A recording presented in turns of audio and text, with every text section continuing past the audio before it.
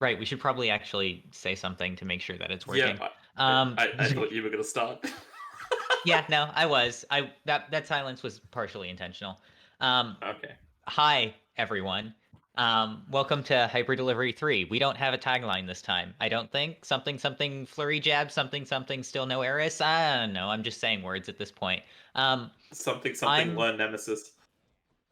yeah, and no one followed that one. I'm Lightning. With me And is I'm Kenora. Kenora. Oh, sorry.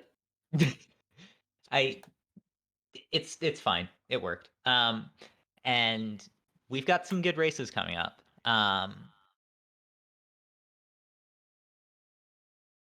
Hang on just a sec. I'm getting echo from someone. Sorry, hearing my own voice just really threw me off. But yeah, the qualifying times for this event were extremely spicy. I don't remember, but was it all sub 49 for the top 8? The top 8, I believe so, yes. I literally just have it open. Yeah.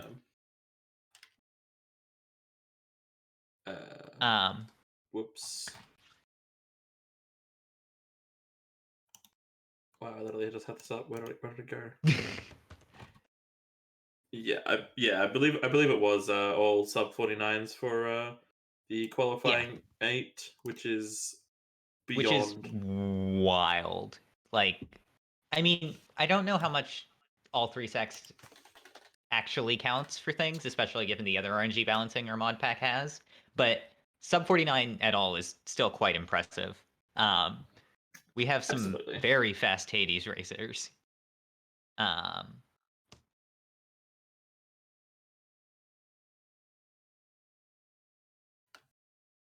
You gonna yeah. Uh, yeah.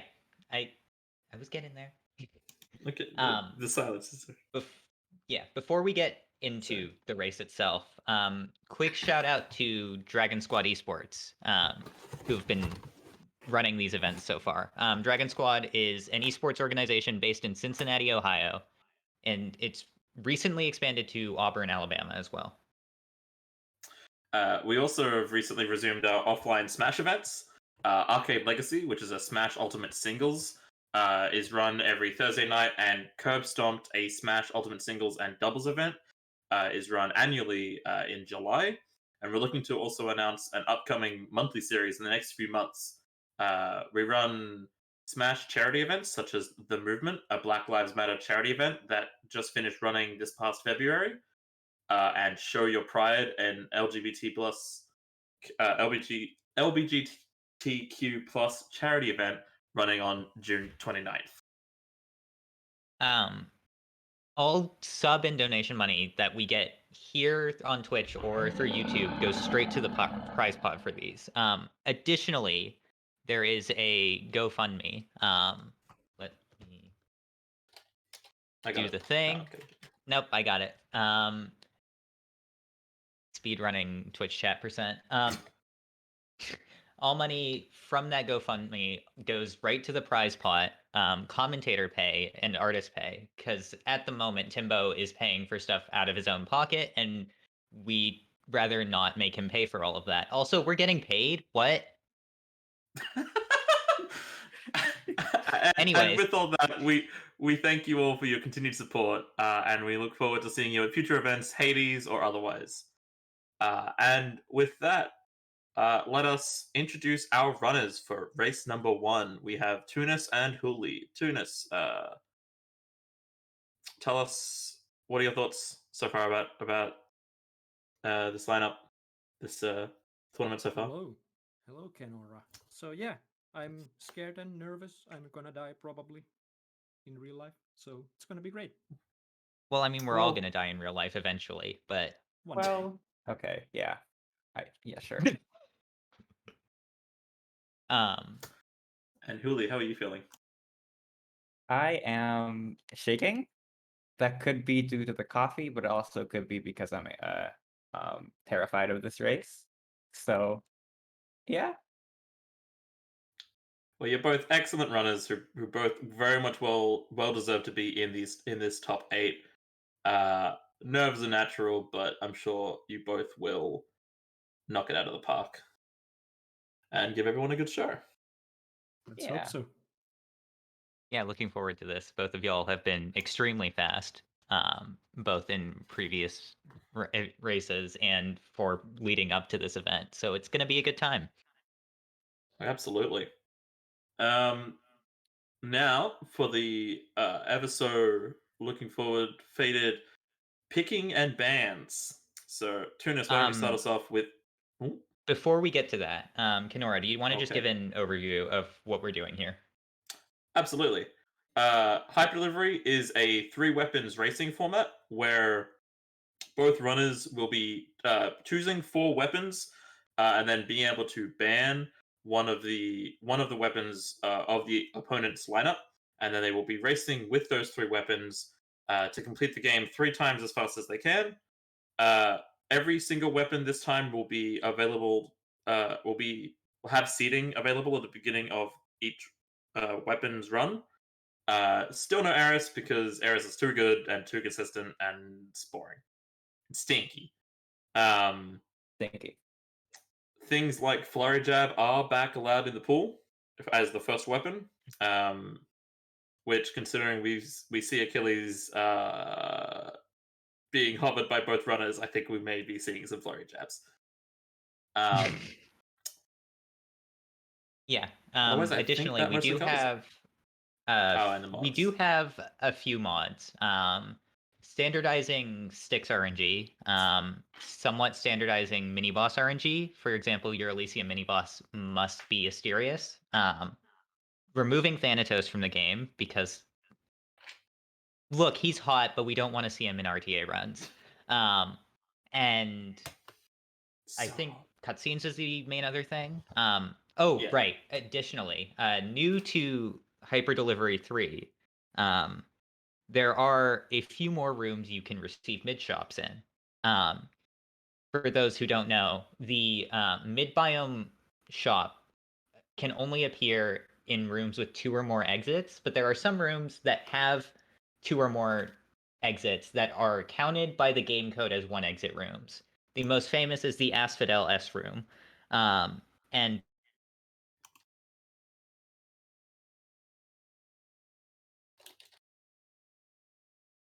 Oh, everything okay?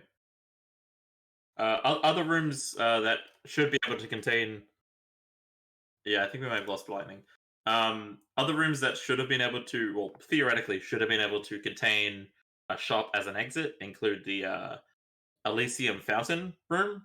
Is initially coded to be a 1 exit room, as well as certain Elysium rooms that have the 2 exits but are coded to be the 1. So, with mods created by the lovely Seagull,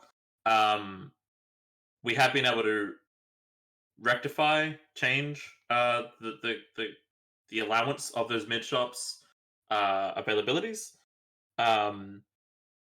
as well as other mods include an anti-Vareem protection, which essentially means as the first boon that a runner will receive on any given run, that first god that they interact with will have all 4 core boons available to them at once. This is to allow uh, to prevent a GDQ experience where you use all 3 dice and you just don't get the core bin that you want. So this way, it's fair on all the runners.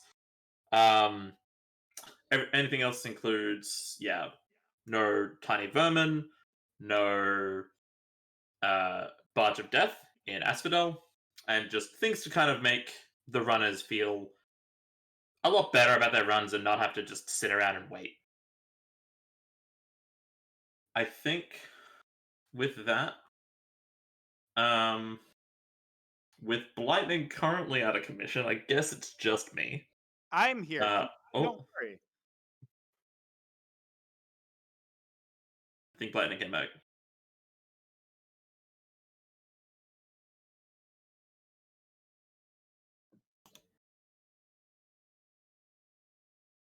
That's fair. Maybe Blightning? I'm back. Okay. Goodbye, everybody. Welcome back. Welcome back, Lightning. I have no idea what just happened there. My tech is extremely cursed. My internet just dropped for like 30 seconds. What have I missed? I assumed I could. Finish running through the mods. Anti-Vareem, the shot protection, and I think we're good to I think we're good to pick our weapons. Okay. Jonas, you're higher seed. Let's start with you. What aspects have you brought to the table? Okay, so I have Achilles, Beowulf, Hera, and Lucifer Rail. I see. Okay. All right. I will And be banning Achilles then. Surprise. Oh, see, I have to change my split tile then. Just a second. Yeah. Who will Okay, again alright. not Here, let you you won't have get to Flurry flurry Jab? jab. So we just go. to confirm, Also- that was. Oh, we'll confirm later. Yeah. What order are you going to be running these in? I do Beowulf, Hera to Lucifer. Okay. Hooli, what are you running?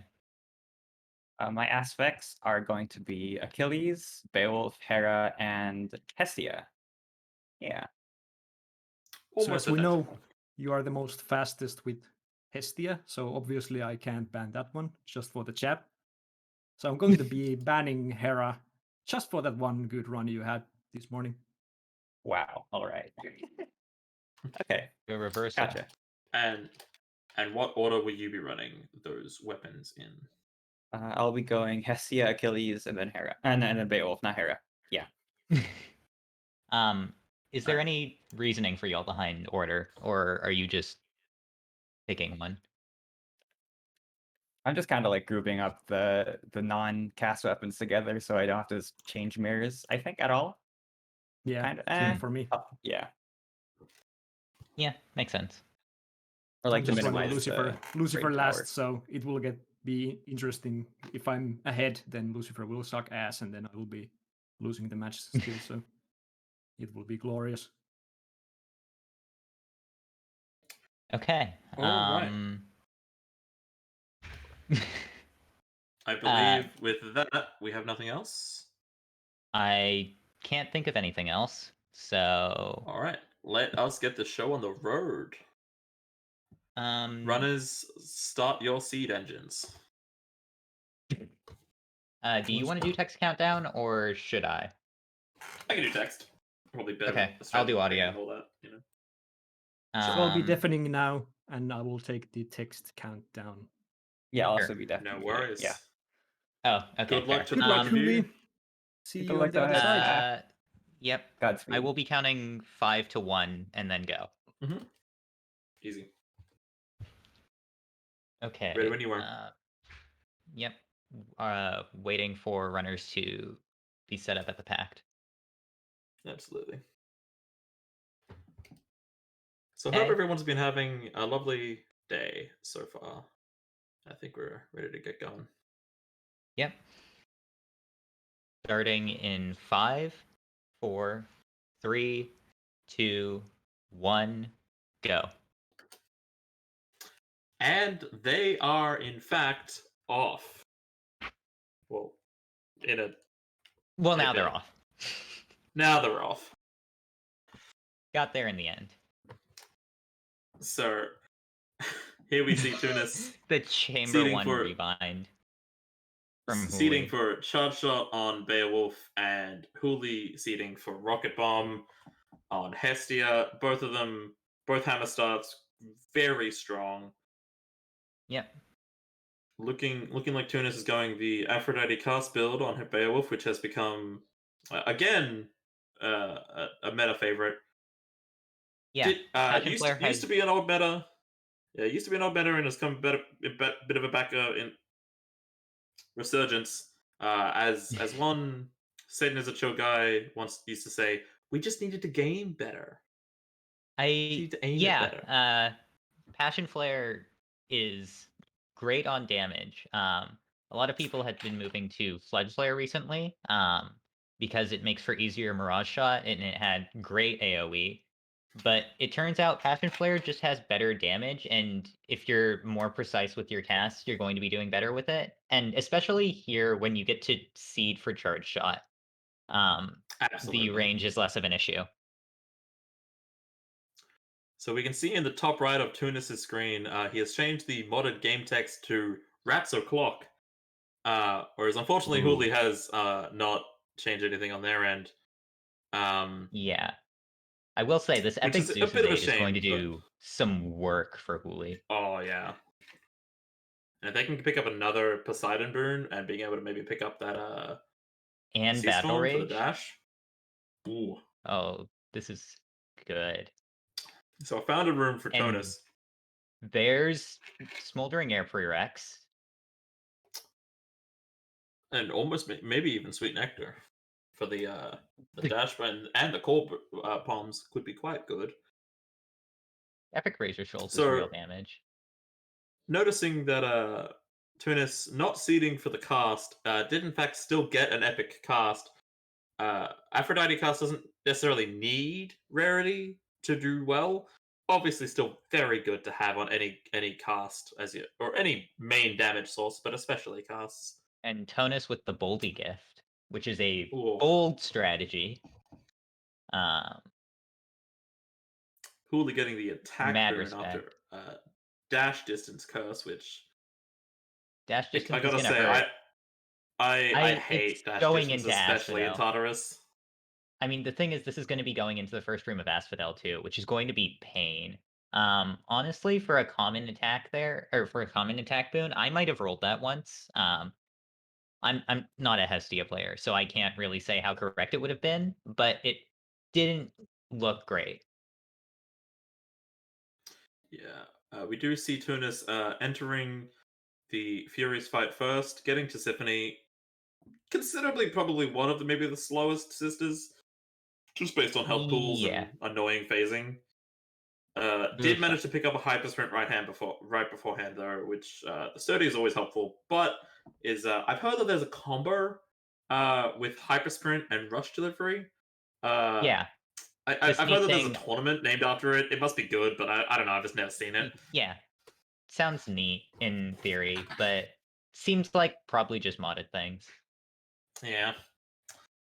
We do see Hooli cleaning up Megara fairly quickly, seemingly catching up a little bit of time. And that just sounds like Hestia, honestly. Yep. Hestia does good boss damage. They both do good boss damage. I am not sure what that split ended up being, because Hooli seems to have accidentally done her Tartarus split at 2 seconds into the run. So that's not the greatest information, but I think she was like 15 seconds back. Yeah, I want to say it was about a 340, 345. Yeah, I think the kill was at like 335-ish, so it was like 10 seconds-ish slower. Yeah. And as we see from Tunis, very good enemy grouping. Beowulf, let's see if he gets it. Rolling once. And there it is. There it is. Unfortunately, only common, but he does get the quite a famed hyper delivery combo, while still only having and a natural Poseidon Natural going Poseidon into this forced Artemis. Sorry. Which means Mirage Shot will be online, which I don't know how common this news has become. Mirage Shot on Beowulf is actually over 3 Mirage Shots, because for some reason it on Beowulf it's bugged such that the second cast is just full damage. I'm sorry, what? Yeah, did you? I've Yeah, been playing Beowulf for how long and I didn't know this? everyone didn't recent find development? Beowulf without knowing this. No, it's recent news, but it has Well, yeah. been a thing for a while. And yeah, no, this is why Mirage Shot is so good on Beowulf, because it's actually just double cast damage. I think I vaguely heard mentions of this, Oh, epic and rush there is delivery. the epic rush delivery for Hooli. As promised, no favoritism, but I may have been requested to grant some purple rush delivery, and I may have told Hooli that they're allowed to. So we'll see where the other one pops their little head in. We do see Hooli forcing a 5-god pool, which for Hestia isn't the worst idea, and Battle Rage is quite a good boon, and a Yeah. 22 fountain. I think Battle Rage is the Hopefully able to only make up this. actual Ares boon you want for Hestia. To kill Yeah. doesn't hurt. I Um, guess. I mean, 'cause most they're just boons doing don't they're just doing hurt. flat damage. Yeah, doesn't what Yeah. it says on the tin. Yeah. But now Hooli is 2 phases of a Oh, learn E fight behind, and but this Hestia I damage mean, is kind of good. yeah, I mean, Epic RD will do that for you. Jesus. Yeah. Move over Eris. Oh, but we do I see mean, Tunas picking up a Braid and a Light of Ixion going into Elysium, so that'll damn. will definitely Okay. help his damage even more so. Yep. Hooli is going to be leaving at like 720-ish, which is extremely good on its own, but Tonus has a 659 Asphodel exit. Did we see him get anything? So, you Ooh. know.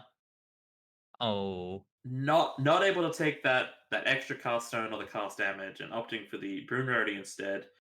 I believe he doesn't have Mirage Shot, so understandable. Yeah. But that is a bit of I a will hard say choice to make.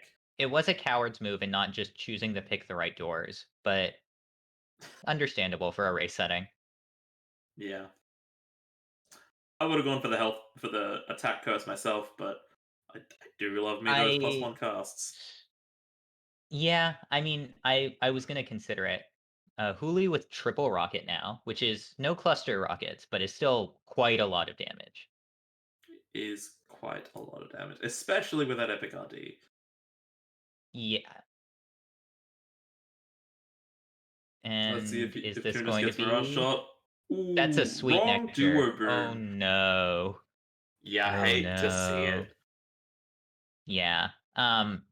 However, Tonus has activated the Armored Witch's Neuron. Of course, because as if he needed anything else to go right. I mean, to be fair, it is Chamber 30, which is not the ideal place to be getting it, but still, it's quite I good. feel like any room is an ideal place to be getting it. Oh, and just not picking up Heartrend to remove it from the pool is a Yeah. wise. Still no Mirage Shot, though, into Asterius. And Yeah. Hooli seems to have closed the gap a decent bit. They're now only 1 chamber behind. And I would say that Hooli probably has more of an online build without Yeah. Tunas having that Mirage Shot. Yep. Their And damage. there is a good chance that she gets Smoldering Air here, which would fully complete the build and be absolutely disgusting.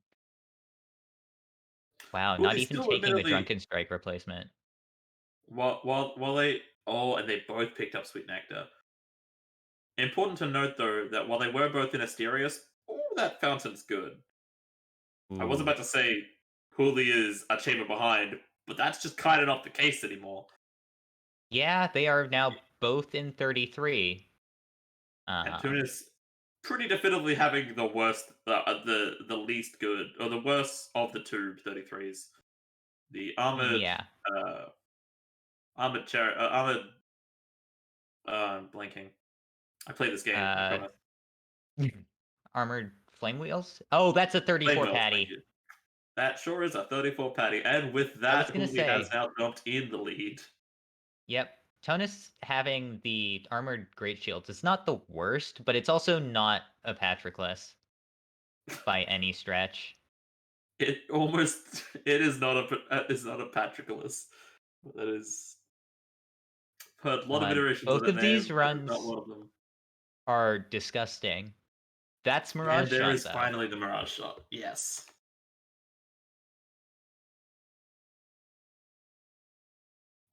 Bayo does have the advantage of the AoE when it comes to these bosses. Yeah. Ooh. I will say, I Hooli think definitely. Beowulf probably has a slightly cleaner time with the heroes fight and with boss fights in general. I think. I'm not much of a Hestia player, but I've been informed that it struggles a little with its bossing.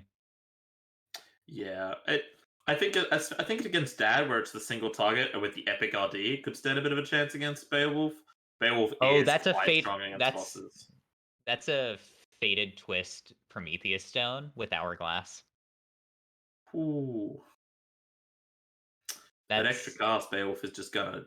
Yeah, this is yeah, very close on weapon 1. and that should make Let's it see all the what way through doors. 6 and 2 dad. Yeah. So with the 3-sack mod, the third chamber, from what I believe, is always a 4-room Yes. sack. So anything bought in the mid biome with the well will always extend out to the 3-sack in this mod pack. Which is especially handy, especially for Tunis right now with that Yep. 14 room duration.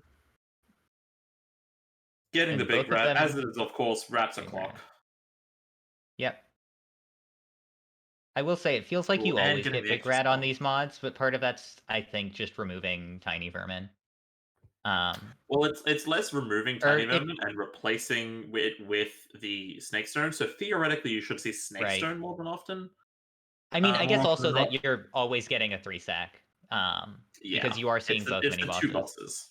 Yeah, and a dire Chat bother from Hooli. reminding us that people might not seed on all of their weapons if they have not practiced that sufficiently. Yeah, That they are allowed to that's a seed. habit. Yeah, you are not Yeah, required to seed technically, but it's recommended for a few reasons. Hooli I definitely think getting Jonas should have taken that Dio's aid. Because it's just potentially. free damage at this point. Yeah. What else are you gonna be putting on that call slot, right? Ooh, And a getting braid? another braid. Ooh. And also those Icors with rush delivery are an extra 10% That is damage. true.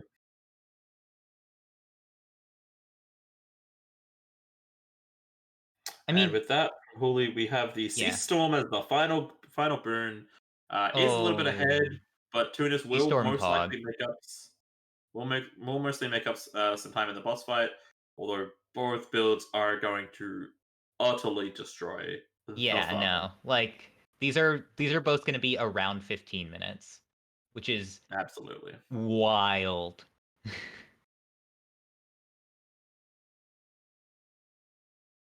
Yeah.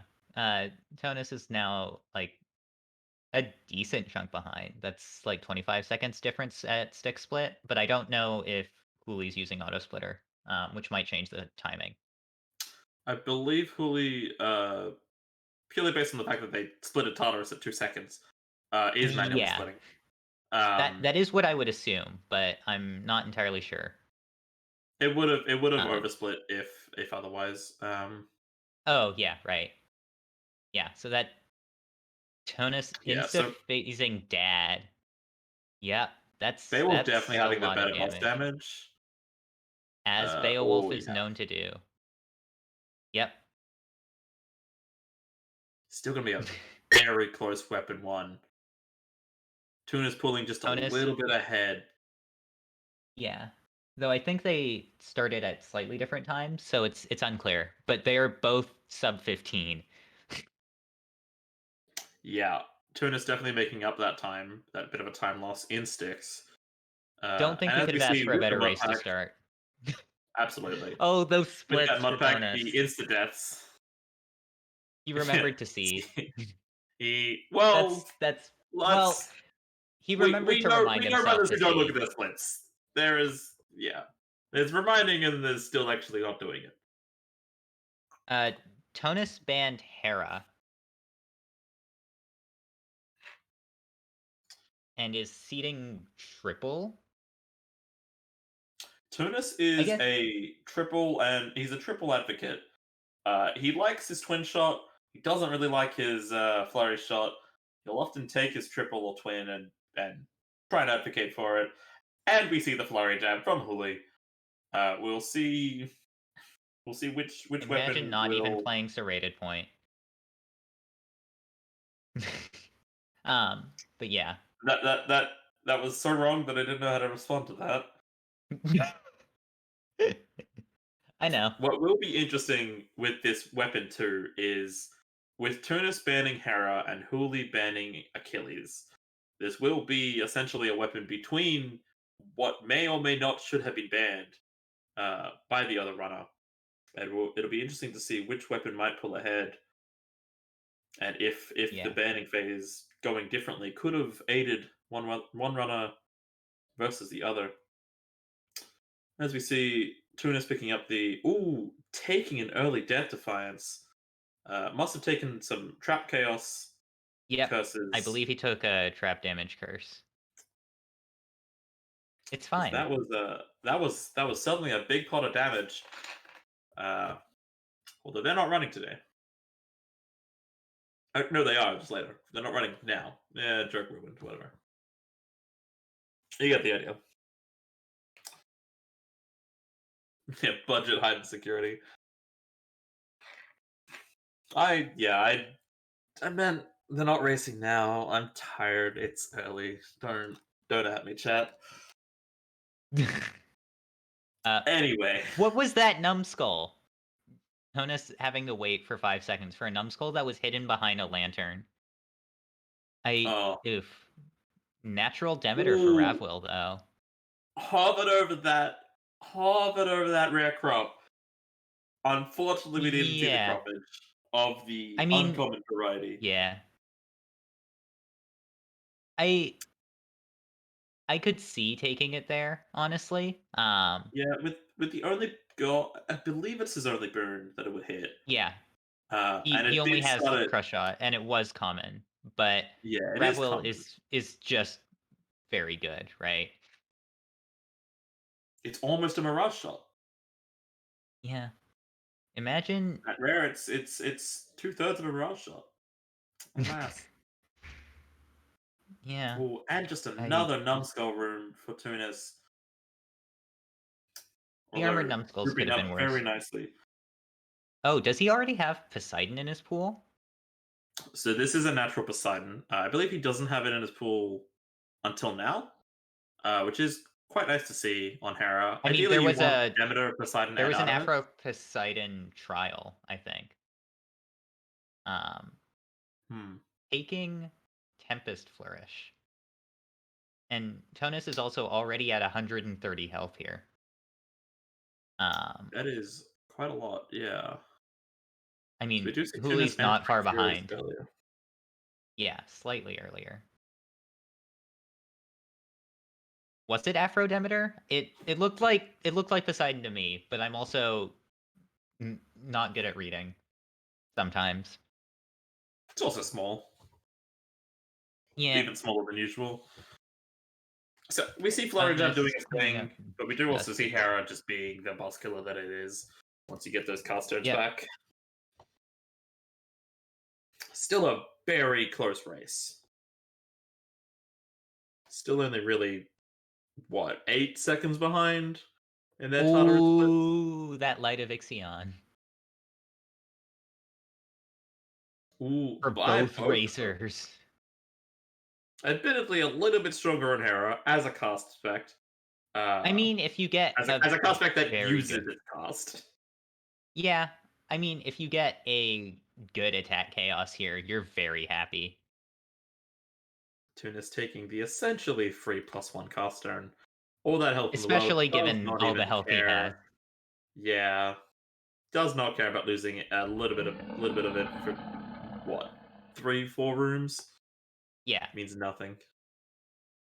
And a Eurydice. While we see Huli in the once infamous S room, not being able to get you your mid shop, picking up the hyper sprint a little bit early for the mid shop.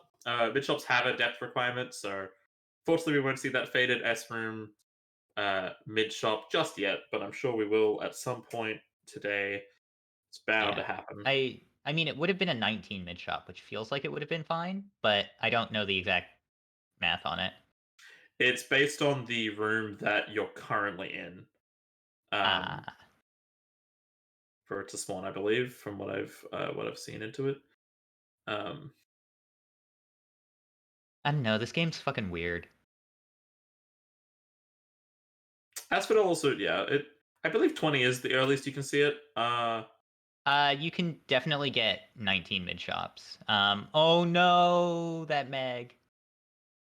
Ooh. Unfortunately, Tunis, seeing a mini boss, essentially in Asphodel, if you see a mini boss at all before your mid shop, you're basically you are guaranteed to not see your mid shop just based on how the numbers work. Which is I unfortunate. do believe. I mean, it's possible he skipped mid shop for that Eurydice. In which case it's Go not through it a as little big a bit fast. deal. Yeah, essentially traded it at the very least. Interestingly, Speaking of, has he Huli with a become Mirage 22 Shop? Eurydice. Has he picked up Mirage Shot yet? I don't think so, because that mini boss was his Artemis Corboon. Yeah, interesting that he Also, took the palm over the shop that could have that potentially had a Mirage Shop. that statistic from Ghost on the community sum of best is wild. That is astounding. Yeah. You're right. Chat is absolutely correct. Tunis had no money. Ignore me. I can see every bit of Yeah. information on the screen. Right. This first race is super close. Does Tonus have any Hermes yet? Not from what I've seen. I don't think I've seen Uli any. is online for the potential hyper delivery for the second time, which may be the second time that I promised. We will find out whether or not that is this weapon or the next. We'll see. Still, You did also promise Tonus Lucifer hyper delivery, but he also got it earlier, so we'll see how that goes. to be fair, my promises never state that. It was specifically on one person that it was stated only one weapon. Everyone else. My blessing is for a specific weapon, and then it is free range for the rest. I'm sure this has been practicing a lot of Lucifer. Just because Wait, is that Lucifer a isn't often natural seen. chaos on Huli's side? I don't believe know if that they bought a was Light of natural. X. I don't believe I saw it. Damn. And there is that second Hermes. So let us see if this is in fact the second weapon in a row where Huli can get a hyper delivery, and with the nectar, with a pretty alright chance at getting an epic RD as well. Again, Yeah. we will have to find out. Meanwhile, Tonus Can we taking see it? explosive shot. Rare RD. Only rare. Still quite We good. take those. We take those For a weapon every for time. a weapon that is dash striking almost constantly. Rush delivery is something we'd love to see. There's the hyper sprint from Tunis. Tonus also having chaos, but next to mid shot. Yeah. Which is not where you want to see it. Still after that fated Mirage shot. Ooh, Death Defiance by Huli. Yep. Calming the dash. There's that first mini boss skipping by. Was that Hunter's Instinct? I think that was a misclick. It has to have been a misclick. Yeah, I don't know. Like even with only having crush no shot, way that was the I correct don't call. know world you don't take Hurt Ren there. There's no world where you take Hunter's Instinct. It is, I would argue, one of the worst runes in this entire game. Yeah. Look, not great. It is functional. I wouldn't Yeah, say you would I mean, ever notice the function. Yeah, but that doesn't mean it isn't doing work. What was I saying? Ooh. It doesn't matter. Sorry. Tunis getting the Mirage shot and a Light of Ixion. Getting that 33 skip. But also having some painful rooms. Yeah. That Light of Ix does help. Well, Eve banding is quite nice on Huli. being able to stick close to those bosses with their flurry jabs and tidal dashes, their damage output will be quite strong. Not even checking the door for the Patroclus. Does Tonus have See if he gets Mirage punished. yet or no? He does. He picked it up right Okay. before the Ixion pickup. I'm just not paying Rolling attention. again. It's fine. Oof, those were rough chaoses. Yeah. Armored Witch is Activating the 34 Armored though. Witch. Yeah, absolutely. Love to see it. Neuron activated. Both of them again on room 34 at the same time. God, this race. One no! pulls ahead and the other just gets an Ixion. Ooh, what Tonus happened? letting an armored swordsman respawn is pain. Rolling. Does he get rush delivery? And he gets rush delivery for the second Common time. rush delivery again. Let The rarity us on see these if are they Ds get- though. Yeah.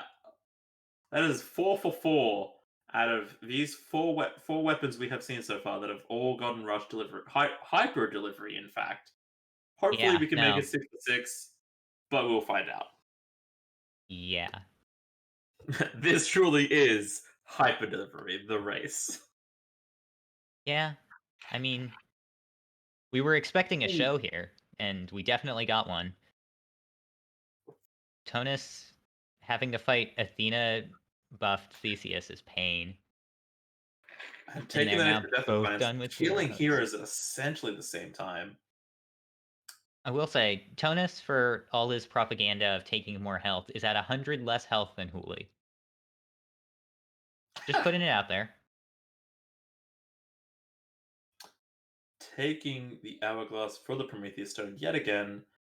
Fun fact: Well of Karen items are just good, especially on the cast weapons.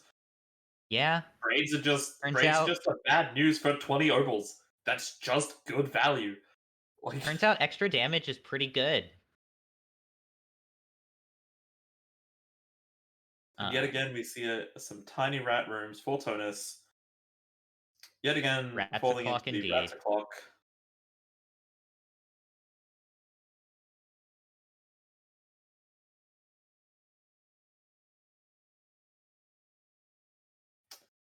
Although we do see a tiny little rat on Huli's overlay, peeping in just to say hi. Yep. So both runners, sorry. No, you're good. I'm just going to call out someone suggesting skull earring Hera. What the hell, Kit? No. This isn't high heat. No.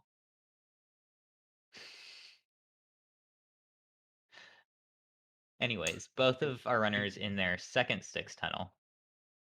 We do see Tunis pulling a little bit ahead, getting a bit of a better mini boss than Huli. That dire rat just has a lot of health. So much If you don't health. have the extra megs. You can just take a bit of time. Kit, you say that like I'm ever in character. Actually, wait, no. Like I'm ever not in character, I guess. Either one. You know what I meant. It works. We've been acknowledging chat this whole Acknowledge chat. time. What? Anyway, regardless, now that I know who's in chat, regardless, Huli getting the dire mini boss again.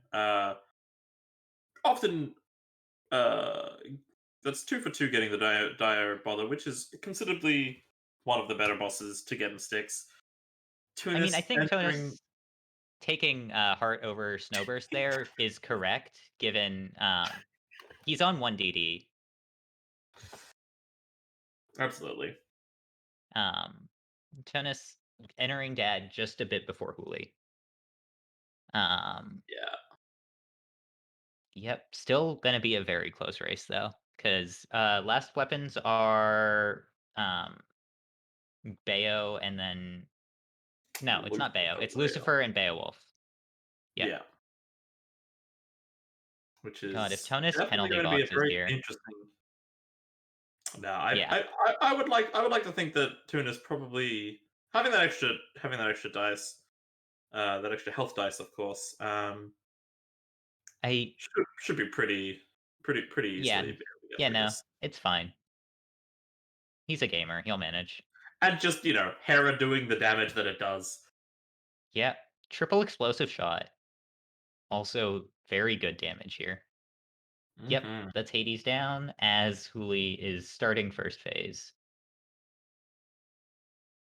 We'll come up to third weapon. I would say that Beowulf is stronger than Lucifer, but also Tunis has been practicing Lucifer a lot lately and has been scary with that weapon. So Well, we'll yeah, just that's have just to see. Tonus being scary in general, to be fair. I think I think there's plenty of potential for a comeback on Bayo here, but this is a lot of time to be losing, especially with Achilles not being quite as good at boss fights. Yeah. Is going to hurt a lot.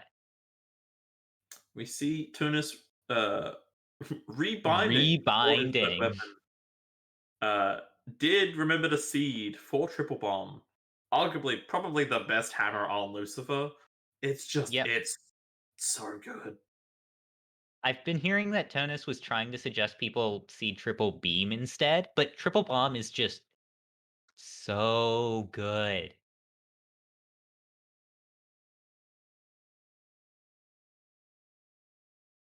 Did we see Huli also rebind?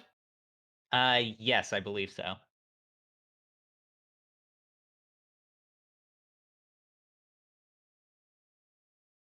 And we see. Alright. So Tunis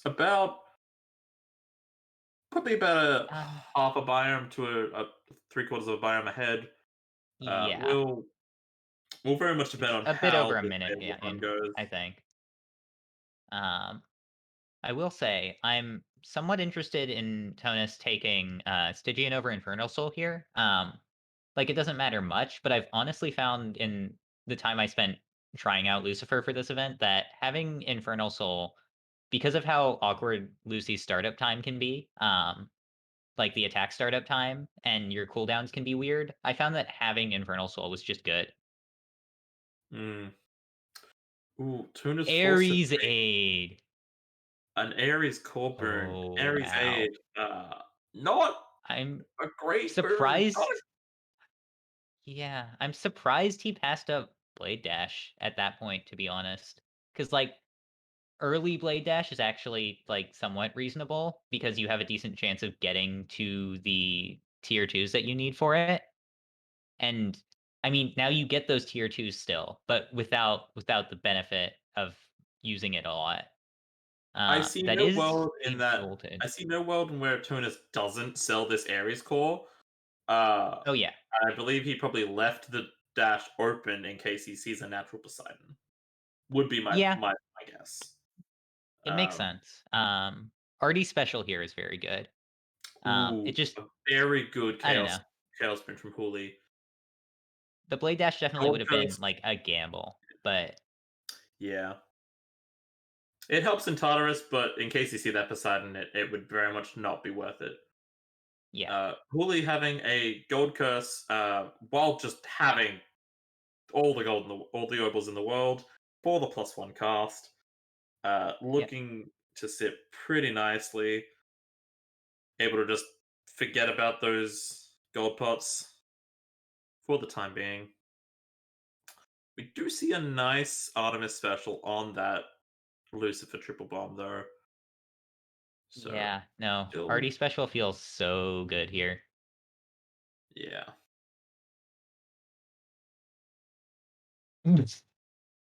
Going Ooh, for the and Ares aid another on Chamber chaos. 12. Did I Oh, miss a did lot of they Ixion get... pickup? Yeah. Looks like we missed Light of Ixion. Because that's quite good. They can get another +1 cast, or even like a rare, like a rarity enhanced cast damage boon. Opting for the attack Yep. instead with charge shot, very good idea. I think that means they skip mini boss. I would have taken that Zeus, I think. Yeah. Like, Smoldering Air is less big of a deal on Beowulf, but it's still Smoldering Air, right? Yeah. I mean, I don't know. But this Chamber 11 is pain. I don't remember seeing 2 other bosses, but yeah, I don't think you can get a 12 mini boss. I'm pretty sure you. I Evidently feel not. like we would have heard about it, but I don't know. I feel like we have, but I could just be wrong. And yeah, chat making a good point. With Charge Shot, Zeus Call is a little bit less valued because you're just often not near the enemies anymore with your Charge Shot. Yeah, that's totally Zeus fair. Call is a good call. Situationally, not the best right now. Yeah. I don't know. I think it's fine. For the sake of the mini boss, I probably still would have taken it and maybe just sold it at the very Yeah. least. Unfortunately, we do see extra dashes from Tonus, which does mean that it won't be a 3-for-3 hyper delivery unless he picks one up and sticks. Is a shame. It is a shame. I don't know. Does take the gamble. I will say I'm just not big on Hades Call on Beowulf anymore. I've just found Hourglass does enough more that I don't care for it. But it's fine either way, I think. I will also argue that sometimes Poseidon's Aid is just nice on Beowulf. It's just nice. Sometimes just like a little bit of just auxiliary damage. Just boss nearly dead. Boop, dead. And Yeah. it flings you towards the exit if you aim it right. It's not the best. Dunk, I sounds like wouldn't you're take not it if high I still rolling had better. Hermes. I wouldn't say I would take it before seeing a Hermes, but it's just nice. It's just nice to have. And it can have a little bit of utility. Regardless. I've just found Hades Call timing is awkward on Beowulf. And like being able to like sometimes you just have to pick up RD8 for Mirage Prereqs, right? Because you're down on rolls. Yeah. High Heat has definitely taught me that. Sometimes you just need to settle. Yeah. Like yeah. Getting what you want is nice, but especially in a race format, sometimes you just need to take what you can get. We do see a that hyper is sprint a from Turnus. hyper sprint. So it is still possible to get hyper delivery here. Also, we did get the S-Room mid shop. I was about to say we did get the S-Room mid shop. So thank you, Seagull, for making that a reality. And Cooley now with the chance to make it 3-for-3 on her end for hyper delivery. Does she already have hyper sprint? I must have missed that. Yes, based on her movement, yes. Oh, rolling once, rolling twice, rolling. Settling. With Mirage Prereq still on the table, I probably would have kept those dice as well. But yeah, that would have been a tricky choice. Unfortunately, not 3-for-3 on either side so far. Still, sticks could give us what we want. Could give us what we all want. Wow, coward! Not even taking the Hunter's Flare replacement. Please don't. Hunter's Flare is so bad. It's not the worst flare. It's not a choice I would actually suggest. Like, it's no passion flare. But like Hunter's Flare, I would put as like the 4th best flare. Like maybe close in comparison with Phalanx Flare.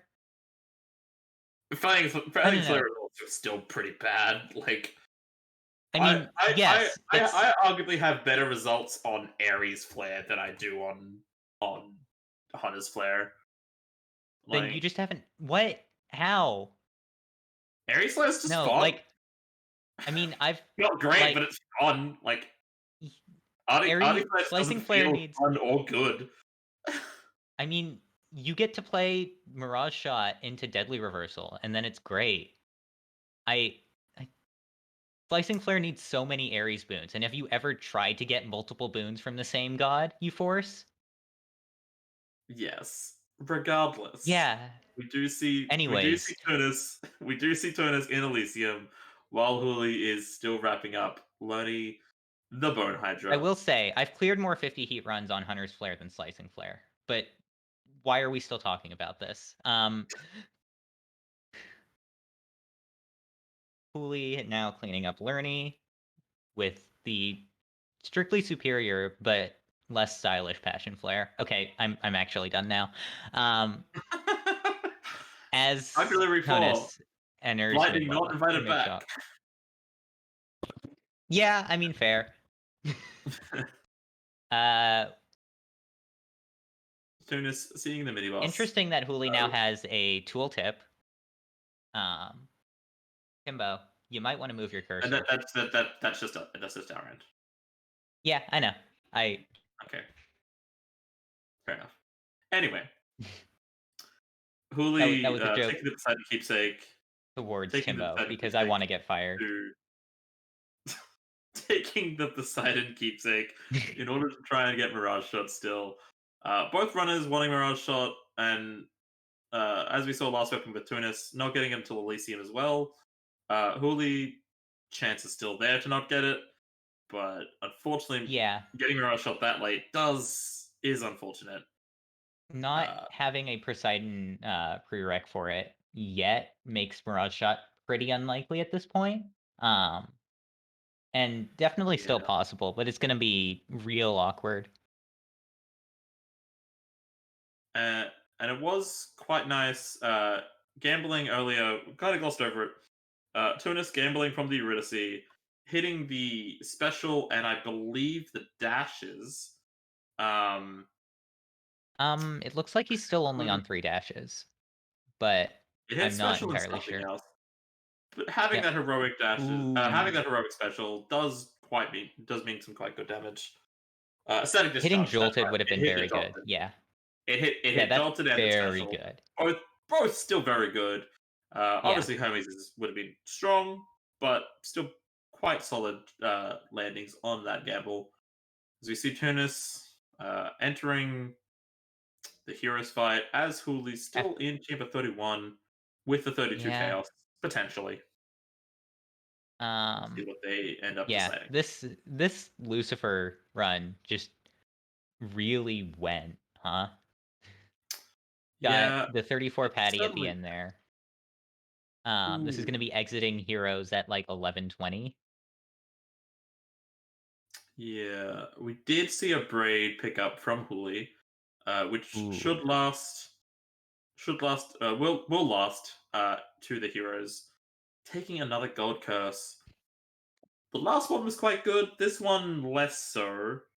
Yeah, but the fact that they're still it's looking not likely to matter runes. as much. Yeah. No, but it's unfortunate. We'll see. Armored Witches 33 is good though. It is quite good. I unfortunately don't really see a way that Hooli can make up this time. Yeah, I think it's just too much lost at this point. The Beowulf run just did not come together. Which just happens on Beowulf sometimes, and I love the weapon. It happens on everything. It's probably one of my favorite weapons. I feel like Beowulf is one of the ones we see the most that kind of just goes hit or miss. When it goes off, it blows up, and most of the time it's just mediocre, and it's unfortunate, but it happens. Yeah, like cast weapons have this thing where they can really high roll well, but they also can have runs that are just pretty solid, and then also like not really what you're looking for. Like I've had some real stinkers on Hera. Don't get me wrong. Hooli's time is still fantastic. This is. Oh yeah. No, we are not. I don't necessarily mean to say that this is a bad Beowulf run. It is just not as disgusting as it probably would have had to be to make up the difference to catch up to Tunis' previous weapon. Like, yeah. Tunis is in fact still is doing quite well.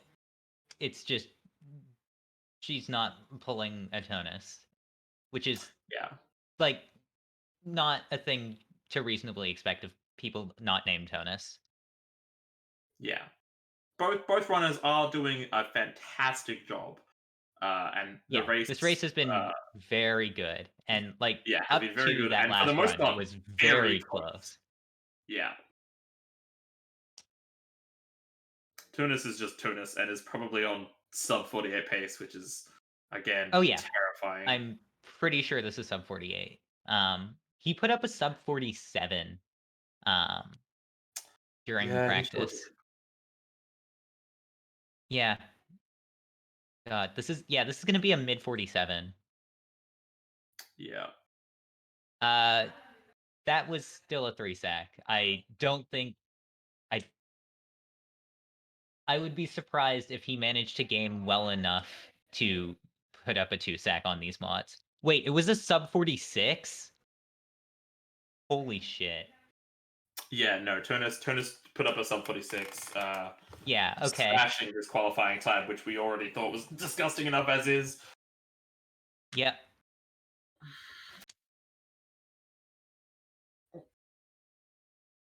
What that man is going to do once the modded category comes out is going to be nothing short but impressive and terrifying at the exact same time. I think until recently he said he wasn't really interested in modded as much, but he's gonna put up sometimes, and it's going to be disgusting. I'm definitely looking forward to getting modded multi-web categories because I just don't want to. I don't really feel like playing them anymore. Understandable. Unmodded. Yeah, like I've been doing some HD3 stuff. Like I did a bit of practice with it, and it felt so much nicer than normal 3 webs because you don't have to stress about Thanatos, you don't have to stress about sticks.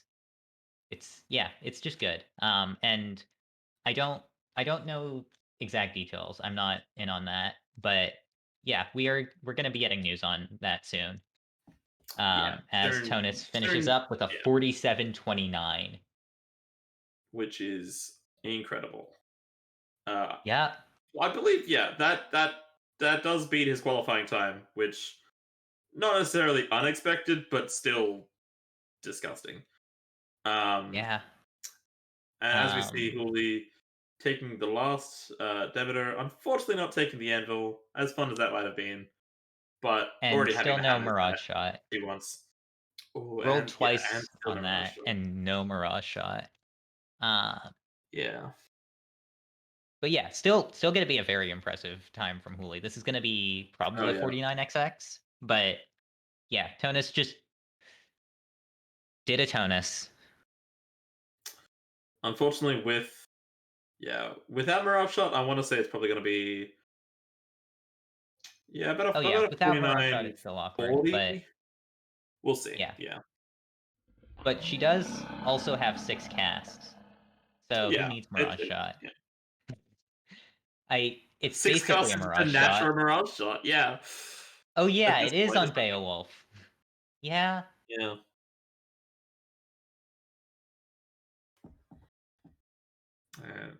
See Beowulf doing Beowulf things.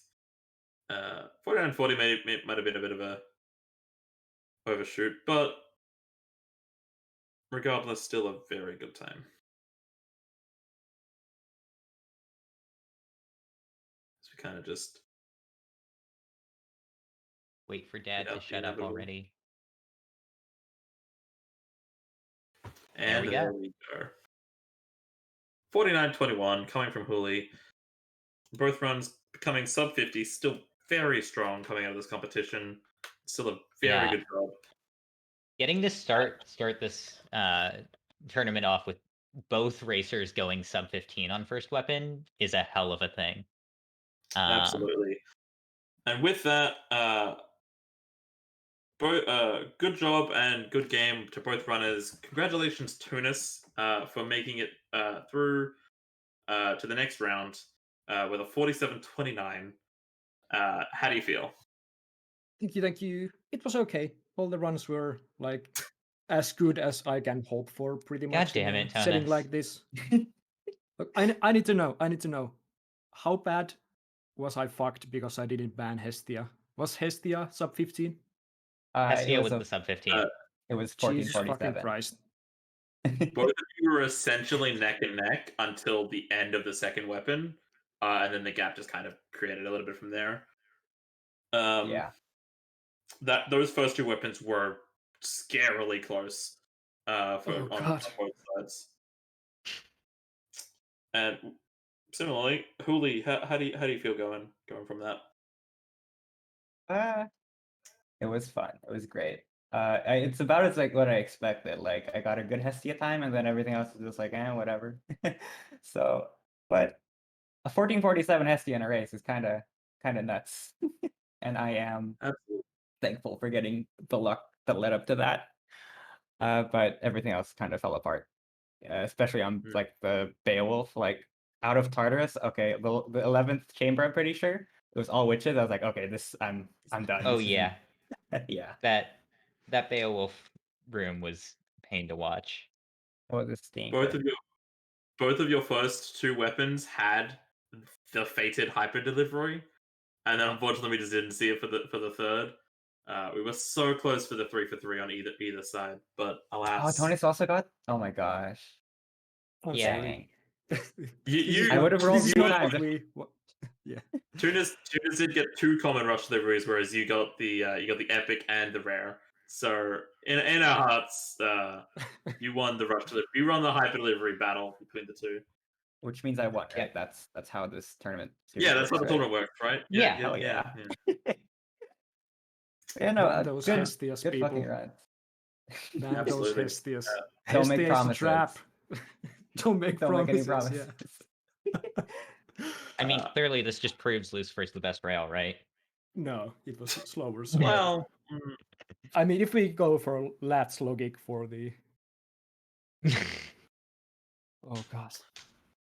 and with that, congratulations again, Tunis, for making it to the semifinals. Hooli, thank you again for coming. Excellent job as always. Always very impressed to watch you Pleasure. run. Is there Oh, anything yeah. you wanted to quickly shill or anything you're working on? Darnus, do you have You anything? wanted to promote? Oh, me? Hooli, sorry, I was asking Yeah, I Hooli. think. Yeah. Okay. Sorry. Not really. Follow me on Twitch. It's the things on screen. I might not be streaming Hades that much anymore. I might not even be streaming that much anymore, but I might do an occasional stream here or there. Shout out to everyone in chat for being great, I guess. Shout out to my girlfriend's also watching. Hi. I hope you're still watching.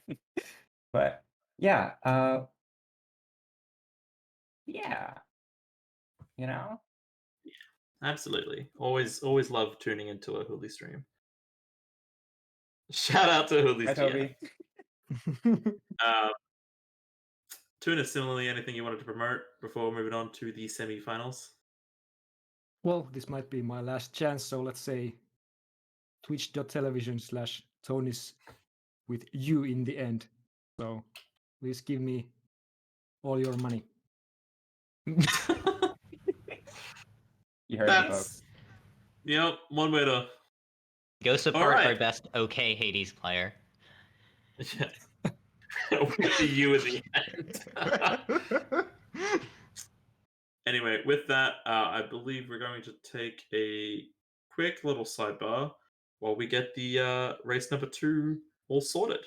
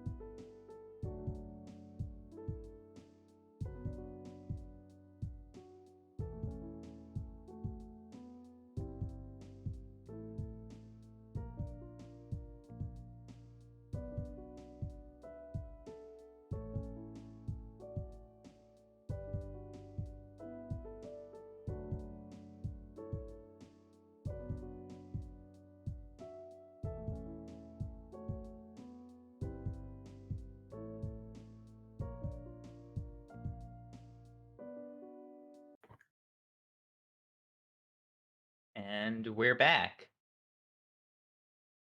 Okay, we made a Certainly transition without like going quiet for 10 seconds. I say as I fumble this whole thing. Look, we're I'm all good at awkward nerds. this. We know this. We know this. We're professionals here, ignoring the fact that we're explicitly volunteers and not professionals. Anyways, this is hyper delivery. We still don't have a tagline. Timbo, get on it. Okay, sorry. I have an amount of energy today, which I was not expecting for getting out of bed at 12, but that's neither here nor there. Let's get to the race. What's bed? We What's have sleep? I don't know. Sorry, continue. we should talk about this race here. We're here for. We just had one hell of a match between Tonus and Hooli. Which I mean it's gonna be hard to follow that up, but I have a feeling we've got another good one on our hands. I'm glad you're confident about it. Before we get into the races, there, we do want to give another little thank you and shout out to DragonSquad eSports. Yeah.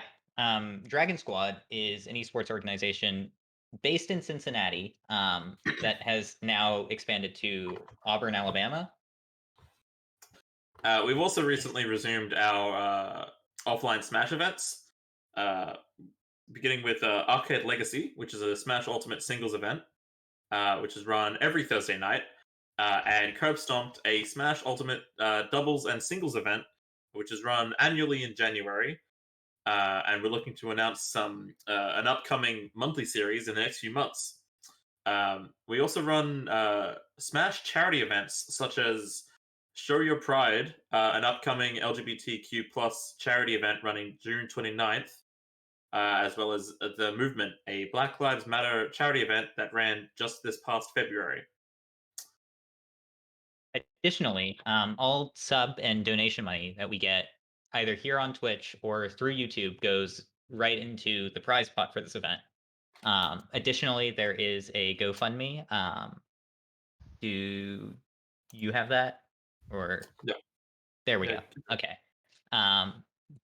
Which will also go into prize pot and other money for this, so that we don't just have Timbo paying for it out of his own pocket. Also, supposedly commentator pay. I still am. Don't worry about it. It's fine. But yeah, do support Dragon Squad and add to the GoFundMe if possible, because the stuff that's been done here has been great and will continue to do so. And with that, we thank you for all of your continued support, and we look forward to seeing you at future events, Hades, Smash Brothers, or otherwise. Thank you. And with that, on to race 2 of the Hyper Delivery Top 8 bracket. We have, do you prefer DRK or Dirk? Dirk. Dirk. We have Dirk and E. Appleton. How are you guys feeling? Let's start with Dirk. How are you feeling about the races today? I wasn't feeling confident when I woke up this morning, but I got a few good runs out, so I'm feeling semi-confident. But I may have just wasted the good runs, so we'll see. I mean, a sub 48's.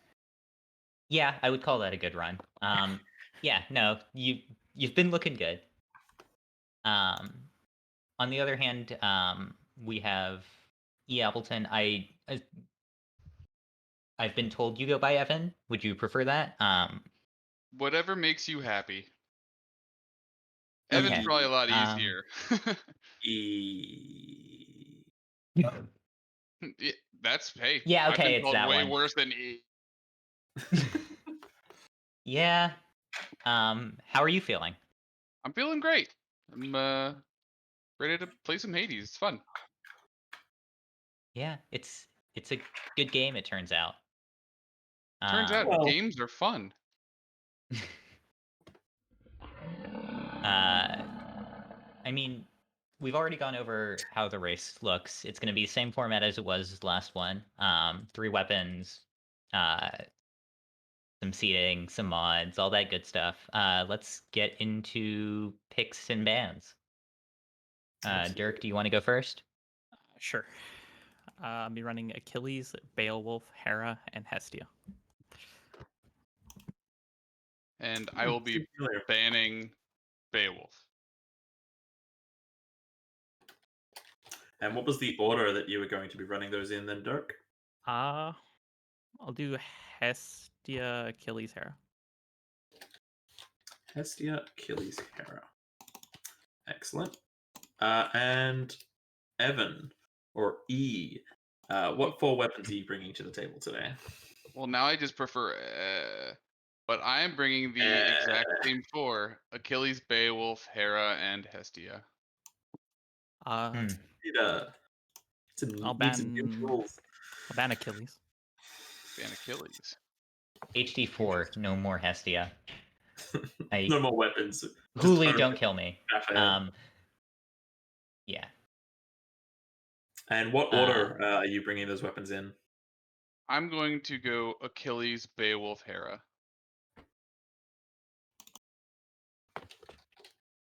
Achilles, Beowulf, Hera.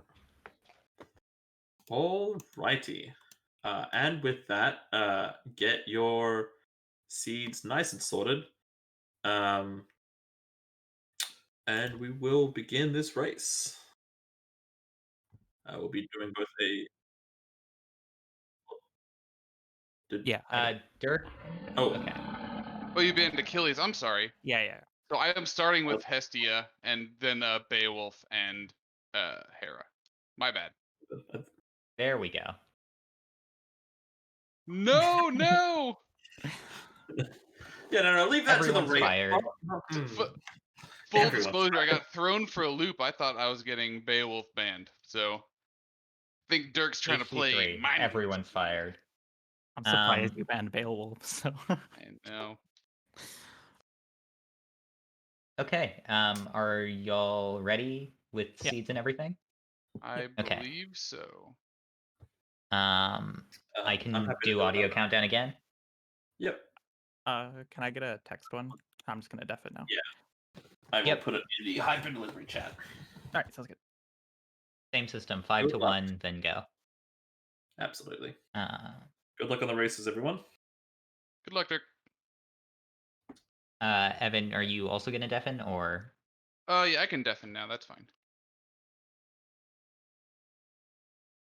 Ready when you are. And yep.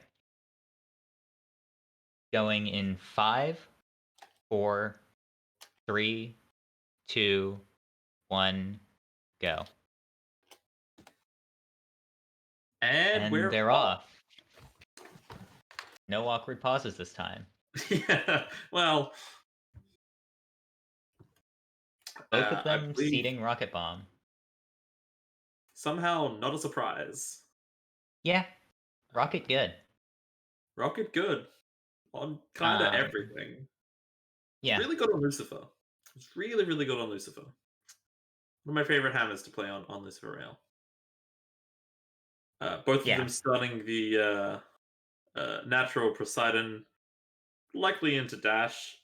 Sort of similar Hestia gameplay we all know and love.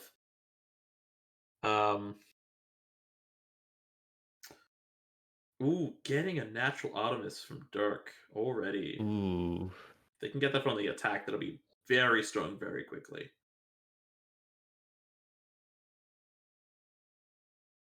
Ooh, can we see it? Having the roll, but epic. Rarity on RD attack is the sort of thing that doesn't matter much, but always feels good. Yeah. Early More mid damage is shop more damage. for the apple here. Yeah.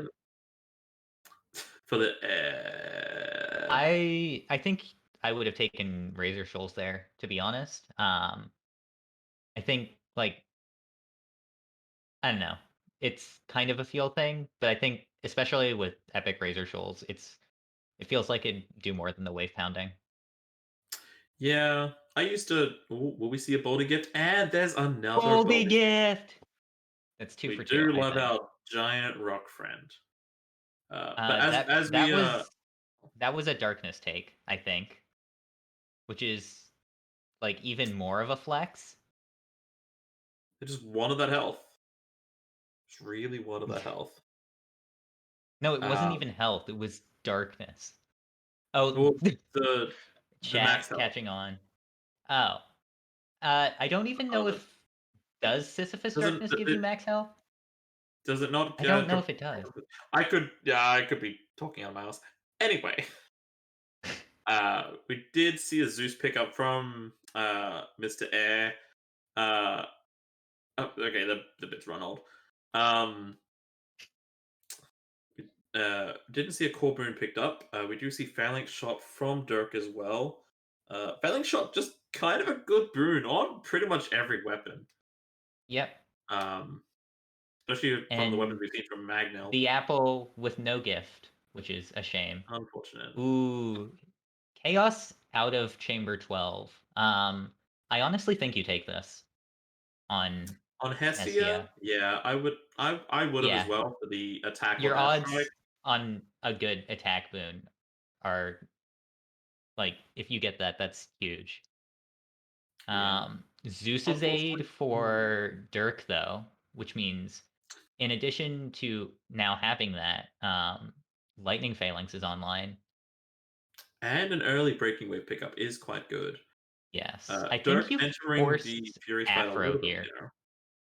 Yeah, both of them onto Symphony. Yeah. Like Yeah, I think with these 5 gods, you can take a 5 god pool.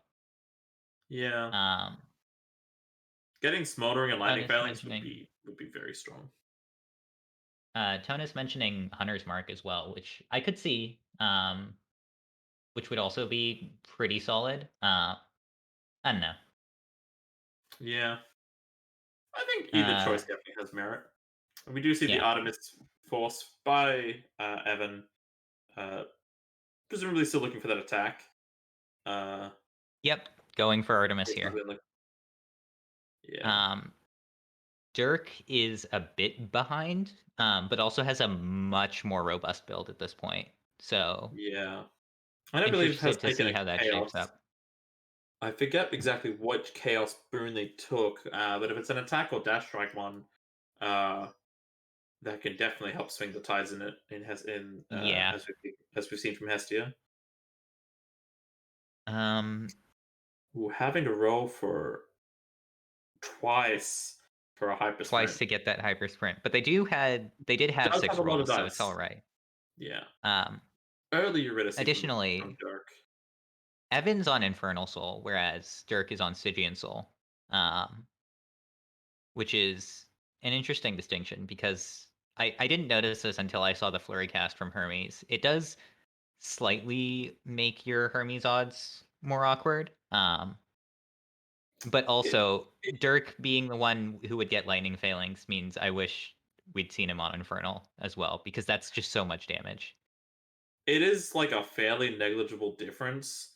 Yeah, for sure. In all things, because obviously, like things like quick reload, like bring it back in favor, or in like with the odds.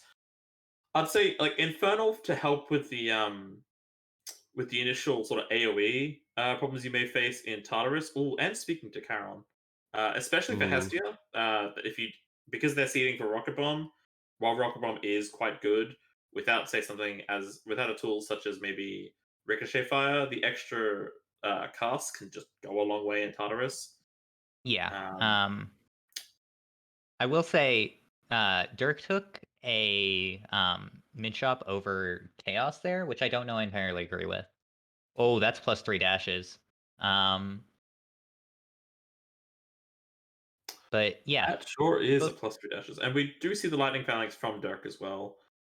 So their cast will be doing quite a good set of room clears, as well as Evan helping out getting along the that hero second side. extension chaos of the run. The worst thing to see is the 12 chaos into a 22 chaos. Still hasn't taken it though. Might take this one. Yeah. This is Dirk's second Hermes. Yeah. Open Dirk for also the- still open doesn't for the have a hybrid special delivery. boon, which is not where you want to be. Oh no, I confused the two runners. Okay, that was Yeah. Dirk's first Hermes. That was Dirk's first, I think. Yeah. Neither runner has a special boon, which is really awkward, especially on Rocket Bomb. Yeah.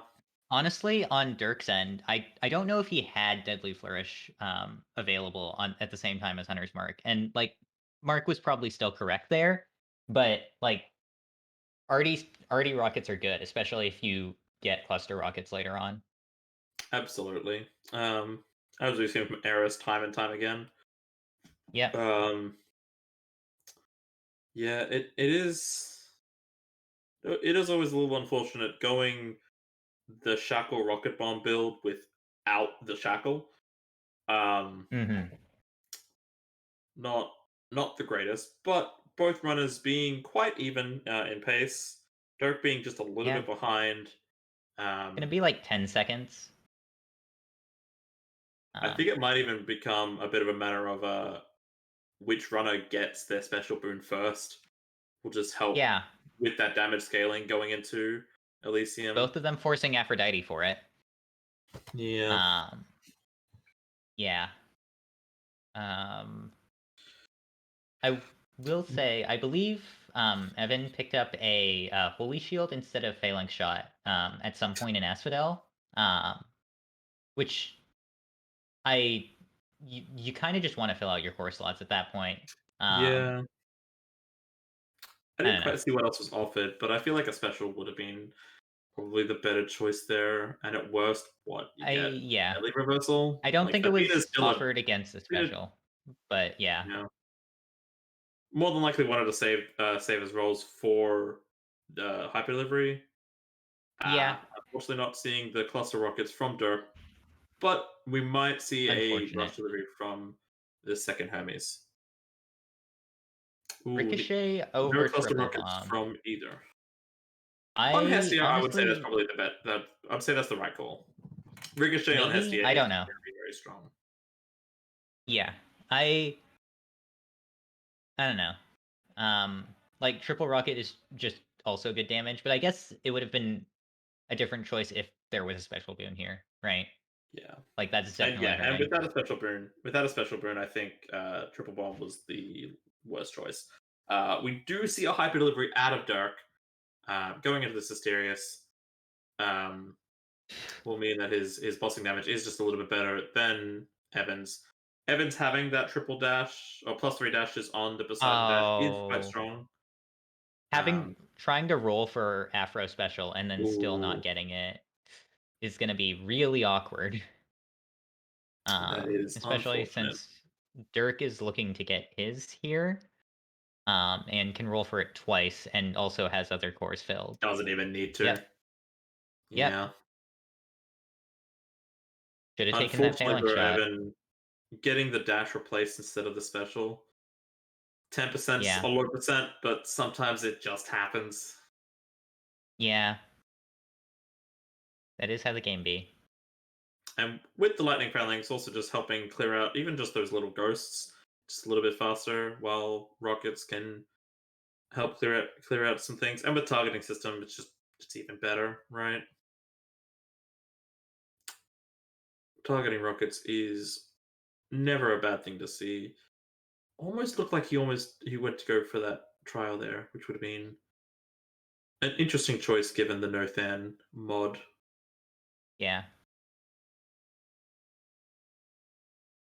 If he could have gotten duos out of it, I could have maybe seen an argument for maybe Smoldering Air. Yeah. But alas.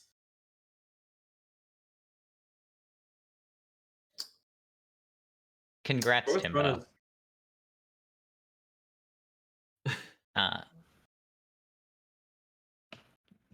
He fixed his PowerPoint.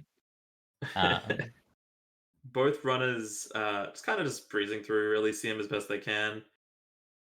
Hydraulic Might picked up for Evan. Good with Rocket, good with Hestia. With Hestia shot, just a good boon. Nothing good damage.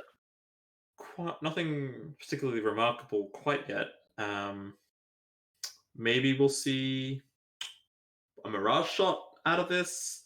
The lightning phalanx could be quite strong for heroes on Dark's side. Hestia is a cast weapon. Every weapon's a cast weapon if you're magnal enough. Yeah. Man, the Just Hestia click the players are Alpha going to Sword. hate me for saying these things. Absolutely. Yeah. I mean, fair enough. But yeah, Evan is entering heroes as Dirk finishes up this rough 34. Ooh, missing the Asterius on the Meg, moving to the right just a little bit too early. Unfortunate. Dirk rolling twice on that Artemis and not getting, I assume, heart rent. But also ended up taking Picking up exit parting wounds shot. over pressure points, which is a decision. I wouldn't have myself. Yeah, but I'm also it's not currently in this this race. isn't So. Poseidon Sword, Ooh. and both of them messed up Both their megs. runners missing the Asterius. Dark do having that hyper delivery is Someone put it doing some better exclamation mark Meg in the chat. Because I could, but I'm lazy, and also we can tell you what to do. Well, to a degree. Yeah. That Asterius did like to stay in that bubble for a little bit longer than maybe anyone would have hoped. Maybe he was waiting for Theseus to charge into him for the Delta Strike. Who's to say? Bit unfortunate on Dark's end. We'll see if he can try and make up the. Ooh, I managed to get 3 up... nerds in chat with that. Anyways, sorry. Dirk picking up the Hourglass into the Braid, into the Prometheus Stone. Again, Hestia is just a cast weapon. At this point, I'm inclined to believe you. Like, yeah. I mean, casts are good, it turns out. Evan finally picking up a special boon with Artemis, which is very good. Quite good. It's a bit interesting to see. We did make a comment that Dark's build was a little bit more fleshed out, was a little bit stronger, especially with the Lightning Phalanx and the Zeus Call. Evan still being able to keep up this lead, though. We'll see how it fares when it comes to the Hades fight to see if just how much his damage scales. Seemed to do pretty alright in Elysium, but Hades health pools can obviously be a different beast altogether. Does have another Meg for the Satyr, which does clean up that fight pretty quickly. Is a whole Styx chamber ahead. Calming Hunter's Mark in a bold strategy. That's a second braid. Dirk, yet again, taking just another bad news. He just has 2 bad news for the sake of 40 oracles. I fail to see the problem here. Bad news is just a good broom. Why not pay 20 opals for it? Getting the Diabol, though. Unfortunately, seeing the fully loaded is online. Rat. If only he could pick it up. Yeah, if only an opportunity to actually pick it up. Then we would truly be a cast weapon. Evan is entering the dad fight first, while Dirk is still cleaning out this last chamber. Does seem to be making a bit of time in these chambers from what we can see. But we will just have to maybe a smoldering pickup here.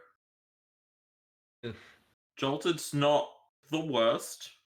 Jolted on Zeus's 8 is awkward, but taking chances for it here and nothing. Ooh, yeah. That's rough.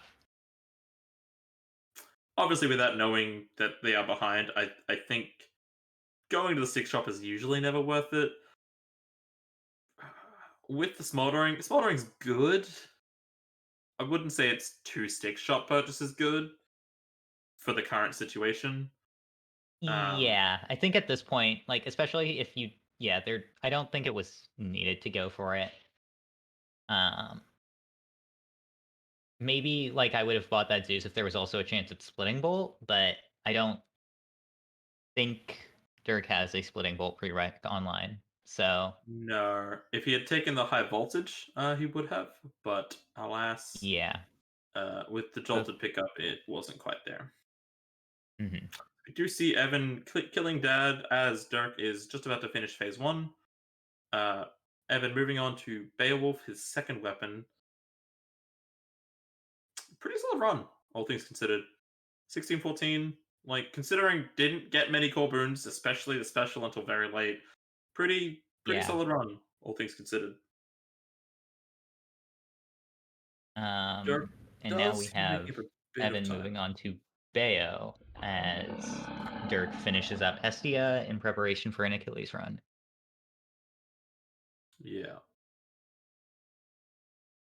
So if we see a bit of a repeat with last time, the Beowulf run may just be perhaps potentially mediocre enough that the Achilles can help clean up and make up a bit of time, but we will just have to see how these two cast weapons will behave. I mean, honestly, I've had like some rough Achilles runs as well. Like, oh yeah, maybe this is just me being bad no at weapon Achilles. safe. Yeah, no weapon safe. Like even Ares, which is regarded to be one of the most consistent weapons of the game, has had some stinker times. Yeah. I just found that you just have a really rough time if you can't get an attack boon in Tartarus. Because being able to force the status effect from either Zeus or Artemis is really big. So usual suspects: charge shot on Beowulf, flurry jab on Achilles. Not really a surprise. Charge shot is just good. Like So all good. the time. I don't think there's a shield that wouldn't want charge shot. Yeah. Like it Like, even outperforms Path Blow on Zag's shield sometimes. Like most of the time, in fact, like it's a disgusting hammer. I know there are some versions of Zeus Shield where Charge Shot isn't your ideal hammer, where like sometimes you want Explosive Return or Pull Flow instead, but it's still going to be great. Natural Poseidon picked up for Evan. Natural Poseidon into the natural Athena. Athena's a bit unfortunate, but we'll see what it picks up. Oh no, it's Unshakable Metal time. Yeah, I would have probably rolled for that to avoid the Unshakable Metal, but we'll see. Yeah. Without We'll see how it Artemis in goes. the pool, not Artemis in the pool quite just yet. We will see. Yeah. I mean, maybe we just get it here and avoid the getting screwed out of Mirage. There's still the potential of being screwed out of Mirage, though, because it is the Athena special, which does open up Deadly Reversal. Oh, right. It's got Deadly Reversal, too. And Breaking Wave picked there up, was also the palm on the opposite door, which is... You always want a palm in your cast. I think especially here where it's currently level 2, I'm not sure that another Poseidon boon would have meant more than the palm. I will say, Breaking Wave on Beowulf leads to fun times, because it does also proc off your base shield attack, which can have things just fly. We do see an Ares pickup from Dirk, which is unfortunate on Achilles. It just kind of doesn't really offer anything of note. Honestly, Curse of Pain, the special core boon for Ares is like fine. Like I've become a big fan of putting status effects on your special. Like Curse of Pain, Drunken Strike, or like Drunken Flourish is fine-ish, especially if you're on title start, because then you can high roll for exclusive access. And then Thunder Flourish is also just quite good. I know a lot of I know some Achilles specialists that very much speak against Doom Special. But they're not on commentary right now, so our word is gospel, evidently. And by our word, I mean Lightning's. I am no way affiliated with this person. They do not share my thoughts on Doom Special on Achilles. I don't know. It's better than no special. Yeah, it's just free damage, and like get it with it. It's like a moment where having impending is fine. Okay, Curse of Drowning is maybe a bit far bright, but actually, It's Curse also of not Drowning. relevant considering the Zeus Yeah. cast right now. Yeah, I mean, I don't know. Anyway. It's not bad. It's just not a thing you're going for. Back to the race. We see Dirk finishing up the Furious fight as Evan enters the now not so dreaded S room in Asphodel. Both of them Still forcing Artemis bit because early neither of them for- had yeah. a natural attack. Yeah, Yeah, that which was a is 17S unfortunate. room, so could not Yeah. get mid shop there.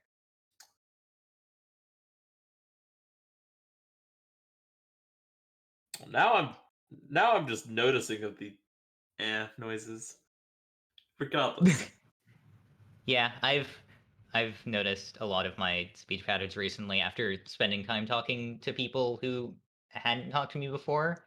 And the amount of times that I respond to a joke with, yeah, that tracks, is higher than I'd like to think about. Yeah, that tracks. God damn it.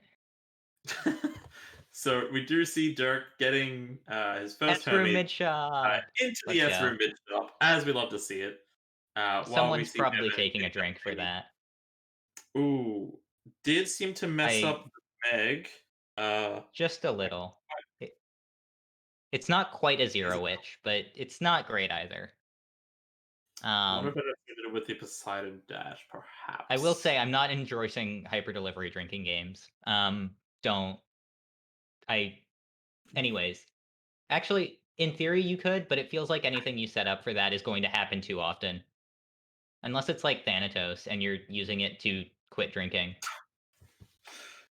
Anyways, I just say shit. I don't know why Timbo let me on here.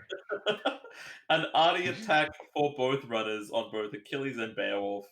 You do love to see it. I will say I just realized that Dirk actually already had a Zeus boon, and am confused as to why he didn't go for Zeus attack at that point, and if he had the Zeus for cast. Likely But rarity. I'm not sure what it was there. On Achilles, on Achilles, people have been taking Zeus attack depending on its rarity. The Zeus cast don't know how much rare rarity. I don't know, because like he's on Stygian Soul, so Zeus cast isn't going to be doing as much cleanup work as it might otherwise. Sure, no, but it's more rarity on the attack. So typically, from what I've seen, Achilles players won't take the Zeus attack on the attack if it's common, and then we'll just sort of settle for the cast. Do you see Evan rolling twice, getting the hyper delivery, as we love to see it? I don't know. I feel like getting that attack boon at all early, and then being able to force Jolted and potentially get into Splitting Bolt by having Zeus Keepsake open is better there. But I'm not sure. Because like right now I'm a Slay the Spire player more than Hades, but chat is letting us know that Dirk did actually roll seemingly for the Zeus attack. And didn't get it. And didn't get it, so settled for the cast. Yeah, okay, that makes sense. It would also open up Rod if they were on Infernal Soul, which Dirk is not. I will say, if Dirk also had special open, I would be tempted by that as well. But like Zeus special Jolted is just very good on Achilles. We did kind of gloss over Dirk making a bit of a comeback, and now in fact getting a lead on Evan, who did take a DD to Lunny. I'm just the Beowulf not quite killing Lunny as fast as a flurry jab, Artie attack, Achilles in this situation. We'll obviously see how the rest of the runs go, but it is looking a bit better for Dirk, making up for that time lost. Elysium is obviously still anyone's game. Could swing wildly back in the other person's favor. Yep. Evan's build is... I don't know. I don't remember if they have Mirage Shot. I was too busy being a dingus about whatever the hell I was talking about. Ooh, Ferocious Guard's good. But I want to say, from what I can see, they don't have Mirage. Their cards do only seem to be floating the once. We do see another Charon chat by Dirk. At this point, I'm a little curious whether all of that's intentional or It's just RNG genetic. manipulation. Yeah, let's leave it at that. Here's another fountain there for a Chamber 30 fountain into the minibus. There's the deadly reversal, as aforementioned. No, you just take it at that point. You just take it at that point. Yeah. Honestly, It's- DR on Bayo is like solid if you have Divine Dash, but we have Title instead. But we have and title like instead. honestly, I've become a big fan of Divine Dash on Bayo. It is good. It's more good when you have not charge shot and when we used to run Poseidon cast. But in saying that, I also like Poseidon Call. So if you really wanted to fill out your slots, you could do Poseidon Call into Divine Flourish and Dash. If you wanted to open up Deadly Reversal as well, but that's honestly, just a lot of high roll. Even without opening up more than likely DR, not I worth it. think Divine Dash is just fine because it gives you some way to deal with projectile enemies. It's like it doesn't open up any other duos, which a lot of your other dashes do, because they had to nerf the duos it opened up. So it's like just fine. Oh, and we see the sweet nectar as well. Evan just not getting that Mirage shot. Evan. Yeah. And this is what Bayo does, right? Like you just Yeah. get too many duos. Right. There's most likely could have potentially I missed whether or not he checked, but selling the Athena special might have been a bit of a strategy as Yeah. well.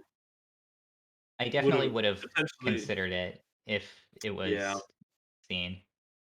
Because at But the I'm not moment, sure. any duo between Artemis and Poseidon is a 1 and 3. Or currently, there's the deadly reversal again. No. Yeah, you do hate to see it.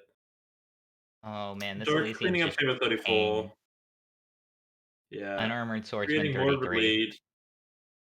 Creating more of a lead. About to enter the heroes fight. We Evan will just have both the runners on juggling Hera at the end though. So we'll see if there's Yeah. definitely time to be made up because like Hera can also have some stinkers. Absolutely. 34 It's a Patty nice is good 34 though. Patroclus. Yeah. Nice. We do see the heroes being cleaned up by Dark. Mm-hmm. Nice last little Still no pop Mirage. pass there. Still no Mirage. Really wanted a Mirage there, but it's okay. We got Deadly Reversal twice. Did hit both heroes with the Megs now. They are learning from their mistakes.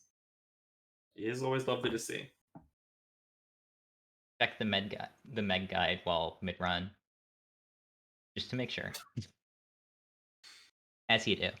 Yeah. Gotta rebind your cast, gotta watch the Meg guides, gotta give Boldy all three very strong, very absolutely fast. Gotta talk to options Charon. an RTA run. Gotta talk to Charon for. Gotta switch Spotify playlists. And we see some little behind the scenes color action going on now with a nice little highlight under each runner's names to showcase which weapon they are currently running. Is nice. Oh yeah, gotta pet the dog. If we don't see someone pet the dog during this tournament, I will be very disappointed in all of you, and then we'll be promptly fired for mentioning it. We do see Dark blowing up the Snake Stone. Let's see what mini boss Evan gets. Haven't been able to see what quite on this door. Does get Diabother. Does have a lot of Megs. Barely makes that Meg work on the bother. Almost had it walk out of range, but still pretty solid. Is a potential of getting Mirage Shot on that third door. I did see an Artemis in the shop if they're really desperate. but we will just Yeah. have to see. I think for Bayo Mirage Shot, you do go shopping for it. Breaking Wave doing some work here. Missing those casts, but you have an attack that lets you just ruin enemies. God, I love Breaking Wave so much in Styx. It's just so silly, right? No, Yeah. the Mist Stinkstone Mag, and that's Dark, in fact, getting not where we Mirage Shot expected the before. Mirage Shot. Dark, in fact, getting the Mirage Shot before Evan does on the weapon Oh that no. appreciates it, but doesn't necessarily go for it anymore. Yeah, that's Um, it's not a thing you need these days, but you know, you don't complain about it. It's I am free noticing damage. a lot of Tiny Rat rooms from Dirk, though, which has actually allowed Evan to catch up and get a bit of a lead. Oh, And if they can dang. get the Mirage Shot, which is They didn't not there. in the They cards might go from shopping that, for it. They they do not go don't go shopping for shopping. it. I honestly I- would definitely go shopping for either that or maybe even the Hermes there. I'd The be tempted by Hermes- the Hermes. because it definitely does open up the something something tournament name Yeah. rune combo for Evan, because I believe he Something picked Rush up Sprint. dashes. I believe. Oh, he does have RD already? Look, I I thought it was don't Dirk. I thought it was Dirk who picked up RD. There's a lot of information. I don't know. But fair. Look, we're doing a lot here between watching multiple Hades runs, listening to whatever y'all in chat are doing, saying whatever the hell I'm saying. Can't be expected to actually watch the races. Wait, fuck, that's a thing Wrist says. No one heard And that. now you're as bad as Wrist. I mean, I wouldn't go that far, but I don't know if And that now far is you're possible. as bad as. Regardless, we do see Evan cleaning up phase one, as Dirk not that far behind, but still impressive that Evan. Oh fuck, Wrist is in managed to clean chat. up that. Okay, I have to go cast myself into the sea now. It's been a good time. Wait, no, Have fun with the there's last still another weapon. weapon. There's still another weapon. I need a co-commentator. Speaking of another weapon, Evan is moving on to it, Yeah. having just cleaned up. Dirk is And we do on no see DDs. another Defiance. Do Will we see a- the Achilles penalty box? Ooh, there's a This is very gonna be potential close. chance we see the penalty box in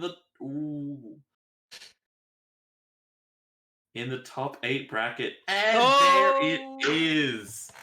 The The 30-second Lapis Locker has been penalty activated. box. Tonus is Unfortunate. so disappointed. The Lapis Locker. Yeah.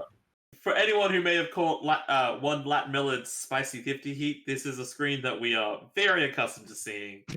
Unfortunately, not in a race, but is tried to game just a little bit too hard. Achilles is a bit of a dangerous weapon, and it can happen if you don't. Yeah. If you don't keep your eyes on Yeah. it just a bit. I will say, Dirk did actually follow Tonus's lesson of take more health, because that's on 220 and still penalty boxed. It's just, you gotta be careful. Iframing dashes is good, or iframing spins is good. Evan getting an early cast damage chaos on Haribo, as we see both runners now making it onto Hera. And Evan has seeded Flurry Shot as opposed to our previous Triple Shot, which is interesting. And it will be interesting to see what Dirk seeds. Will he go for the Flurry as well? And he does. Making the menu optimization error of randomizing the seed, whereas according to the rules for Hyper Delivery 3, you only have to randomize the seed for your first weapon. Yeah, I'm sure it's just habit at this point, and if you menu fast enough, then it's not that much of a time loss, I'm sure. It is, but if he loses by 1 second, I'm calling it out. Regardless. Fuck, I really am Wrist, huh? we do see a natural Artemis for Evan getting that epic attack into a Sisyphus. Everything seems to. Will he give Baldy? And he doesn't. Unfortunate. Ooh, Nat Demeter for Dirk. Demeter I mean, also clearly we have to disqualify Evan here for this. doesn't open up the lovely Mirage shot, but if they can get Snowburst early, that's not Snowburst. But I think you take Frost Flourish over Frozen Touch. Frozen Touch is just really awkward. And yeah, I believe it also opens up your chill tier 2s, which is absolutely not what you want to do before getting Snowburst. yeah. I mean, chill is inevitable, and there's another Boulder gift by Dirk. Oh yeah. Chat's truest champion. I believe I want to say that chill is essentially irrelevant because you're likely to get Snowburst anyway, especially with Demon to the Pool, which they're gonna have chill on them anyway. It kind of doesn't matter how you apply it, I feel. Yeah, but full chill is slightly different from the like 3 chill you're gonna do before shotgunning enemies. Ooh, and a Snowburst pickup by Evan in a very good spot right now. They can force Poseidon. Yeah. Kind of have the ideal 4 gods. The ideal 4 gods for Haribo. Ooh, a Snowburst would have been real. Snowburst would have been good there. Would have been real good there against those numbskulls. And these numbskulls. Oh, so many Just all numbskulls. Yeah, fuck numbskulls. Hyper Delivery 3. Oops, all numbskulls. A Baldy Snug would be quite good. Oh, I want to make that now. Ooh, anyway, yes. Do that later. See, I'm not the only one who's off topic. I'm just usually the one off topic. Picking up the health, Dirk, learning from his past mistakes of the penalty pucks, is a nice fountain. Chamber 12 fountain. Yeah, I mean, with as much health or as much money as Dirk has there, you do it. Ooh, Evan with an extra cast stone off Chaos. Evan just getting all the chaoses that he ever wants and needs.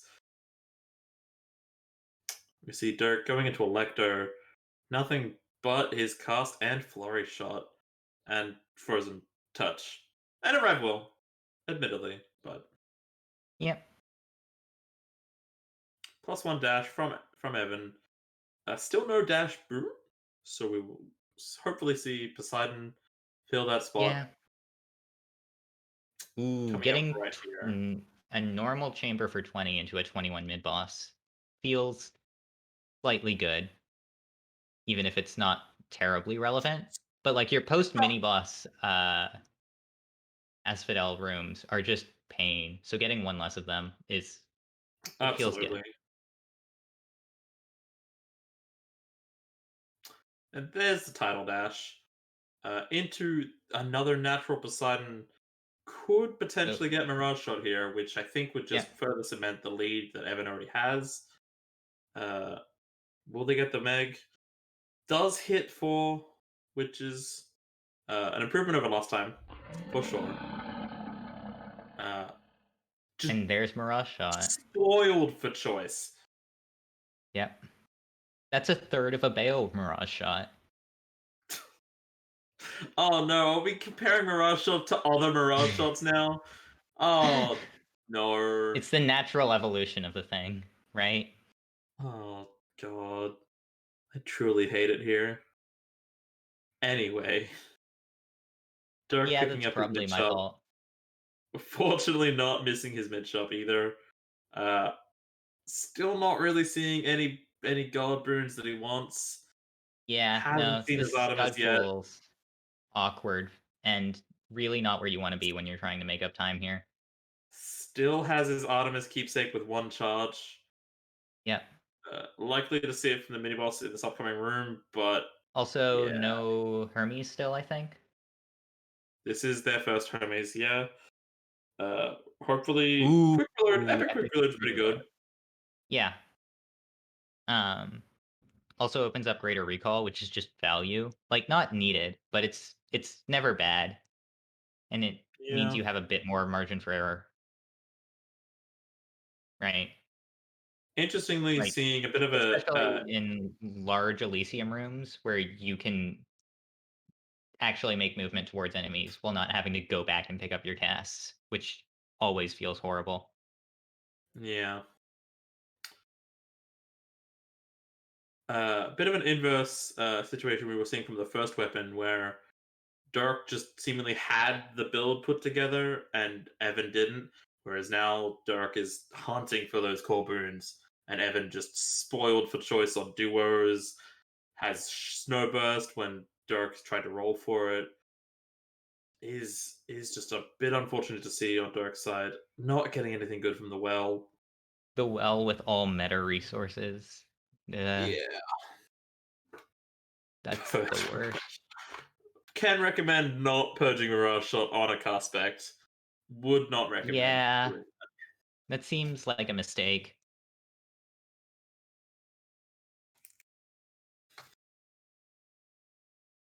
Obviously, Elysium is still anyone's game, but it will be quite. Ooh, There's triple shot picked flurry. up by Evan. And See, we'll Tonus, you can just see- get triple shot naturally. You don't need to force it. And we'll see what comes out of this Hermes for Evan. I like commentating. I get to subtweet everyone and they can't say anything back. Except me, then I get to say something back.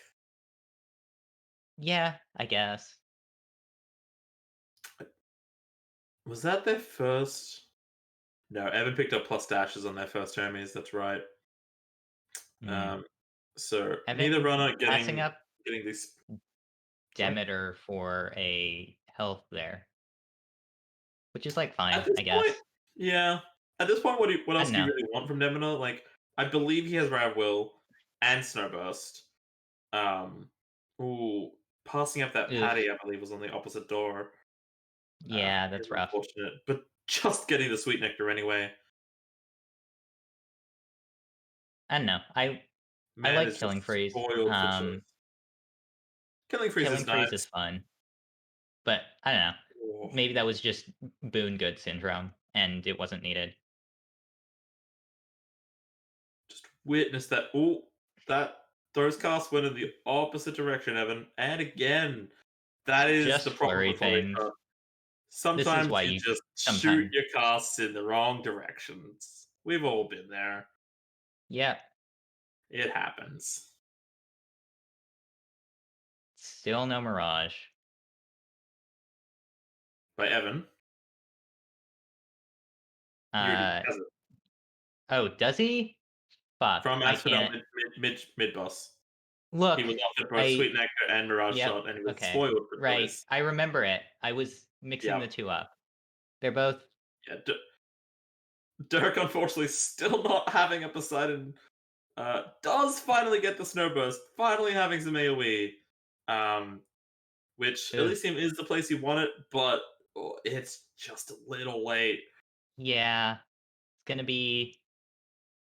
I don't know. I'm not sure what you can do to make up time here. Like get mod in a Thanatos for Evan here. Passing up Killing Freeze. I would have taken Killing Freeze, and that might have been an input error, but maybe I don't know. It's not. It wouldn't be the first I time. mean, It's I an guess input error. I mean, honestly, at that point, I guess it's just making sure you are still good on health. Dirk not rolling for a core burn. But like, it's Killing Freeze. It's free boss damage. I don't know. Dirk taking Hydraulic Might over rolling for a core burn. That might have also been a. Oh no! Not getting a Poseidon core burn is pretty unfortunate. Yeah, you kind of want that for Mirage Shot. Yeah, just a wee bit. Fountain's good. Fountain is good. We'll see. There's the Greater recall. recall. Hell yeah. Is helpful. Mirage Shot prereqs probably more useful. A little. But Yeah. Greater Recall's basically Mirage Shot, right? No. We could do the math for it. Okay, I am putting my foot down on the Greater Recall is a Mirage Shot. No. Look, it lets Regardless, you get your Evan cleaning up cast the heroes. 30% faster. Evan cleaning up the heroes fight in Elysium, moving on to Styx, just like we're moving on from this conversation. Taking the dad Fine. call into Styx. As Dirk takes the 34 Demeter Patty. special. We'll see if he takes Cyclops Jerky, which is 2 Mirage Shots. I think Dirk may be just a little bit Why cautious do I about say that these number things? run. Oh, Okay. We have, I mean, I think it's fun. I don't know. is Oh, okay. Dirk doing his best to clean up the heroes. Uh, unfortunately, I do think this race is probably a little bit save Evan Yeah. penalty boxing maybe once, maybe twice. Penalty boxing, maybe taking a normal room instead of a mini boss. All things that I don't think will happen. Taking the hourglass and just not really having the money to do anything with it is unfortunate. Believe we will just see the end of Styx here. Unfortunately, just not really else much to say. There's another Artemis, mean, but without this that is- Poseidon Colburn, we just won't see Mirage Shot from Dirk, and that's just unfortunate. Yeah. God, that was a Sweet Nectar Big Palm, which like doubled title Do dash love to damage. see. You That's do a Bayo love to see Mirage the Shot. +3 dashes, or the +3 palms, in fact. That's a Bayo Mirage Shot right there. Apparently, you're getting timed out. Joke's on you, Sparkly. I'm still here. You can't kick me from Discord. Timbo, don't you dare pull a thing on Discord. Rolling to palm the cast. Huh. I as expect it to be Evan is kicked from the voice entering- channel. As Evan is entering the dad fight, likely not going to see a sub 50 here from either runner, but still a very good showcase from both runners, doing a fantastic job. Some runs just the RNG, it just makes what Hades, you know. Yep. Just can't. We do our best, but Only so much you can do not work out sometimes. in the face of a mirror. I'm not dead. I'm right here. That is not what I said, Seagull. Do not put words into my mouth. Thank you very much. As we see Dirk entering I'm the third still round. alive, y'all. What? Just because my internet died before. Look. Okay. 2 out of those things, two out of 3 of those things may be true, Seagull. But I will not specify which ones they are. Okay. And that is time apparently on have been Evan, muted by stream. A 50-08 as Dirk is giving the sack to Cerberus and entering. Oh, not quite entering picking up the last little bit of health. Just gotta to be make sure. that he doesn't. Just to make sure that he doesn't penalty box again. Yep. GG's all round. Yep. As we just another good race. To watch. You have to focus and just watch Dirk clean up the Hades fight. Sadly, without Mirage Shot. Yeah. It happens. That is not a Mirage Shot, as it turns out. I wonder how many more times I'll get to say this before Timbo fires me again. See, Greater Recall did work there. Almost shot his casts into the lake. He did lat cast his cast into the lake, but Greater Recall did save him. See? Even better than Mirage Shot, really. I mean, it's also a legendary boon as opposed to just a duo. It has to be better. Counter argument: just don't miss your casts, and then they can be doubled. I don't know. That sounds like being good at the game. Dirk taking a DD to the Shockwave.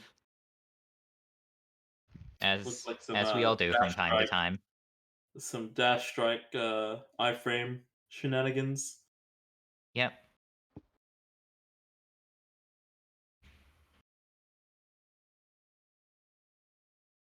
And Dirk finishing up with a There we go.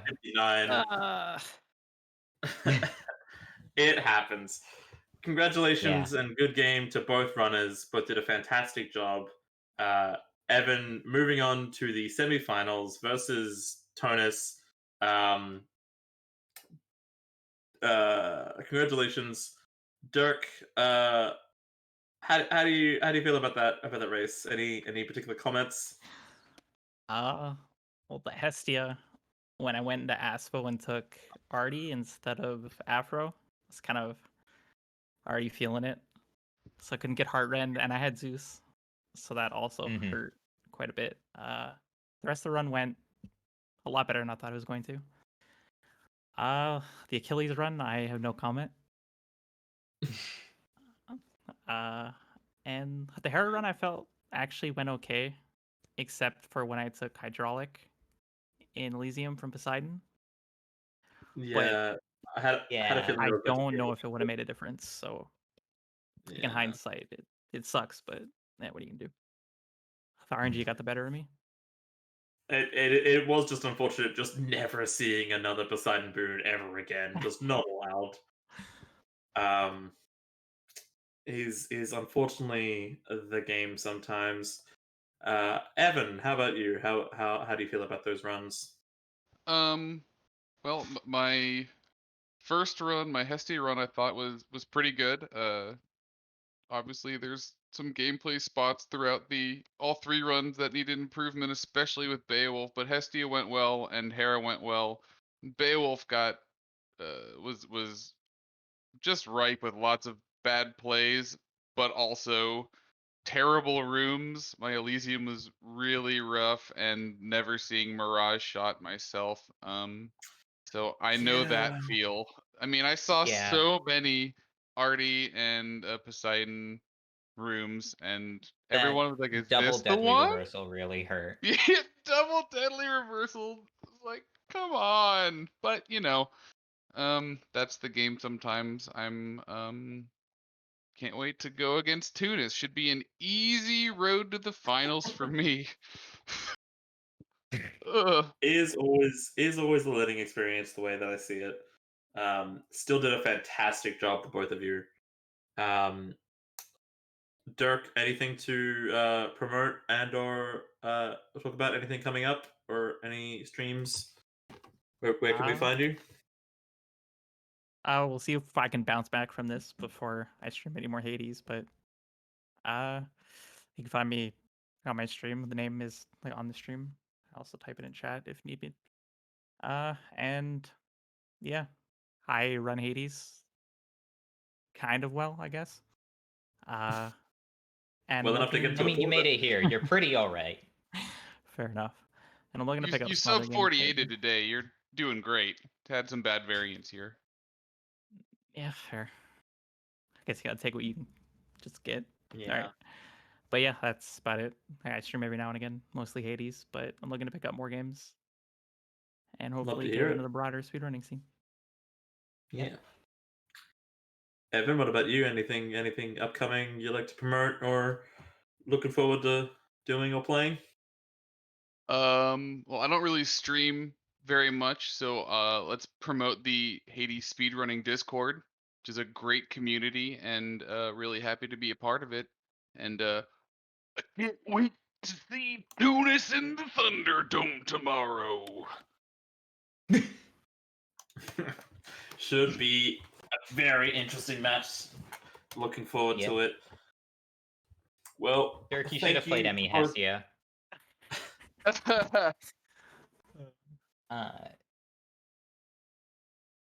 Oh, I was going to No worries. regardless. Don't worry.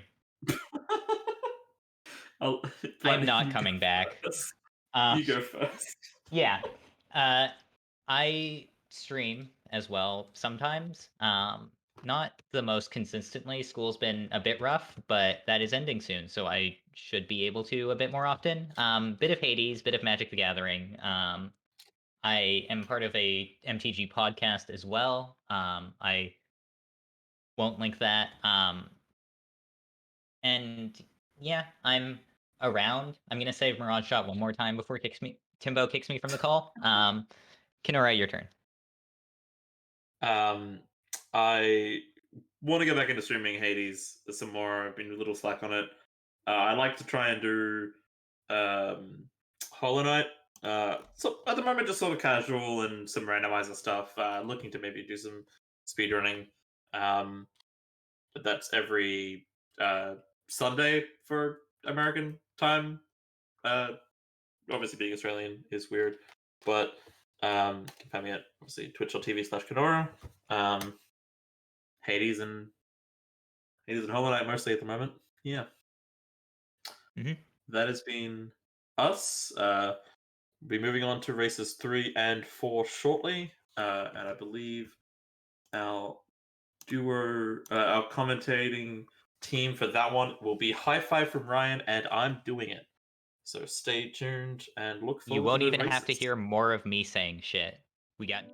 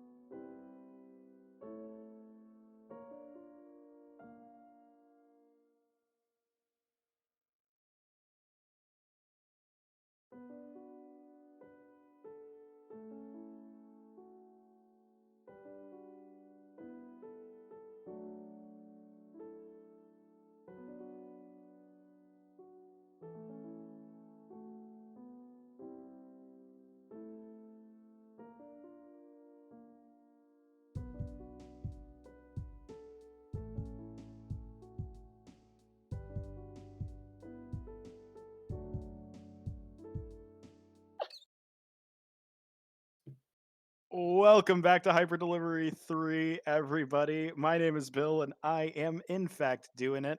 And joining me on commentary for races 3 and 4, I have my great friend and yours. High five from Ryan. Hey, what's up, everyone? We are in the last two races of today's event, and man, we got some doozies on deck, don't we? So, yeah, we have the great, probably the most decorated racer in Hades tournament play with, who is Dunko, right? And we have like this huge David and Goliath story with a newer racer, their first event, Howdy Sports fans. So before we kind of like get into intros and stuff like that, you want to like talk a little bit more about it there, Bill? Of course, as you guys all know, we have to shill Timbo. DragonSquad eSports is an esports organization based out of Cincinnati, Ohio, that has recently expanded to Auburn, Alabama, and is responsible for organizing this entire event. They've recently resumed their offline Smash events. Arcade Legacy is every Thursday night, and that is a Smash Ultimate Singles event, as well as Curb Stomped, their annual Ultimate Singles and Doubles event. And they are looking forward to announcing an upcoming monthly series in the next few months. They also run some Smash charity events. They have The Movement, which is a Black Lives Matters charity event, as well as Show Your Pride, which is happening June 29th, supporting the LGBTQ plus community. Absolutely. Mark your calendars. Stick around. Make sure you like and subscribe the DragonSquad eSports channel here to check out that sweet action. But also, so yeah, speaking of that, the sub and donation money that we receive through Twitch and or YouTube goes straight to the prize pot for all of our events. So please, if you're loving the Dunko, you're loving all the events, like you're loving everything that we're doing here, then please consider that. For this race, even specifically, like we even have a command exclamation point GoFundMe, and all that money is going to be going towards the hyper delivery. So this event specifically. So that's going to be going right to the prize pool. The commentator, while we're getting paid, and the artist. And shout out to UVA Ultraviolet Arts for helping us with a lot of the art there. And so yeah, bless Timbo. Bless Timbo indeed. And just to make a correction, I had the wrong date for the Show Your Pride event. It is June 19th, not the 28th. I apologize for that. But we'll get right into things. Dunko, what are your 4 weapons for today's race? Oh, wonderful. We're getting right into it. My 4 weapons for today's race are Achilles Spear, Beowulf Shield, Haribo, and Zagreus Rail. Okay, and sports fans, what would you like to ban out of those 4 aspects? I would like to ban Achilles. Boring choice, I know. Ah, well, surprising. I'm No fun. extraordinarily Fun, baffled. And then, Dunko, what order are you going to be running in today? I'm going to be playing Zagrael first, Beowulf second, Hera third. All right. Perfect. All right, sports fans, what is your lineup for today, the 4 aspects that you would like to be running in today's race? So my 4 aspects are Achilles Spear, Hera Bow, Beowulf Shield, and Hestia Rail. And Dunko, what would you like to ban? We're banning Achilles. We are the Achilles banning free the Achilles. showdown. That's a pretty bold choice there. So, given I think we lost Ryan. So now we have Ryan echoing. Given those 4 aspects, given your lineup, sports fans, what would you like to? What order would you be running in? I would like to run Hestia first, Hera second, and Beo third, because Hestia has a different mirror than the cast weapon, so I'd like to run those together. And Beo I like to run a different FO setting, so it's gonna be nice to swap that once. Okay, awesome. Good decisions. All right. You see here, do we have Ryan back? audio, sorry about that. Echo solved. No echo. All right. I am unmuting Ryan so I can hear my co-commentator. Sorry about that. I didn't have Ryan on mute for that entire experience, and I was just sitting there Neither going, did I. "Oh God, oh no." Well, it Voice wouldn't meters be are wonderful. it wouldn't be a Hades event if we didn't have some amount of technical difficulties, right? Mm. Absolutely. All right. If everybody wants to get their seeds set and head over to the pact, we'll get the countdown rolling. Yep, I'll be doing audio countdown, and Bill is going to be doing the text countdown for those that want it. All All right. right. And for audio, we'll be doing a 3, 2, 1, go.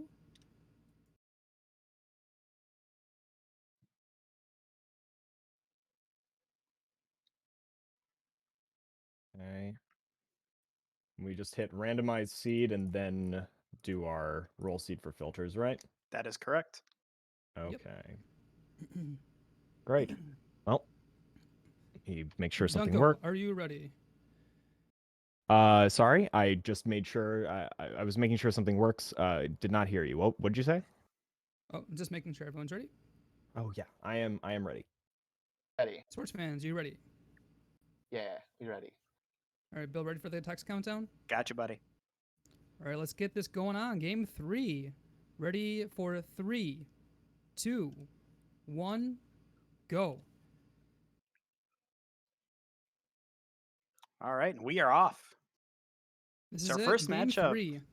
is going to be Spreadfire Zagrail. I didn't catch what sports fans had seeded for, but we'll see what we've got here. Rocket Bomb. Mm-hmm. So Oh it yeah, should be so we have like the historic David and Goliath matchup, right? I mean, Dunko, who almost like needs no introduction, right? And then we have sports fans, kind of newer to the scene, but still posting a ridiculous time. Obviously, all these racers in the top 8 posting some insane times, and we're both getting chaos. Chamber 2, what? Yep, both racers with a Chamber 2 Chaos. Dunko gets an epic attack boon. And sports fans picks up undamaged foes. Both Man, decent fan me down chaos. because we're doing some damages here. But I think Dunko comes out ahead in that trade. Yeah, absolutely. I mean, like, damage is eternal. It's going to be 24/7. Whereas sports fans, it's just going to be vibing off of the, they have to be undamaged foes. But I mean, it still could work out, especially if you're playing on the Hestia, So still It's both just really a good. bigger fiery presence if we think about it.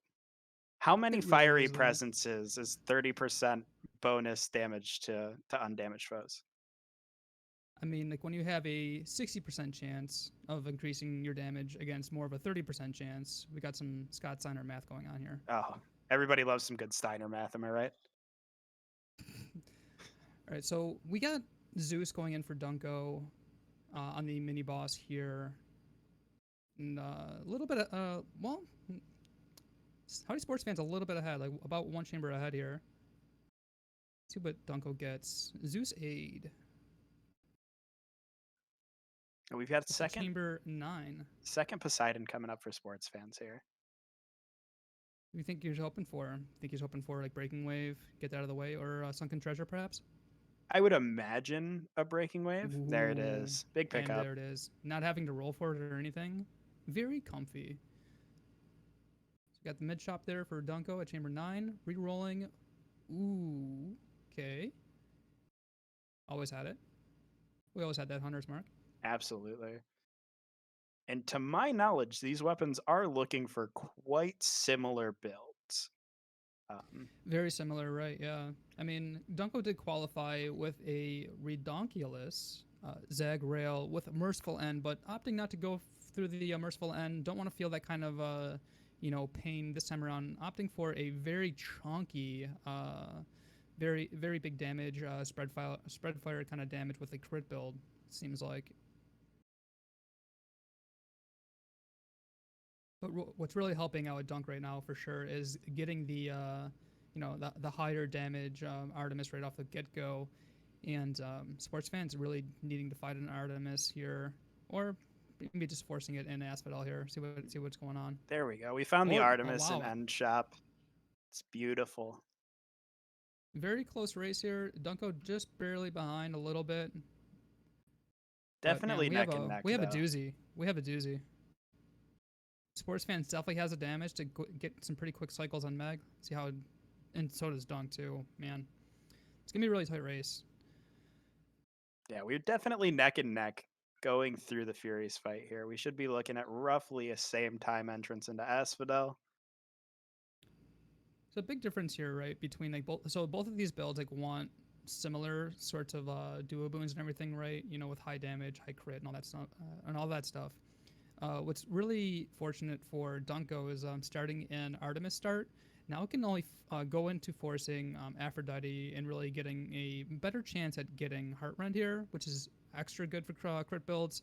Whereas sports fans had to force the title dash for Poseidon first. So getting the Artemis there is pretty lucky. Now we are getting the both Aphrodite starts for Tartarus. But I imagine they're both going to be looking for the Aphrodite special and then opening up Heartrend. Just to get some more juicy off of sports crits. fans already. Ooh. Yeah, Hestia's got some very chunky damage.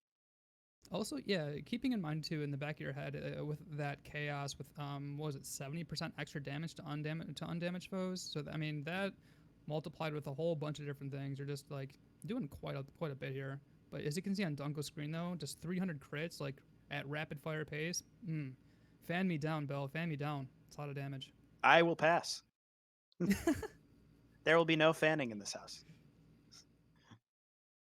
Well, I don't know. We have Howdy Sports fans, and he's definitely fanning all these enemies in Asphodel. Going into Chamber 20, both pretty close. They're both on Chamber 19, barely Pretty ahead those even. sports fans.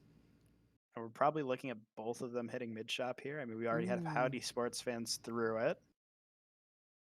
Tonus was probably in the back of Howdy Sports fans had and be like, just buy the health. Just buy the health. Just buy the health.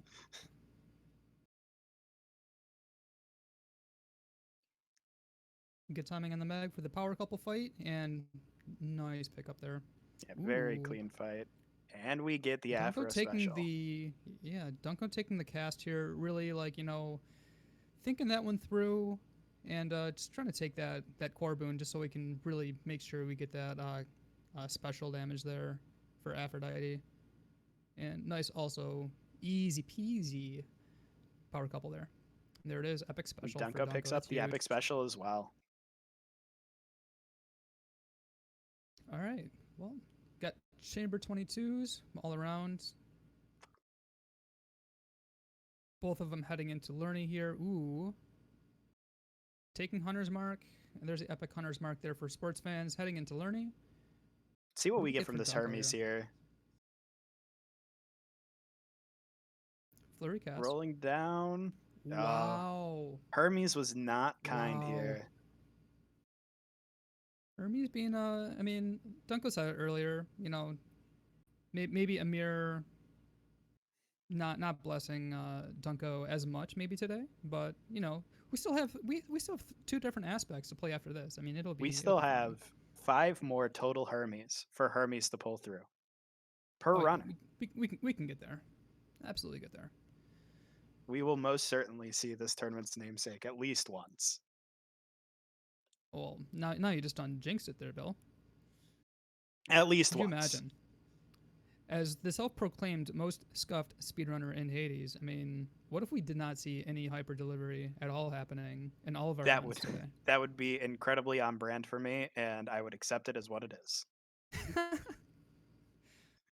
Well, we got, unfortunately, Dunko also a little bit of, poor RNG with like getting that blue Lerny head, but thankfully, wow, so much damage to not give blue head Lerny the chance to be bopping his head around quite a bit. So, as Dunko leaves Asphodel, we have sports fans pulling ahead a little bit. Sports fans has about a chamber lead, but this is definitely, as we all know, this is where good runs can go to die. Elysium can make or break a great run, and there's so much variance to be had that honestly, a chamber lead is not a big deal. Absolutely. Especially when you have like all these swordsmen that just, I don't know, seem to forget their clothes at home or something. See what sports fans can get on here. Ooh, plus 3 dashes. Let's go. Sports fans gonna be schmoovin' and moving. Meanwhile, Dunko gets these chariots, big chunky chariots, but he's got the big chunky damage. Let's see what Hermes Second gives him Hermes. Show some love. Oh Oof. no. That's a big oof. You know what? Dunko's great though. Dunko has won so many events and is no stranger to this, right? I mean, whether it be bad RNG or good RNG, Dunk's gonna get it through. Oh, He just for plays sure. really well. Ooh, what is this? Do you see A what? All right, so sports fountain with a fans, second Hermes. hyper sprint. We are on epic hyper delivery. Wow, look at this. We are not on epic hyper delivery because they got +3 dashes already. Oh, my bad. Hyper sprint. Hyper. We're on hyper reflex. Sprint delivery hyper reflex the fourth. Oops, all caspects. Timbo, make it happen. But yeah, that was huge though with Howdy Sports fans opting to take the Hermes and push the mini boss back and getting rewarded big time for that one. Dunko Ooh, gets also the Dunko fountain to getting- answer as well. Wow. Into a mid Ooh, shop, this so they're is gonna end up interesting. even Okay, here. Okay. See, Amir giveth and taketh away. But still, I mean, like having a lot. You see like a lot of these how these builds sort of like really come together earlier in Tartarus, right? I mean, like you have Dunko with like the early chaos and sports fans with the early chaos as well, getting like that extra damage on both of them. Really pulling through here. You see also sports fans with like the early breaking wave from the early mini boss, really helping out through Elysium, and then also going to be huge in sticks as well. But yeah, you see them both pretty much like neck and neck still. Like it's been a very close race this whole way through. Even like if sports fans like was, starting to pull ahead a little bit, but still, Dunk making it happen. Oh, absolutely. This is definitely neck and neck going through Elysium. We're both in chamber 33 here. Both builds are pretty sufficiently online. Ooh, Ricochet Fire 2 here for sports fans. That's also really huge. So how Into does the chamber Ricochet 34. Fire and Hestia interaction work? Because I honestly have no clue. Wait, Oh, it did gets all the sports fans damages. miss a cluster bomb? I mean, Cluster was there, but yeah, Cluster was there, but Ricochet Fire is pretty good. Yeah, But bouncing Cluster was those there. big Hestia shots. Pretty pog, as the kids do say. It is pretty pog, and yeah, Piercing Fire 2 also. So it's really cool to see that Dunko is going to be standing the Zagreal here, as you don't see a whole lot of people playing it, but Zagreal pretty good. And when you mix the combination between Spread Fire first into Piercing Fire, it actually is pretty nice. And we get the Mirage. Hey, there's the Mirage shot. Might not be the aspect we Dunko- were looking for it on, but we've got it. It's a sign of good things to come. Yeah, absolutely. And like even though that, as you can see now, sports fans like cleaning up the heroes fight. I mean, by math, let me just check my notes here. Dunko is actually exactly one Mirage shot ahead of sports fans. So I mean, you can expect to see that really pick up in the future. That's very true. As we know, Mirage shots are everything. Absolutely. So we're gonna Both see runners some are coming really out sick of times here. heroes at about the 11-12 minute mark. Definitely really solid times out of both of these runners. Absolutely. So we're going to see another palm into potentially the Artemis there for sports fans. So, but yeah, I mean, like you see like the +3 dashes and the breaking wave for sticks. It's going to be really big for sports fans. We'll see how Dunko really clears these rooms, because it's really interesting even to me to see how Zagreal in a crit damage setting, how this clears sticks. Definitely interested to see it. Stunk isn't going to have the AoE clear that Splash Dash is going to give sports fans. But he's handling it just fine. Not a worry. Not an enemy to be seen in these Styx tunnels. Absolutely not. So much damage, right? I mean, like just like with the on procking dealing so much damage, that huge that purple attack chaos boon, the crits coming in from Artemis, Hunter's Mark. I mean, it's just coming through all together, and very comfy, I would say. Absolutely. Sports fans But we can pushing also see through too, his yeah. second his second tunnel of sticks here. Yep. Here's Let's the just second mini watch the boss big here. rat melt. The big rat. You can kind of see like they're dashing like a little bit all over the place. But man, like when you have so many dashes, it's so hard not to just like want to dash all over the map, right? Oh, absolutely. It is a pain to try to control 5 dashes very precisely. You kind of just end up all over the place. But what's it matter? Splash Dash has a huge radius.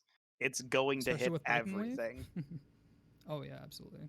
You are as you'd probably say a pinball wizard. Absolutely. There has to be a trick. All right, we'll see how Dunko handles the big rat here. Looks like the big rat might be giving him a little bit of trouble. A little bit, yeah.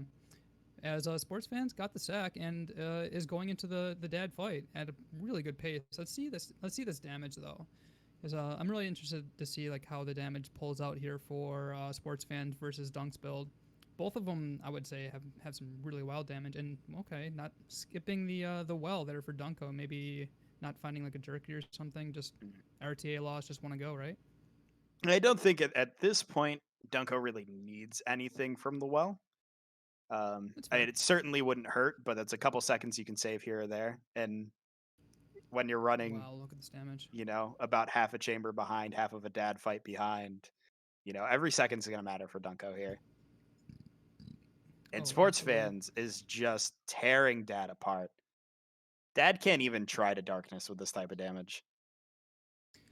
Can you just imagine if sports fans did have the clock hits, but I mean, still not really seeming to matter because like that ricochet fire does take on. You asked earlier like how does that interaction really work with ricochet fire, and all of the additive like bonuses and stuff like for shots, and they all stack up. It takes on the same same properties there. Okay. So yeah, ricochet is pretty bug. All so right. we have and we've got the sports end of phase fans 2. about to take down his first dad fight.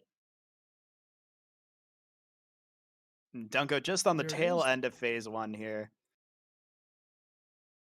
Very close race, man. This is super close. So barely sub 16 there for the Hestia player there, and Dunko just on phase 2 now. So we're gonna see some Hera play here. So we're gonna go from Hestia for Howdy Sports fans into Hera, and Let's it's see just gonna what be sports fans. dual the cast packs right now throughout the rest of this run here. Let's get we got some Absolutely. Dunko action. Excited to see what sports fans seed for, because I am very much in the Flurry Fire Hera court, but I'm excited to see where they want to go. Yeah, absolutely. So I mean, I'm like more of a newer Hera player. I'm still like learning the cast packs myself, so like I feel a little bit more comfortable with the triple shot.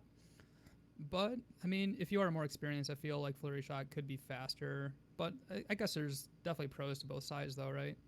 Oh, absolutely. We've got Dunk just clearing out of his first dad fight, going into his house split. Howdy Sports fans did seed for Flurry Shot, which Flurry, I okay. personally prefer. That is 3 for 3 Flurry, right? So all of our Hera players so far are seeding for Flurry. We'll see what Dunko does later, but right now, Dunko is doing a little bit differently. Dunko opting for Beowulf first into Hera. I whereas believe sports fans goes Hera's first. I believe Tonus played triple, if I remember correctly.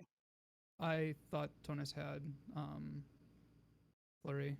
I could be wrong, but Tonus did seed for triple. My bad. I didn't catch that early chaos for sports fans, but they are headed into their Afro offer. Good news. They saw the god they wanted to see first when they forced it. Wow. Modded Hades blessed this. Ooh. Got a quick rebind in for Dunko. Yeah, little loss there, but that's okay.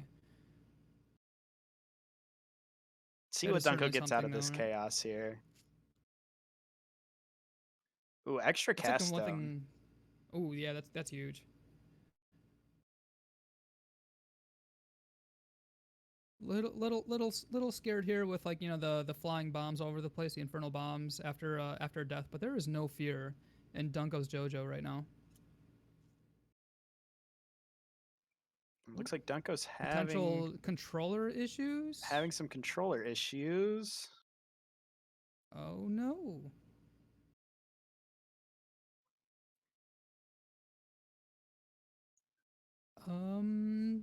Okay.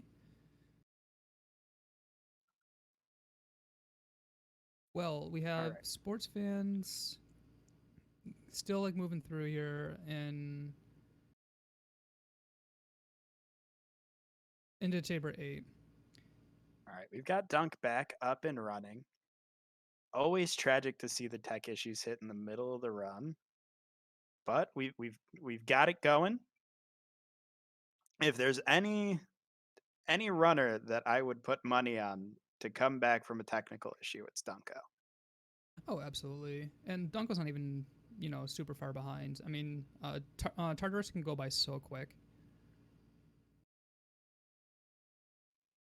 And like we all know how Dunko can like really like play like these cast back weapons, right? I mean, almost unrivaled at this point.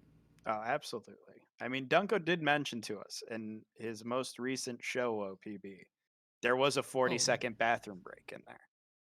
Oh yeah. That So, wasn't I mean, even like, wasn't even a 40-second controller reset. Dunko's got this. Yeah, Dunko's doing just fine. And it's honestly like, a big thing too to see like how both of these runners can really manage like how many palms they can get into their casts, how they manage their cast well. I mean, Dunko's got a boldy there, so that's going to help him catch up for sure. As he's only two chambers behind right now from the fight, even despite the little technical issue that he had with the controller. So yeah, not worried at all. I am hearing from chat. It looks like it was the bug where it just does not allow you to pick up room rewards. It wasn't a controller issue. Oh, Which it's I a was not even shame aware to of see that. that happen in a race scenario. We've I definitely was run not into even- it a handful of times, and it is certainly frustrating.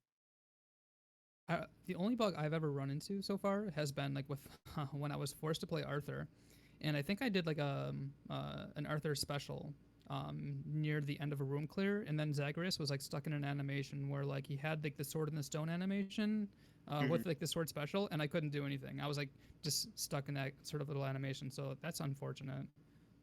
Yeah, but the race is still honestly incredibly close. It's only a couple Absolutely. chamber lead for sports fans, and there is still plenty of time left in this race. Like this is not a done deal by any sort of stretch. Not even close. Not even close. Yeah, Dunko's like just getting into the Fury fights now. Sports fans just getting into Asphodel. I mean, it's still anyone's game, honestly.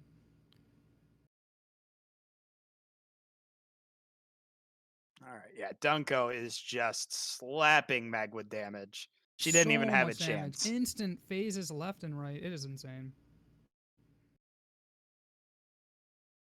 And like Asphodel too, right? So this can be very difficult for Hera, I think, right? Because there's so many enemies in Asphodel that just jump out of the way, the last second, especially when you have the flurry shot, and you just yeet your cast stone into existence, and like it just spends so much extra time to find like your cast back and everything. So for those like watching at home, definitely pick up your casts. But Dunko getting another chaos, so that's huge. That's big. Yeah, there's definitely a lot of time in Hera, especially on Flurry Shot, where something just jumps clean out of your way. Oh, wait a minute. Dunko just went Chaos into Eurydice. Dunko Oh has my goodness. effectively closed the gap. Dunko can still get the mid shop, maybe skip boss. Yep, That's Dunko is gonna be the eligible kind for of thing, mid shop here. And he does have the extra cast stone from his Tartarus Chaos as well. The only thing is that like the minus movement distance on dash is just so painful. Oh, absolutely. It's so hard. Like, it throws everything sports off, fans right? is Because having like a bit of trouble with this power couple, though. ooh. Oh Still no, the doesn't Gorgon heads up with 1 wow. HP. There we go. Okay. Dunko gets mid chop. It catches the smoldering air there off of the Zeus Into offer. the mini boss. Okay. Wow. There's just so much going on, man. Let's see how Sports Sports Fans Fans had is the power couple. We have Dunko with the witches. Hits all four. Wow, clean four very witches clean witch from fight there Dunko. from Dunk. It's the epic attack. Let's go. Let's see what Chamber 22 brings for Dunko as Sports Fans just wraps up 22. It's so close, man.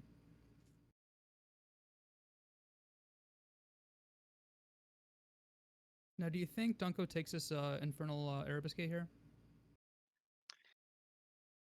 I sure I'm hope sorry. not. I sure hope not. You know, I Do we was ready ever for a see lot an of questions Arabesque? there, Ryan. I wasn't ready for, does Dunko take the extension Arabesque? Always I'm keeping ever me on my wondering toes, buddy. if there's ever a world where you know, speedrunners would take the Arabesque, probably early on, right? Like early Tartarus Chamber 1, if like something is just glaring there, like, oh yeah, I should just take this now.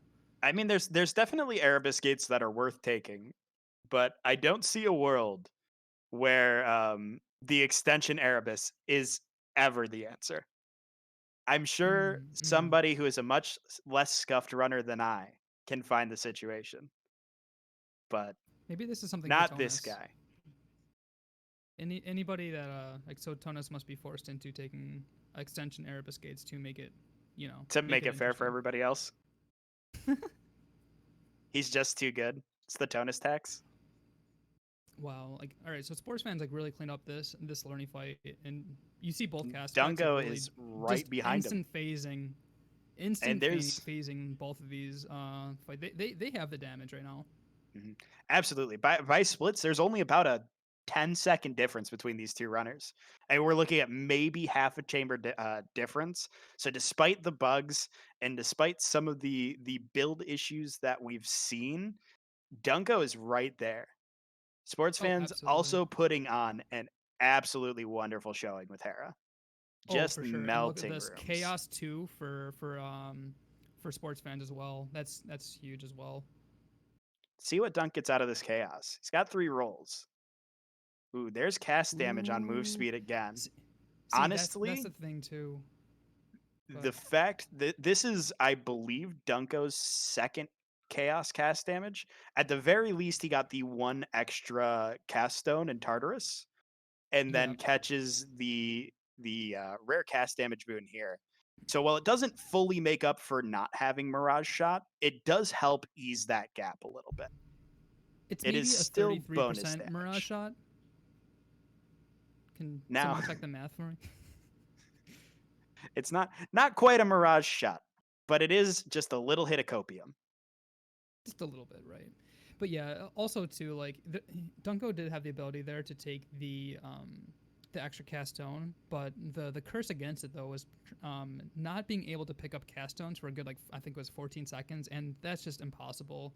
I highly recommend nobody picking up, even if like the reward is super good, that is like the top tier reward. Having not being able to pick up your cast stones on a castback weapon is just awful. Like, it's such a time loss. We have both runners coming into Asterius Chamber 31 dead even here. And it looks like Dunko's actually going to pull out into the lead on this one. Dunko Wow. has overcome This is nuts. all of the issues to hop back out in front here. Right. It was huge. I mean, And he a gets lot the of rooms, splash like, dash lining up- pickup. Wow, nice. A lot of the rooms you see like lining. Oh my god! And a fountain. Into a fountain? Dunko. Let's Dunko. See here. Oh, we've got no rolls on Sports Fans. Has to accept whatever Afro gives him. Looks like he took special. So we got the armored flame wheels here, though. We'll see like if if sports fans can get some maybe 34 luck, some 33, 34 luck here, like for some of those rooms as well. But man, I mean, you see a lot of these rooms really lining up for Dunko very well. I mean, you see the chaos right into the, I think it was like one chamber into the mid shop, into Patty, into boss, into a fountain. It was just so wild.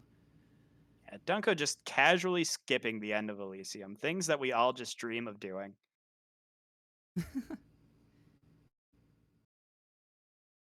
We do The have bolt on sports chamber fans 34 here though. making quick work of the unarmored bowman. Very similar enemy choices. A little bit better tile for sports fans. Dunko's going to wrap up just a little bit ahead out of 34, but we should be going into heroes pretty much even. This one is definitely neck and neck. Dunko rolls over the heart rend, ends up having to take mark. Is really digging for the mirage shot there. Whereas sports fans just, you don't need to buy anything. Buying anything is just basically an RTA loss, so we don't need to do that here. Well, you see, if you don't go by the shop, you can't accidentally talk to Charon and lose time to Charon going, huh. I mean, there is some like luck manipulation there for Charon, right? Oh, for sure. That's how I land Mirage Shot.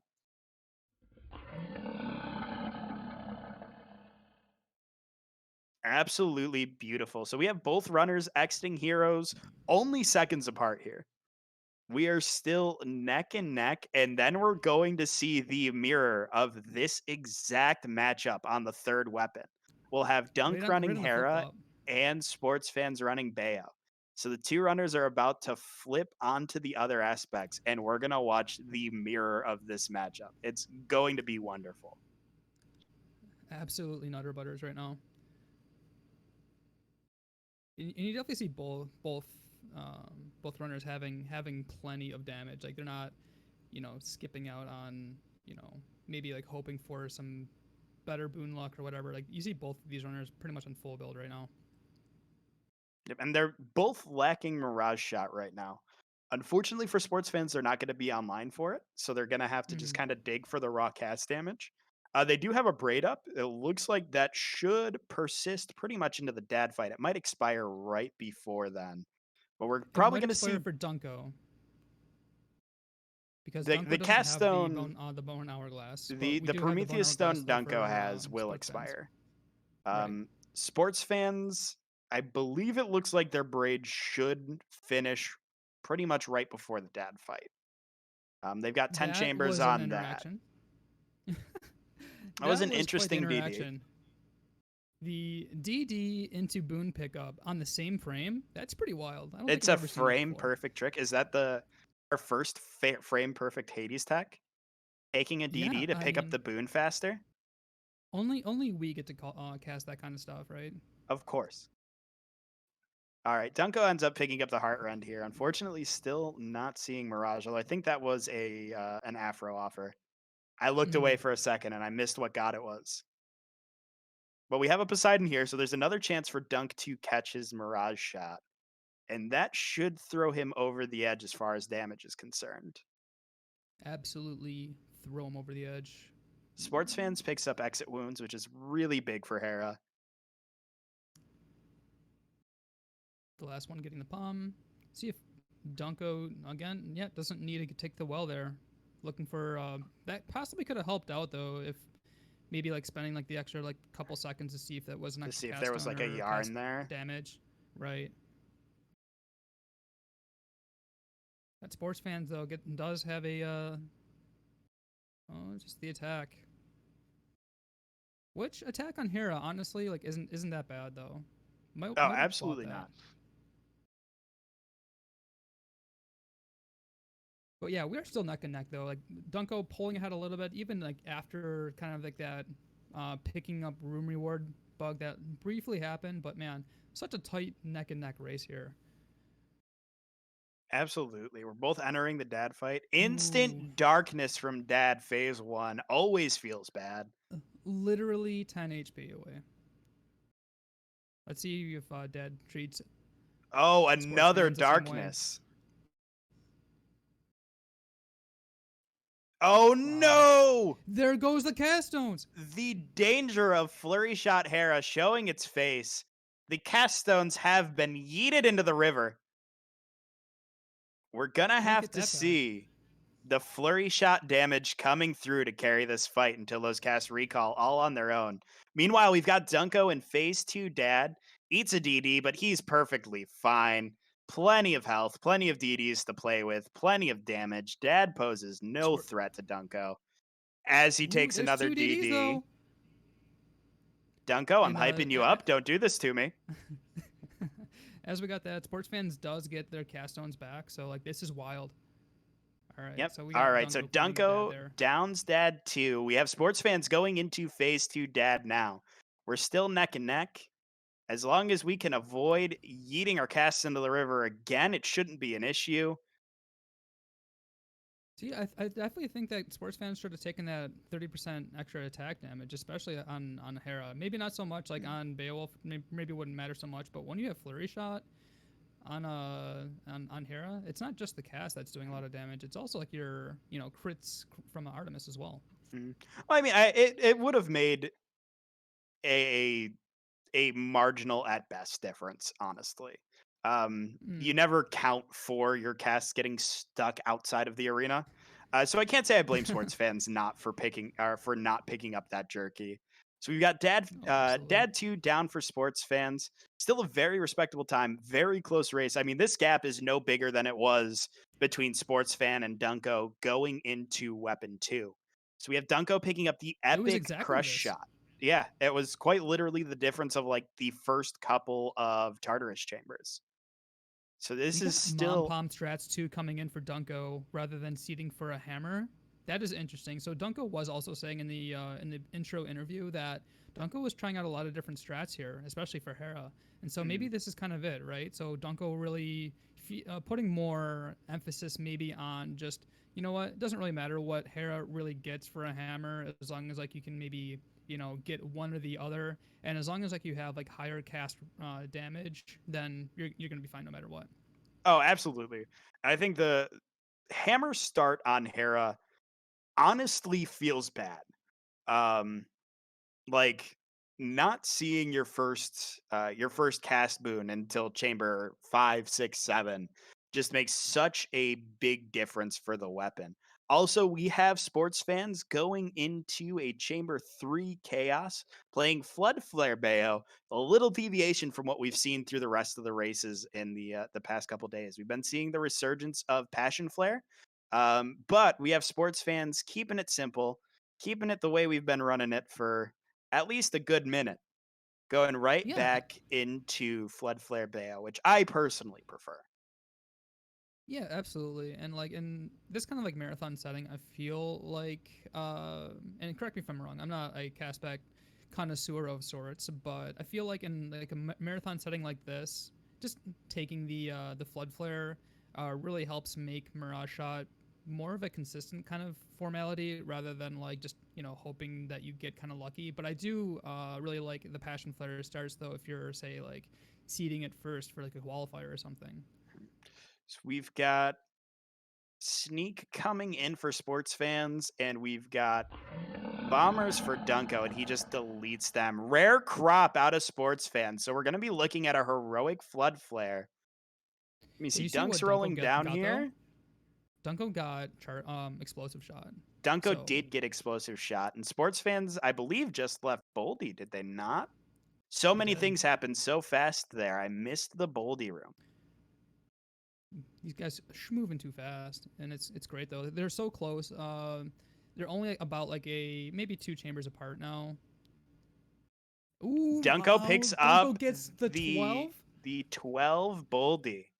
Got sports fans coming into mid shot. Picks up another palm for his Flood Flare. He's gonna have big Flood Flare damage when this crop finishes out. Absolutely. But really, no, sports fans really need to hoping to see the Artemis early, but if not, can definitely force it in Asphodel. And man, this room is pretty tough, especially when you got all these witches, but moving right through it. Yeah, not too bad. And they do have Demeter naturally in the God pool, so that does still allow them to end up with things like Snowburst or Ravwill without having to force Demeter later. Yeah, So I that's think really nice too. they're honestly in a good spot. Ideally, we'd like to see Artemis coming up in this end shop. We've got Dunk leaving Furies at about 38 minutes.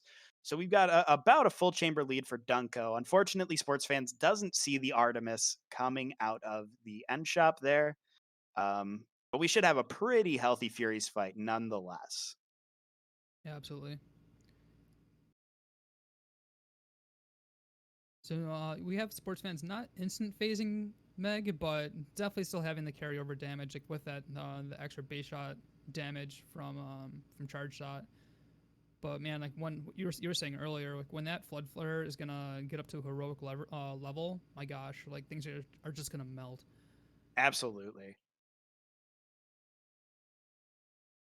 Dunk getting another palm in his cast. That cast is juicy right now. That's definitely what you want to see. I mean, having like 5 or 6 levels into your cast. I mean, doesn't really matter the rarity too much, but Dunko again. Remember seeding for that epic rarity. It's gonna be huge. Absolutely. And then we had sports fans picked up a Light of Ixion from the well in between biomes. So they're going to be going into a Chaos Gate here. Let's see if they can find some extra cast damage. That cast stone something. Ooh. One roll for it. Found There the it cast is. stone for minus dash range, which hurts so much in Asphodel, but that extra cast stone will be nice. We have Dunko going into everybody's favorite tile that now offers mid shop, the S room. You would say it's special, right? It's a pretty special room. It is special. This room Would holds a you- very special place in my heart, especially now that I can get mid shop out of it. On a tier list, would you put it on the S rank? Absolutely. S room, S rank. Ooh, Dunko there it is. Our lands first it. rush delivery. Hyper delivery for Dunko. We did it.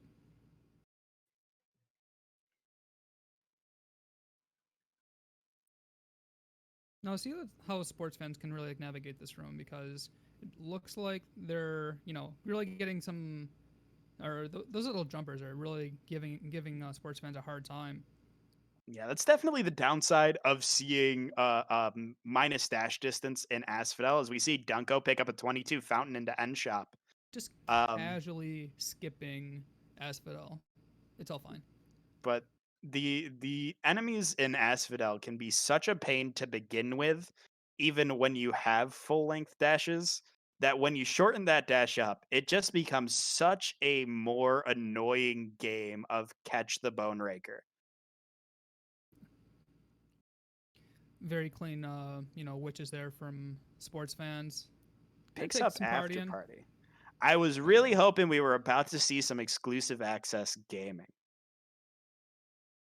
But that's probably the aren't we correct all- choice. We're here chilling out with DragonSquad eSports. We are all exclusive access gamers, right? Oh, absolutely. And don't forget, any money that comes in from this event goes directly to the prize pool, to artist pay, and to commentator pay.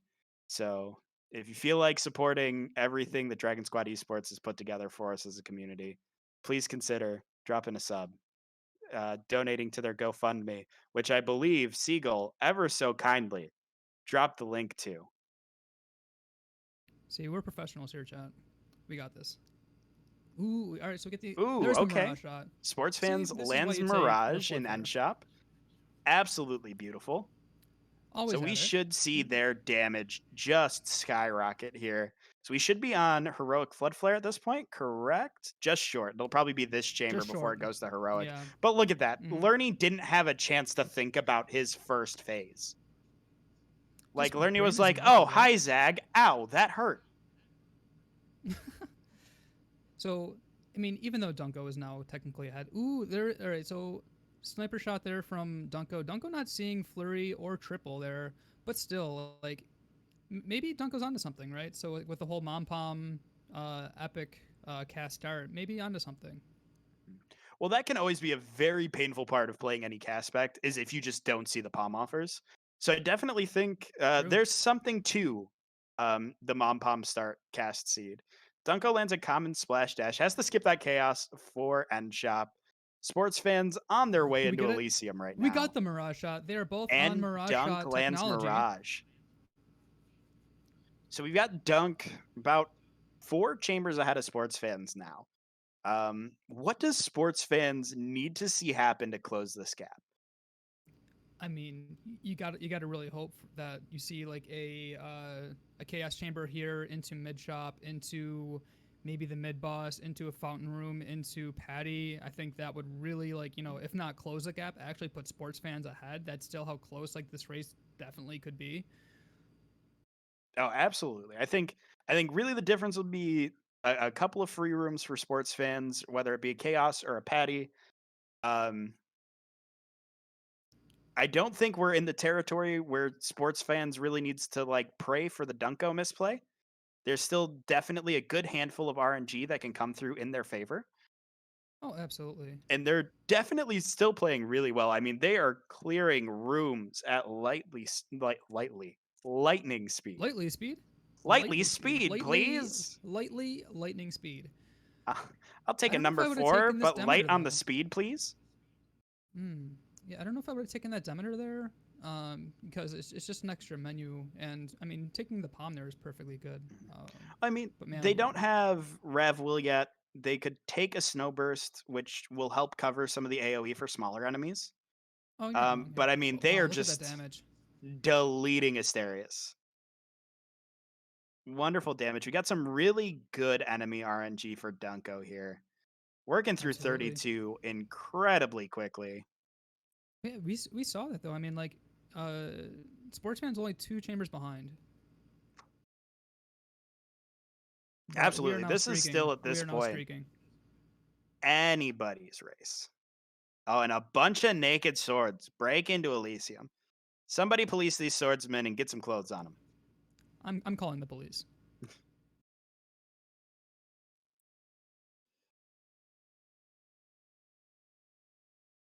We got Dunko there. Yeah, it is pretty interesting because normally we've Are we we've been rolling seeing down a for a lot. chaos? Oh, we rolled for a chaos. Ooh, Didn't quite see we it. did. Potentially even just maybe cast damage and stones too. So I mean, it's not like a Yeah, they are a holding terrible bone gamble, right? hourglass. I mean, So, it's always a honestly, tough call to anything is make, good. but I think if you have the extra rolls to spend in Elysium, it never hurts to roll hoping to see a chaos and skip one of these late chambers. We've got Dunko going into End Shop. He's going to be entering Heroes here very shortly. Very shortly, yes. Still no Rolling fountain the room here in palm. Elysium. Dunko, you madman. Gotta get that cast, baby. Unfortunately, though, for sports fans, not getting a fountain room, I believe, in Elysium to really help catch up. Really needs to see something free here in Chamber 34. 34 Patty puts them right in it, or a 34 fountain. Absolutely. Mm-hmm. So we've got Dunko exiting Support fire, Heroes. Bill. Support Fire. Let me tell you about my favorite boon, Support Fire. It does some amount of damage. Look at that clear from sports fans. There were swordsmen there. There certainly isn't anymore. Oh my god. Swordsmen? I didn't see any. Dunko picks up a that was yarn in huge, the that mid was the quickest biome. clear of 34. That was a disgustingly quick 34. That was beautiful from sports fans. Just like he drew it up, I'm sure. Oh, Ooh, absolutely. Frozen touch. Frozen I don't know. touch. Frozen touch on that? Okay. I don't think there was okay. really anything else to take. Yeah, that's all right. But we have look at Dunko though. I mean, full on display. This is gaming. When you don't have the flurry shot or the triple, right? So, definitely Dunko making it look easy. That anybody can do this, right? Oh yeah, absolutely. He's got explosive and sniper. Dunko is gonna say, I'm gonna take the bad hammers and still be insanely fast. When was the last time you took sniper shots seriously? Picks up Heartrend as well. Dunko, save some RNG for the rest of us, buddy. Please. Please. No, sniper shot though, actually pretty pog. Especially when you are having the Artemis attack there. Oh yeah, no, that's not to Base say damage that goes through the roof. explosive is a bad hammer necessarily, but it is also certainly not the thing you're looking for first hammer. I mean, sniper maybe not, but Sniper is triple absolutely with, a dead hammer. Explosive, pretty.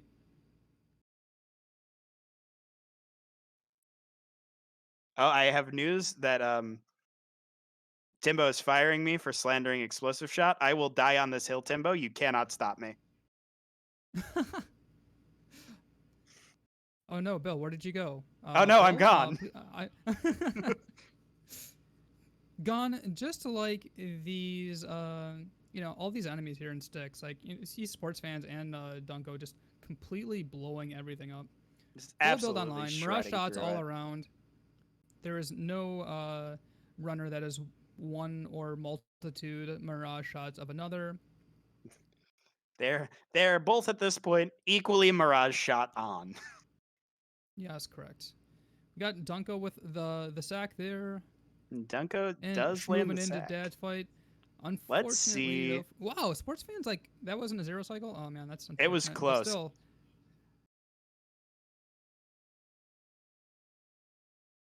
only a chamber behind for sports fans as Dunko gets into the Dad fight. I feel like Dunko has plenty of health here too. Should anything ever go wrong, but we'll see how the fight shakes out. Yep.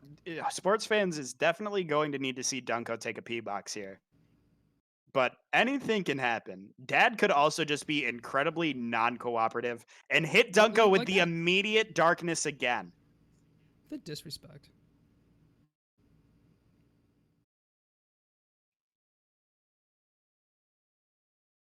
Oh, there it goes. And the Dad is second just darkness. shredding. Second darkness. Dad's not having it. Dunko did take Acorn here. Dunko is incredibly safe. I believe at this point, Dunko would have to put effort into penalty boxing. Would you say that Dunko's confidence level is pretty high? He very well may have high confidence, and rightfully so. Definitely. All right, here we go. Sports fans entering. Dad also gets the Also getting immediate it. darkness. Dad has been incredibly rude these past two Dad fights. Extremely rude. Ooh, Oh, there there's is DD a number DD 1. there. We just need to see 3 more out of Dunk. And Not there getting it, goes and there it is. Dad. 50, Congratulations. 44. Dunko will be moving on to our next round of races. Let's see sports fans finish up yet another clean Dad fight. And see that see that tidal flare damage there still? Absolutely. Like, this is a very strong Flood Flare. There's definitely some core boons that could have fallen into place a little bit better, but instantly knocking Only out the 30 seconds. last phase of Dad right behind Dunk. Very 30 close seconds race is all it took. the whole way Wow. through. That was absolutely fantastic. GG's to both racers. And I believe we'll have everybody coming in here in just a moment.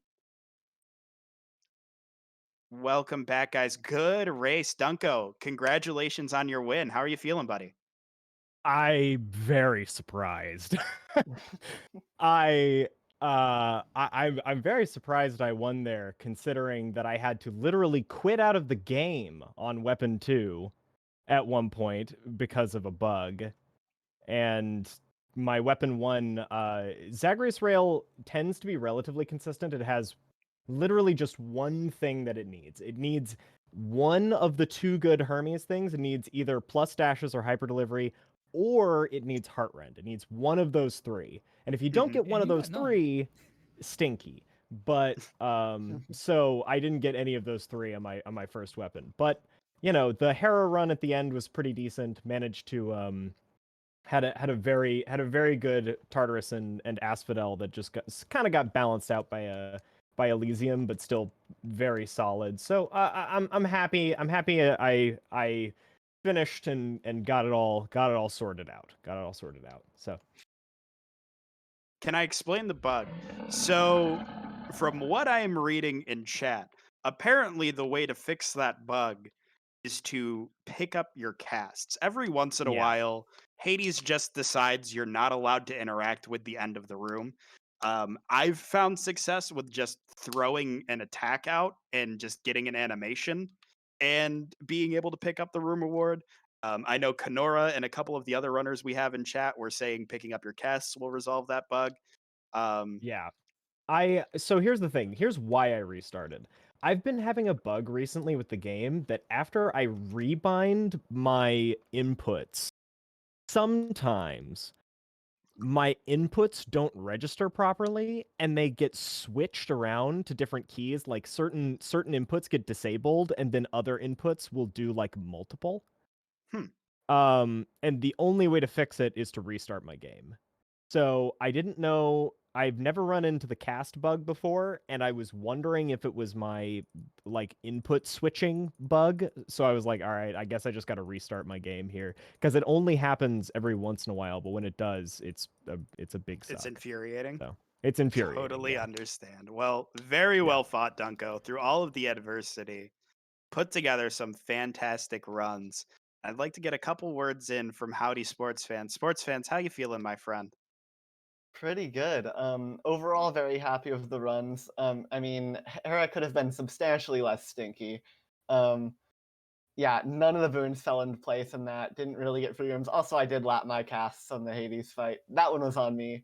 But generally good runs. I was really happy with how Bayo went at the end. I think removing half split, it was like a 1547. But Bayo got It everything was it a wanted. very good flood flare for sure. And like we've seen like a lot of people playing the passion flare on the Beowulf, and you still kind of like sticking to the guns of like taking the title flare. Maybe like talk to us about like what you think like the differences between both of those build trees. So it's a little complicated because like I feel like Flood Flare is almost more race safe, but it can be argued that Flood Flare is the high roll. There's an argument right now over which one is the high roll of the two. Pash Flare has a number of avenues to scale, right? Palms are going to affect it more because of higher base damage on Aphrodite Flare. But it does have the disadvantage of being less likely to get Mirage. And as we found when they're digging around in the game code, right? Or just looking at numbers, I forget how they found it. But anyway, Mirage doubles your damage on Bayo instead of giving you a 30% boost like it does on everything else due to like the way the flares are coded. Right. So because of that, I figured, it's kind of a low roll, high roll to go for Flood Flare because you're making it more likely to get the very good boon. But if you don't get it, you're kind of just mega stinky for the rest of the run. But yeah, so I just ended up going for Flood Flare because I figured like my build is going to need at least as much juice as Mirage Shot is going to give it, or else I'm not winning this race anyway. So I figured I'd go for that. Were you aware of how close you guys were? I mean, through weapons 1, 2, and pretty much the front half of weapon 3, you guys were separated by about a chamber and a half to 2 chambers in either direction, going back between you and Dunk that whole race. You guys raced incredibly close the whole time. It was amazing. It was neck and neck. Thank you. Yeah, I was not aware of that. Sorry, I was not aware either. Yeah, you guys were neck and neck pretty much up until about mid Elysium was where Dunko finally started to put some separation. But it was an incredibly close race. Both of you guys played incredibly well. Definitely runs to be proud of. I really felt like I would have. By the way. Damn. Yeah, I really felt like I would have been further behind after the Hera start because Hera had like a 4-minute Tartarus and then a 4-minute Asphodel. But apparently not, I guess. Nah, I had like a 343 Tartarus and then like a 350 Asphodel, so not that far ahead there, but then Elysium, like where Zagreal struggles when it doesn't get like the hyper delivery or the plus dashes is Elysium and Styx and the Hades fight. So like I got to the back half and I didn't have any of the 3 keys to my build, and I was just like, God, why won't things die? It's really funny because it sounds like we had our builds kind of stalled at the same point because I like didn't have Mirage Shot, had only like 5 palms and a common cast, I think, on Hera, and like nothing else really. Like no Mirage prereqs, nothing good from Well, so the build was just not hitting things. Sometimes Hades do be that way. We do have to start wrapping up and moving towards our next race. Dunko, sports fans, did you guys want to plug your Twitch? Anything you got going on, Dunko? Well, I guess I'll talk more about some things tomorrow, but like yeah, I'm not doing anything in particular besides just playing a lot of Hades and Hollow Knight, and twitch.tv/Dunk0 if you don't know me already. Yeah. Awesome. And sports fans, you have anything you would like to plug, my friend? Sure, I did start a Twitch for qualifiers. I may end up streaming eventually at some point. It's at twitch.tv/howdysportsfans if anyone's interested. Awesome. Again, Definitely give a follow. Like, I mean, like, Sports Fans is like what, a newer runner, absolutely, and like still like putting Yeah. up this kind of like solid, respectable time. Seriously, go give him a follow. Like, this was an awesome race to watch and cast. yeah, both of you Yeah. guys, phenomenal performances. Dunko, congratulations on moving on to tomorrow's races. We're looking forward to seeing some more. And I think that's going to wrap us up for race 3. We'll be coming back here in just a few minutes with our 4th race for the day. And yeah, we'll be right back. Thanks again.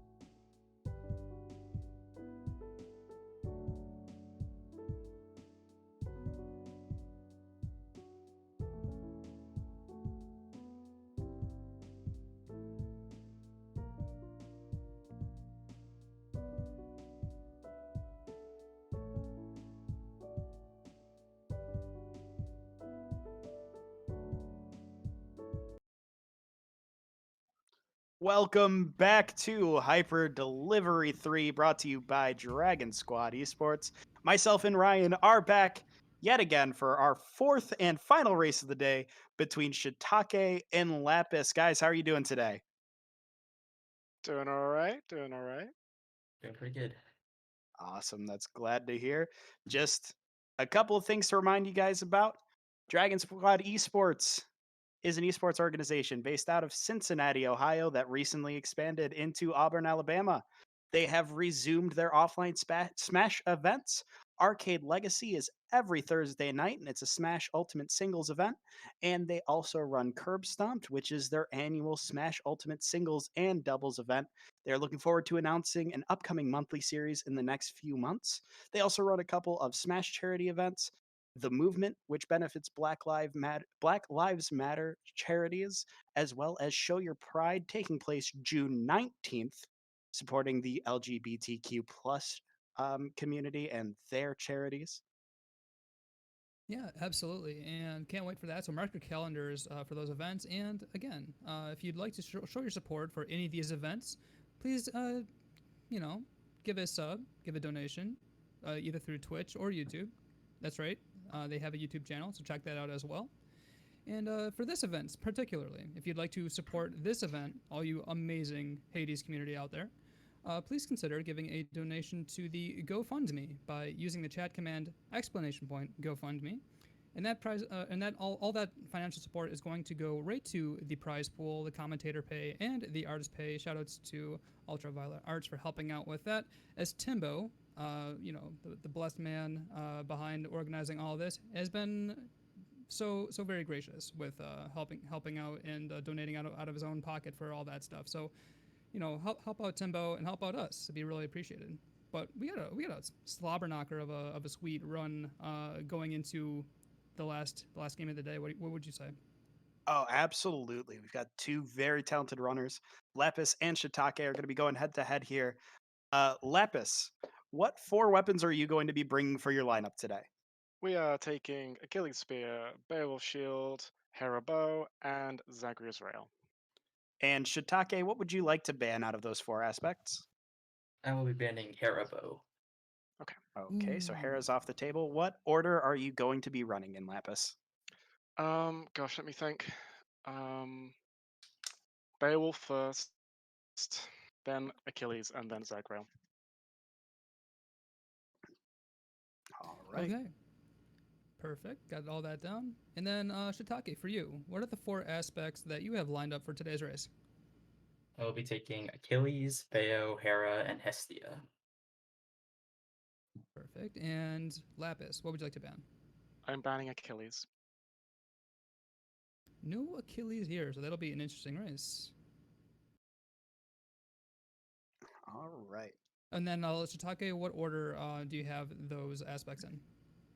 I will go Hera, Beo, Hestia. Hera, Beo, Hestia.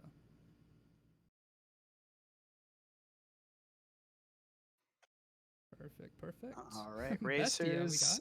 got. And if you would like to get your seeds out of the way and head over to the pack, we'll get the countdown going here in just a moment whenever you guys are ready.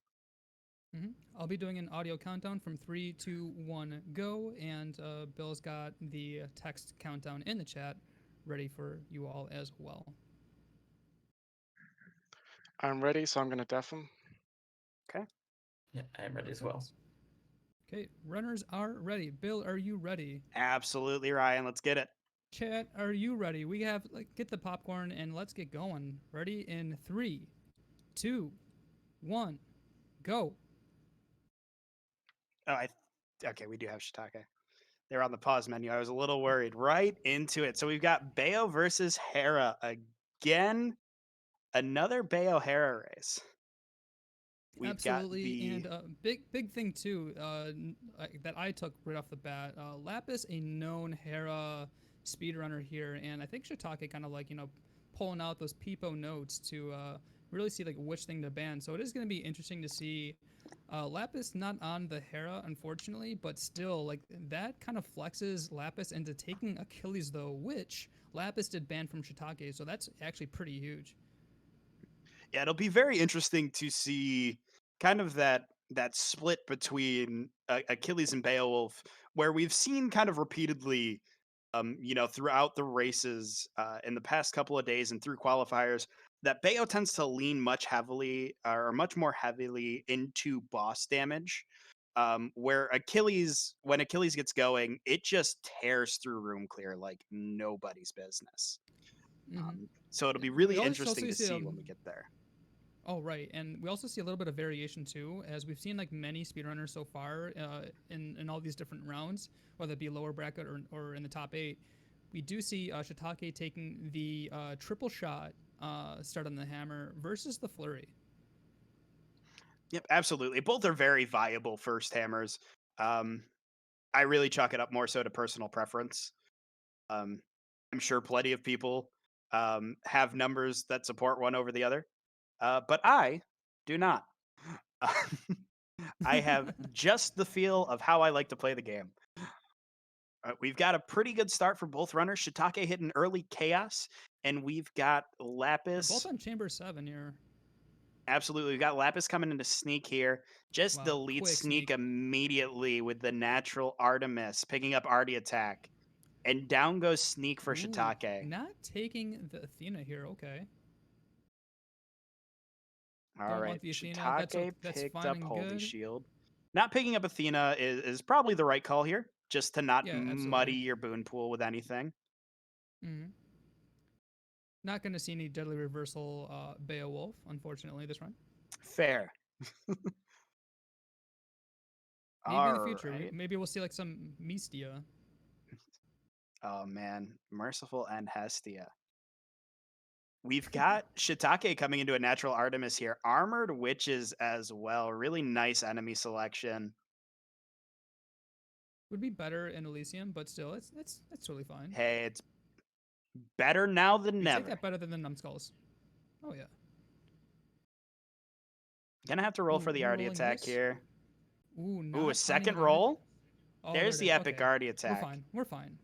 Had to roll a little bit more than we would like to, but still landing what we need in the end. Very useful. Shiitake getting, or I'm sorry, Lapis just got another palm into their cast as well. Very key to the build. Feeling very comfy right now. And a nice Chambers 12 skip for Lapis as well, going right into the mid shop, whereas Shiitake having to, face some armored wretches here. And Lapis just landed +1 dash. Maybe not exactly what you'd like to see from Hermes, but still not bad. Still, a reasonable Hermes to catch.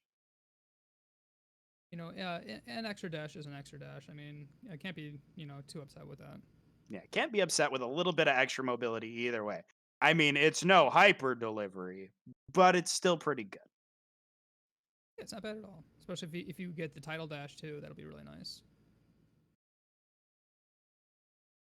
All right, See we've here, got the Lapis difference through. between I'm sorry. difference between difference between Shiitake and Lapis, really neck and neck right now. Just about entering or exiting the Furies fight, pretty close, but Lapis with a little bit of a lead. Yep, and we're likely going to see both runners forcing Poseidon here to open up Mirage Shot. We get exactly that. Shiitake lands an extra cast stone out of the well. That could be really big for their room clear here. Lets them save a little bit of time trying to manage their cast. Lapis picks up the chaos, though. Let's see if we get a cast stone or some cast damage out of this. Ooh, first room chaos for Shiitake as well. Wow. There's a cast Lapis stone. gets the cast stone. Let's see what we get from Shiitake. Another cast stone. Turns down the cast stone. It was on an attack curse. And with the fact that they don't have the rolls to really move away from that, so it's totally understandable to accept that. There is a little bit of fear in Shiitake's dojo. A little bit. You gotta respect Hades sometime. I swear these two are on the same seed somehow. They both left chamber 18 S room into a chamber 19 mid shop. Except Shiitake catches Eurydice. Let's see how Lapis handles this power couple fight. Good timing on the Meg. And just gets it. Nice, perfect. Very good fight. Hard rolling for the Mirage Shot. Rolling does not down. get it, but we'll pick up the pressure points. Landing pressure points still really nice. Allows your cast to crit. does add a little bit of damage. I mean, it's maybe like a tenth of a Mirage shot, but it's a portion of a Mirage shot nonetheless. Yeah, and still, Shiitake is still looking for it as well. So no one runner is an amount of Mirage shots ahead of the other, if my math is correct. Wow, we have a lot of Bloodless here though for Shiitake in Chamber 22. Here we go. Second Hermes here for Lapis. Greater haste. Into Wow, this is Eurydice the very 22. tail end. This is gonna catch him up. That's a very big free room here. That's going to put Lapis in a bit of a lead. I feel a little bit They're comfier about for the a moment. same. They're right neck and neck. They're entering like the. They're going to be entering the Lerny very at the end. exact same time, actually. You are This is correct. wild. Another And palm into just enough Passion Flare money. for Lapis. Wow. These builds are pretty much dead even, too. Absolutely. Let's And, watch the Lerny fight. The synchronous Lerny fight in the race. Absolutely. And like, it's And only they're a weapon 1 too. Both or on aspect 4 one, rather. cast stones. Like, these builds are quite literally identical, except for rarity on Artie attack and a palm and splash dash. Yeah, and at that point, it's like really like a coin flip. Honestly, neither of them have Mirage Shot yet. Shiitake is pulling just a little bit ahead, clearing the Lerny heads, though. They're going to have a Unfortunately, Lapis similar... getting like a lot of the blue heads. Yeah, they're going to have a similar exit time here. Shiitake did lose a DD, did have to pay the Lerny tax. Let's see if Lapis can escape No without Lerny it. tax for Lapis. And they do. Wonderful Lerny fights from both runners. We're going to be entering Elysium at the exact same time. We've got a race, folks. I mean, like right from the very start, it's been like an absolute like neck and neck showdown here.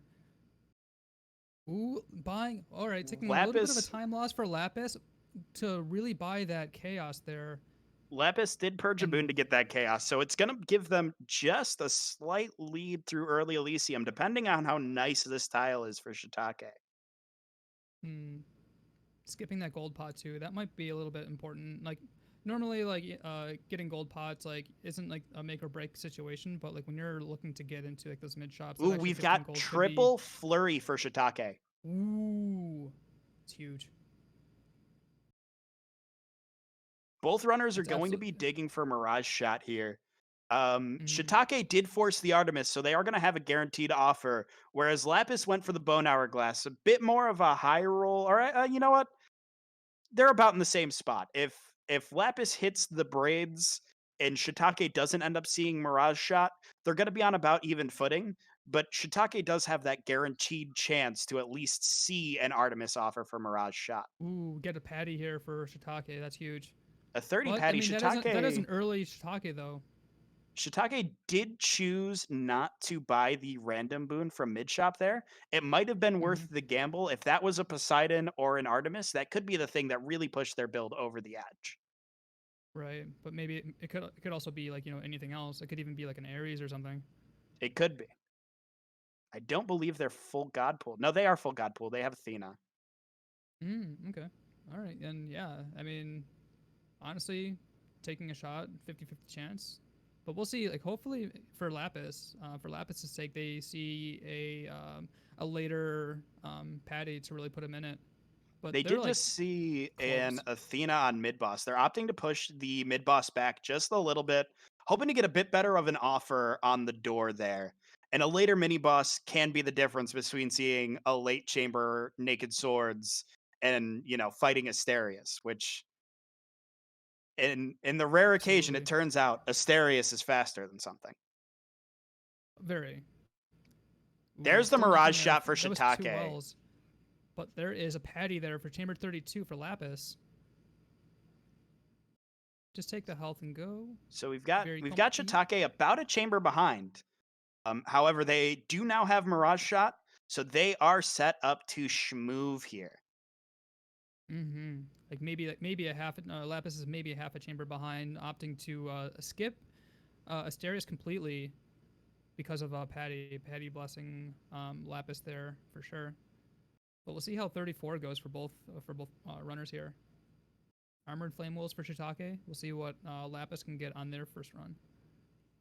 Looks like we have non-armored enemies, but we're clearing through 33 pretty quick. Ooh, Picks up Heartrend. Okay. Heartrend is certainly a boon that you can land on Pash Flare Beowulf. What? A fountain room there for Lapis. Ooh, a fountain on a palm. We are going to be entering heroes neck and neck again. Nobody can make Can you believe headway this? in this. Shiitake picks up greater recall. We will not be losing our casts in the dad fight today. That's right. No yeeting the cast into the river anywhere. Look at this damage by both players, right? I mean, so what's really huge for Shiitake's build, having a flurry and triple right off the get-go, is because of that epic Artemis attack. Just, man, really putting that build together and just shredding a whole bunch. And look, they both kill the heroes at relatively like the almost exact same time. Absolutely. We are just seconds apart on either side here. Nothing too big coming out of the mid biome wells. Lapis not really getting the really good luck though, unfortunately, from the well there, unfortunately. So opting to kind of like take a pivot and taking the dad call there instead of the bone hourglass. So gonna scrap the bone hourglass to get the dad call. Yeah, unfortunately, we didn't get the big, braid or Prometheus stone out of the well. That is the gamble you take when you take Charon's keepsake. It's just something you kind of have to accept. It is what it is, baby. But man, you see like all these two different builds here, like just really like going through these Styx rooms like nothing. Absolutely.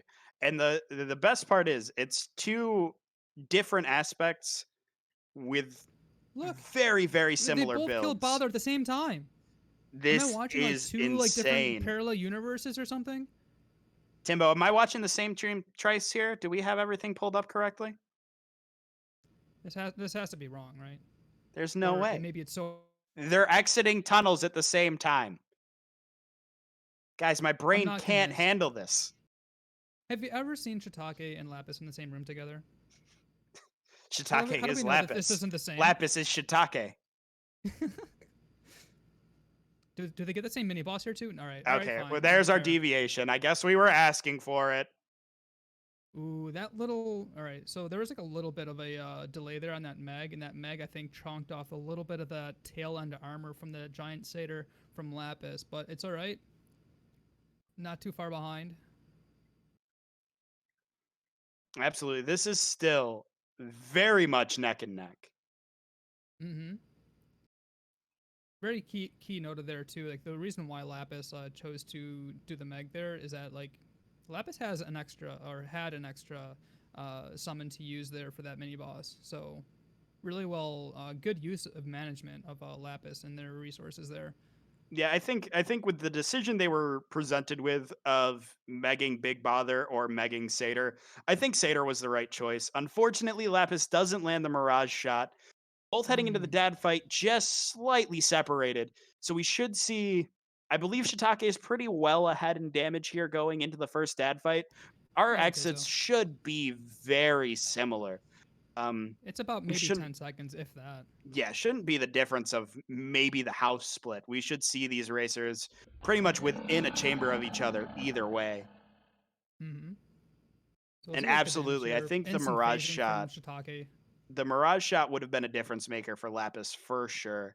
Ooh. Shiitake does get a darkness right out of the first phase of Dad, though, but just instantly melting him into his next health phase. This damage is nuts. Another darkness, though. Lapis is getting some windows to come back. Early. Ooh, Lapis got a darkness as well. It's all right. It's okay. I mean, look at this. Like they're both like really close. Yeah, absolutely. I mean, the dad exits are not going to be incredibly different. I mean, there's still a lot of race left, and we are about to see Bayo versus Flurry Jab Achilles. And well, I would like to think that at this point, Bayo has kind of been the MVP of Hyper Delivery 3. We all know that Stabby Rail is nothing to joke about. It can move. It can move. Yeah, so we've got both racers finishing up Dad 1 roughly the same time. Like I said, just a little bit of difference between the two, but it's Maybe pretty 15 much seconds. negligible at this point. It's the Yeah. difference of a chaos gate at best. Absolutely. So now, so this is like what I was kind of like talking about, or we were talking about earlier, right? Is that Shiitake knows that Lapis' most comfortable, probably most ran weapon would be Hera, right? So opting to ban Hera, but Achilles kind of good aspect, would you say? Yeah, Achilles, it turns out when you play Rail without it actually being Rail, it's still fast. It's pretty good, and so that I was really looking forward to seeing like this because I want to see like how Lapis handles the Achilles here, and then obviously banning Shiitake from using Achilles at all. So it's going to be really interesting to see. Takes the time to really look. Yep, this is the flurry jab. This is what we wanted. This is the dataless hammer that we wanted for Christmas, and we're gonna see some really interesting stabby rail, as Bill points out, to versus a castback of Beowulf. We'll see. It's gonna be really interesting to see how both of these go. And also, did you know that Lapis? I've been seeing a lot about Lapis' streams, and Lapis actually prefers the Zeus attack on Achilles to the Artemis. What do you think? That is very fair. Both builds do have their own strong points. I think that the Artemis Achilles spear kind of makes up for some of the boss damage you lack. But having Zeus attack, it opens you up for things like splitting bolt, jolted. They Ooh, make natural Artemis here for Shiitake. they make big differences in that room clear. Shiitake also just finished up a cast curse that gave them bonus cast damage. Picked up an extra cast stone from the well. They're already And online gifting for bolted. Mirage. Lapis picks up Hydraulic Might. Really nice secondary boon to catch from Poseidon. And we have another Oh, for Flood sure. Flare Beowulf. That's right. The second Flood Flare, as opposed to Lapis choosing to use the Passion Flare there for their run. Ooh, leveling up a Hydraulic Might over the dash? What world are we in? That All right, is they interesting, are right? catching a Chaos here. It's an interesting choice, but it works. Dash It's strike gonna help. damage. Dash strike Opting damage to is pretty big for taking the Achilles. chop. Ooh, gets the Gets all the right, Rev so Well. oh no. So well, this closes off the God Pool, right? So having the Ares for Shiitake closing out the God Pool there. And we're gonna have Lapis pulling Blood through Frenzy. their boss as well. Shiitake's got about a chamber lead here, but not anything insurmountable by any stretch. This is the what we have Lapis with the Aphrodite cast, as some notable members of the community just love having the Aphrodite cast. I Eleanor personally like to find Afrocast on Achilles myself. I mean, I don't hunt for it, but it's nice. Oh, it's wonderful. All right, so we've It got is, it's so fun watching. Ooh, we've Shiitake got the just Mirage landed shot for Mirage Shiitake. out of Tartarus. Wow. I would say that at this given moment in time, that Shiitake is maybe roughly 1.5 Mirage shots ahead of Lapis. That is a fair statement, Ryan. They're most certainly at least one Mirage shot ahead. And they got a cast damage boon. Yeah, no, they are easily 1.5 Mirage shots up. I would say probably maybe 2 at this point. Given But we've got the Lapis Chaos Curse exiting here. Meg. Again, about a chamber behind. There's plenty of things that can go in So either much race to go on. direction in the rest of this race. I mean, this is quite literally up in the air, but we are about to watch Shiitake start zooming. Oh, absolutely. And like, so keep note of this as well, that there's only, I believe it's only common rarity, right, for Shiitake's Flood Flare, and it's only level 2. So even though, like, yeah, Shiitake does have the Mirage shot, which is like absolutely busted, Shiitake's really gonna need to look for more palms to level up that, or maybe find like a rare crop or something as well to really help increase that damage for later on fights. An interesting strat coming out of Shiitake as well. They took Lambent Plume into Asphodel. Really? Wow. They that have is, taken Lambent Plume. something. That does open them up to catch greater recall naturally. They Does could just get open it them right off up of anyone, right? for rush delivery as well, if I remember correctly. Just having Plume. Yeah, actually, yeah, you can just have rush delivery. One of the prereqs for getting rush delivery is just having the Lambent Plume. You can just get, rush delivery right in Tartars if you really wanted to. So we are See seeing here. some Plume strats online. Nice clean fight there for the power couple and clear, moving a little bit fast, 1.2% faster, and having that dodge chance also very well. And we got Lapis as well, cleaning up the witches right here. Very close race. Absolutely. Having to roll for the Artemis Rolls for attack. Oh, gets the There it gets is. the epic level attack there too. So I guess we see like Lapis like really going against like what the comfy kind of strat is there for Lapis like really choosing or really enjoying playing the Zeus attack on Achilles, but having how could you be mad at having epic rarity attack for the flurry jab? Big roll down for Achilles. Shiitake landed them Eurydice too. hyper sprint, and they're now catching a Chamber Both 22 get Eurydice. Eurydice on 22 for both runners. This is the same seat. Are we doing it again? So all right, so Seagull. All right, shout outs to Seagull and the wonderful job that Seagull has done for modding Hades and speedrunning. Now, is there a way that like the HD3 mods have like put them on like the same sort of like, I don't know, seed or route or something, because like this is absolutely wild.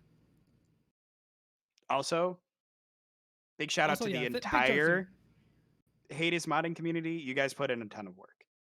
Oh yeah, absolutely. Elementa P, Museus, and I'm sure like others as well in the community that have not maybe not did hard coding or whatever, but it's doing research. I know Kenora is big into it. And anyone else that has helped even just test things. I know Baj did like the crazy max heat with like the routed runs. Like that was just wild. So yeah, big shout outs to the mod community for even helping this event to be a thing.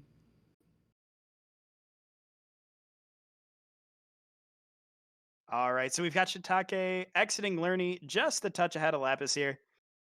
Let's see what they scoop up. They're going to take Bone Hourglass.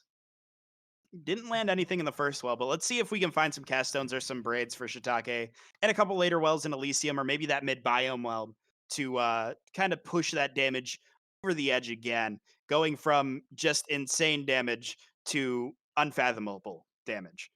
Oh my god, we got the extra cast damage here too for Lapis. Lapis is going to have so much damage on his Achilles crush shot. Yeah, like so instead of like going from 2 Mirage shots behind, he's Lapis is only like maybe a half of Mirage shot behind now. Yeah, they're doing great. This is incredibly neck and neck. This is wild. Oh, we do have a chaos here though for Shiitake on chamber 28, so that's actually really huge. It's a well-timed chaos for Shiitake. Absolutely. Let's see what they get on this. No hyper delivery from the second Hermes, but right into a chaos.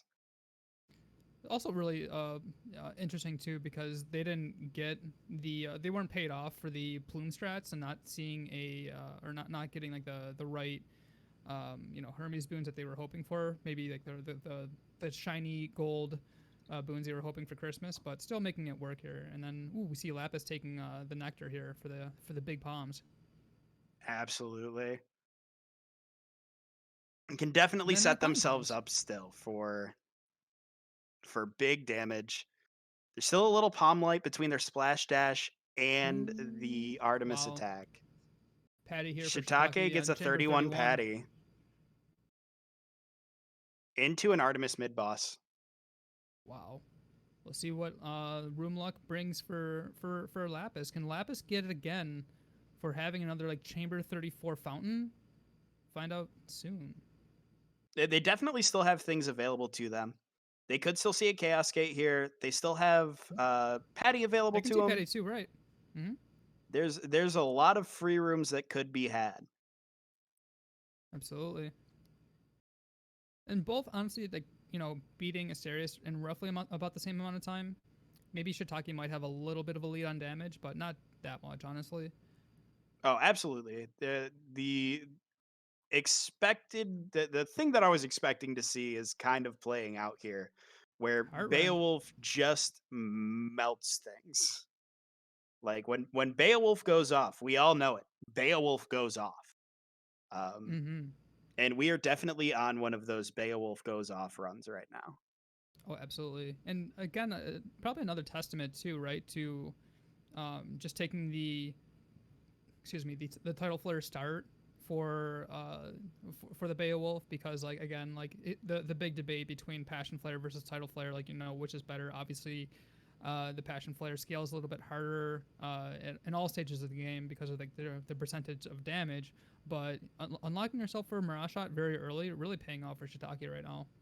Absolutely. Landing Mirage Shot in Tartarus was Ooh, huge. Chamber 33, 34 Chaos here for Lapis.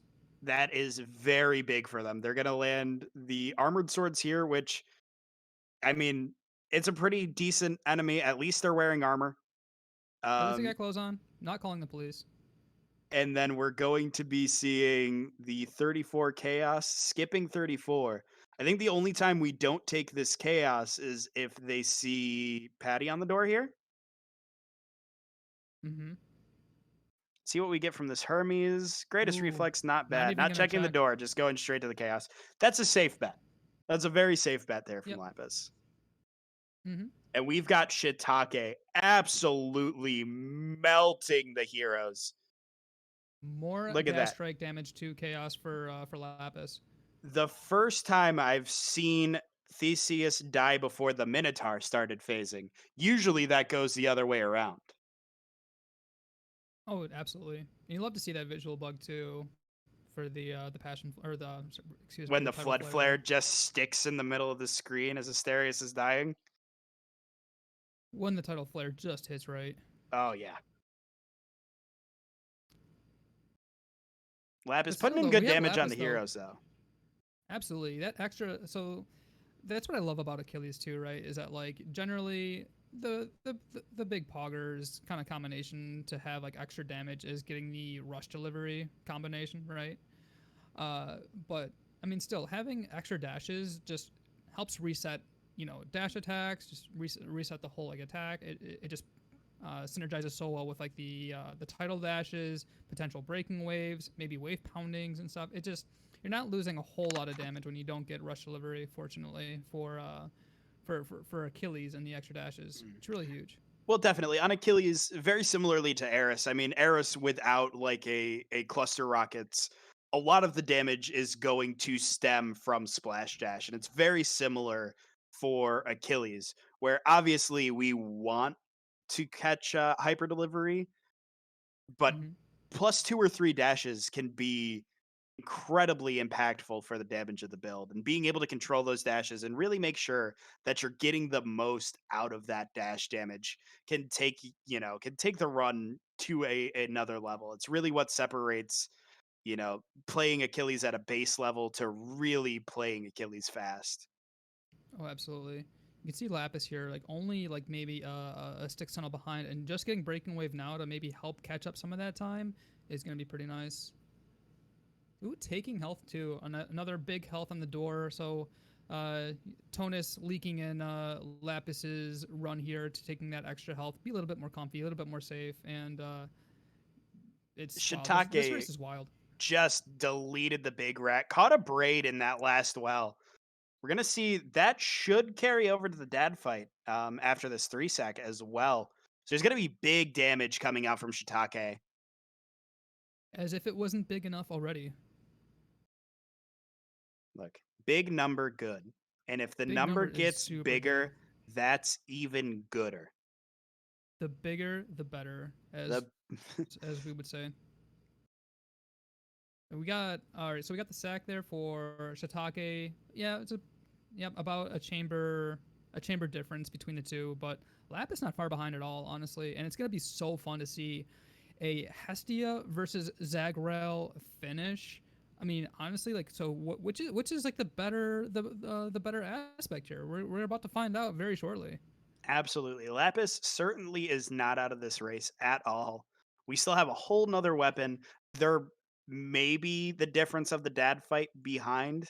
I think we should be seeing Oh, Shiitake look at that enter damage. phase 2 dad right around the time that Lapis is That starting the damage dad fight. is disgusting. Shiitake is absolutely melting dad, hitting him with a little Malcolm in the middle. You're not the boss of me now.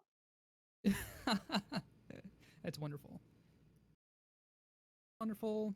This whole community, and if this whole community would like to help support all these runners here and doing helping with the GoFundMe account and getting up the prize pool for all these awesome runners, that'd be awesome. Use the exclamation point GoFundMe, and that'll give you the link to popping in the a few dollars here and there goes a long way, as this community is just super amazing. It goes towards all the prize pool money, the artist as well, and all of us commentators. So we appreciate that. Absolutely. We have Shiitake finishing up here with the dad fight, and Bill, you were spot on. I mean, as soon as Shiitake finishing up the dad fight, we have Lapis on phase 2. Boss damage been very good for Lapis too. Absolutely. Lapis is cruising. And we've got Rocket Bomb start Shiitake here seeding for Hestia. Rocket Bomb.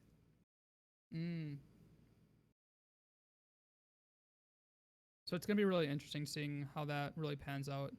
Lapis just finishing up the dad fight. Now getting into Zagreal, really excited to see how Lapis pulls together a Zagreal. Is it going to be a similar build to that of Dunko, as we saw just last race, or is it going to be something different? We'll see.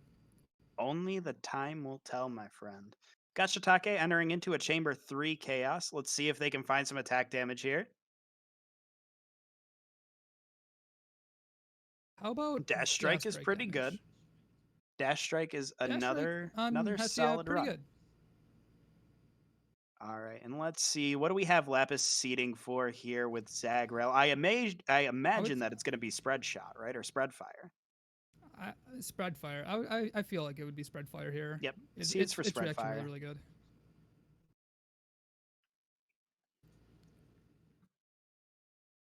So about 3-4 chambers ahead right now, but it's okay.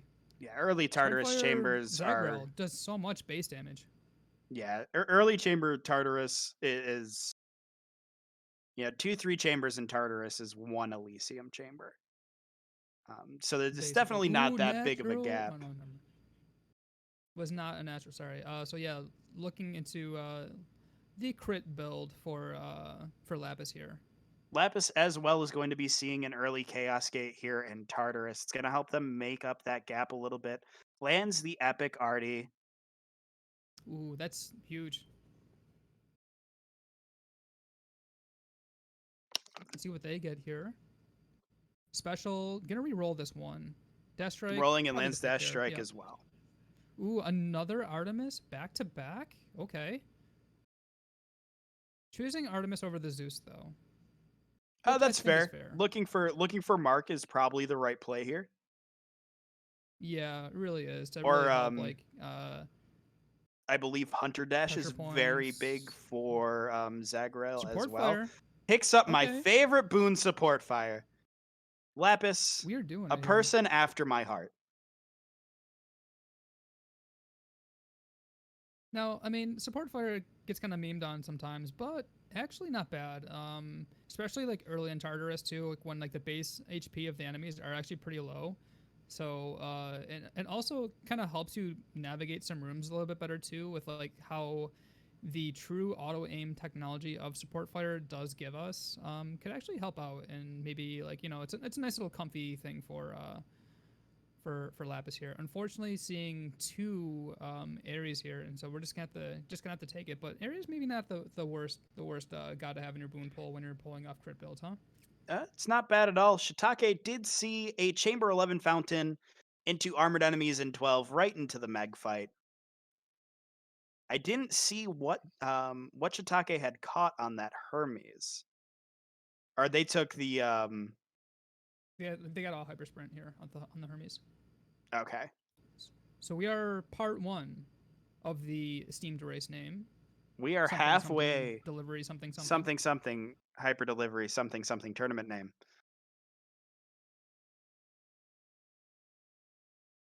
Nice clean fight there from the Hestia from Shiitake here. Absolutely. And we're going to have Lapis rolling into chamber 12 now. Hopefully we're going to see No free rooms some to speak of, unfortunately. decent enemies. It's all right. You don't get the free rooms now. It just means you got better chances to get them later, right? That's how that works. I That's mean, how as I someone that has cope. grinded the the qualifiers for quite a long time, did not work in my favor, but maybe it'll work for others. As I mean, yeah, it's absolutely fine though. I mean, as long as we see, I guess we do have an Athena here, so maybe some deadly reversal on top of the crit build for Lapis sounds pretty good. While we have the epic attack here for Shiitake. And here comes our hyper delivery offer for Shiitake as well. Just watch how Here we go. Shiitake manages their dashes on Hestia. Their dash movement something is to see. so incredibly clean. V clean for sure.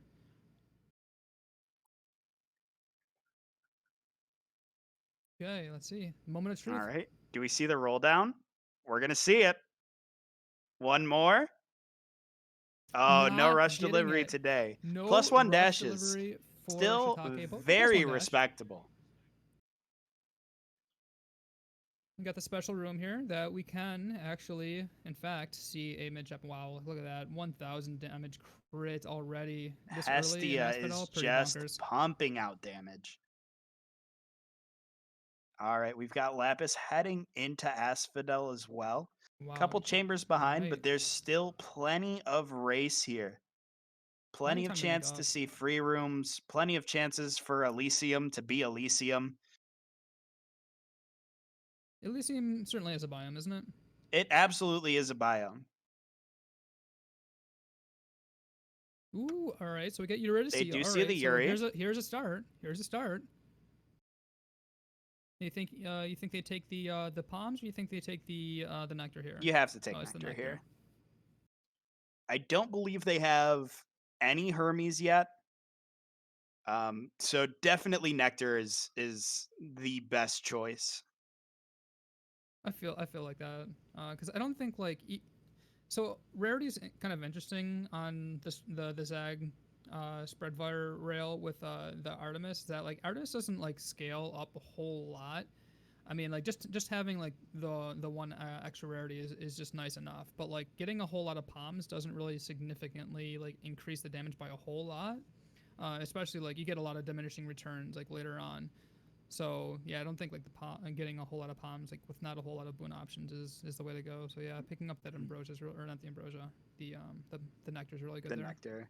Lapis did have the 4-witch meg go a little bit sideways. Still overall a very clean witch fight from Lapis though. Absolutely. Moving forward, gonna get through these last couple chambers of the biome. Really looking for a free room. Maybe if we can catch a fountain on 22, we can close this gap just a little bit. Mm-hmm. Meanwhile, Shiitake is just shredding through Lerny. Absolutely. Did that Bone Hydra summon some of heads, these, Ryan? I don't know. I mean, I blinked once and I didn't see any heads. So like, I'm just gonna play it safe and assume no, that I didn't see any heads. It was just kind of Lerny, putting a little blanket on, wanting to feel a little bit comfy, maybe chilling from all that lava he's been in. So I don't know. Makes sense to me. All right, here's a Hermes for Lapis. +2 dashes. Okay. You know what they say, +2 dashes. One more than +1 dash.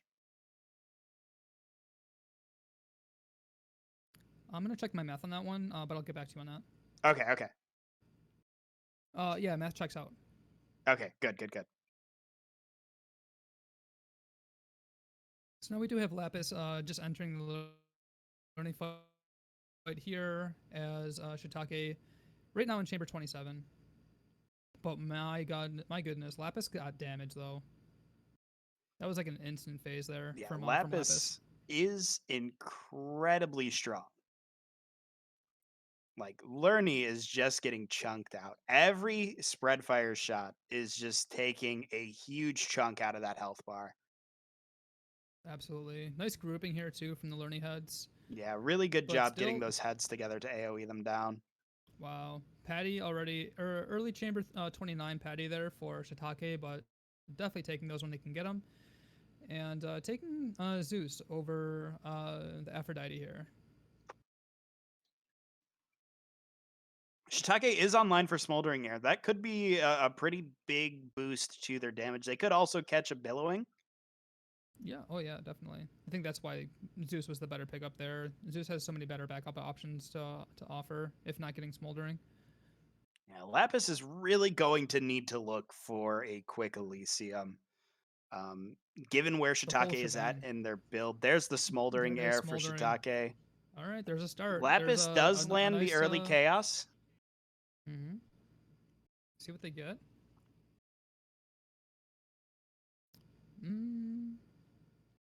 Rolling Double down. roll? Okay. Unfortunately, Chaos is not having it. Just takes the curse that hurts them the least and moves on. Yeah, that's pretty fair. I mean, like as the Zagreal cast or aspect really isn't a castback, so like not really needing to worry about it too much. They're just, you know, holding down the attack button and letting the spread fire do all the work here for them. While we have Shiitake opting not to take a palm, getting some health, feeling a little bit more safe, more comfy, you know, for the fights ahead. Skipping the Lapis wow, that's bad luck for Lapis. skipping Patty in favor of mid shop. It's an That's very unfortunate unfortunate. offer. They really did need that free room. They get the Well, fountain, there's the never free room. punished, and they landed Heartrend. Okay, that's something. That's But a still corner to about turn. two and a half chambers behind Shiitake. Shiitake is entering chamber 34. See what they get. But this damage from Lapis really good. Absolutely. Lapis is not out of it yet. It's certainly a tough climb, but it is doable. Oh, absolutely. Wow, so much damage coming out of that Zagreal, and even support fire too, right? Absolutely. Support fire is really the MVP of this build. Wow, look at that damage. 1,300 crits coming out And of Shitake's catches bestie. the Hunter Dash. But we get to see like support fire really helping out with the against these little baby flame wheels too, right? Absolutely. Support fire is just great at tiny rat rooms. I think people should put more respect on support fire. It's probably the best boon in all of Hades, honestly. All right, well, we do have Lapis getting a second hammer offer here, just as Shiitake finishes up the heroes fight. Very clean from Shiitake here. Absolutely. Shiitake is going to be moving into sticks. Taking the acorn for big safety here. See if we can catch a break for Lapis. They're gonna Unfortunately, need not going to a- be able to see Patty. They're going to need a pretty good selection of enemies. Lance Cluster Bomb. They need to see some really good enemy RNG. Armored Swordsman, not bad. It's not bad at all.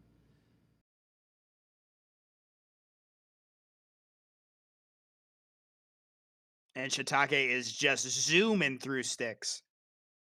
Absolutely, just zooming through here. Not I a just worry love, in the like, world. Just love seeing this movement by Shiitake, right? I mean, like it's just so beautiful to watch, right? Like you see like people that would maybe start off playing Hestia like from like, you know, a long time ago to like to playing now, and seeing the progression of like how like movement has drastically improved, you know, their speed, their time. It's so wild to see.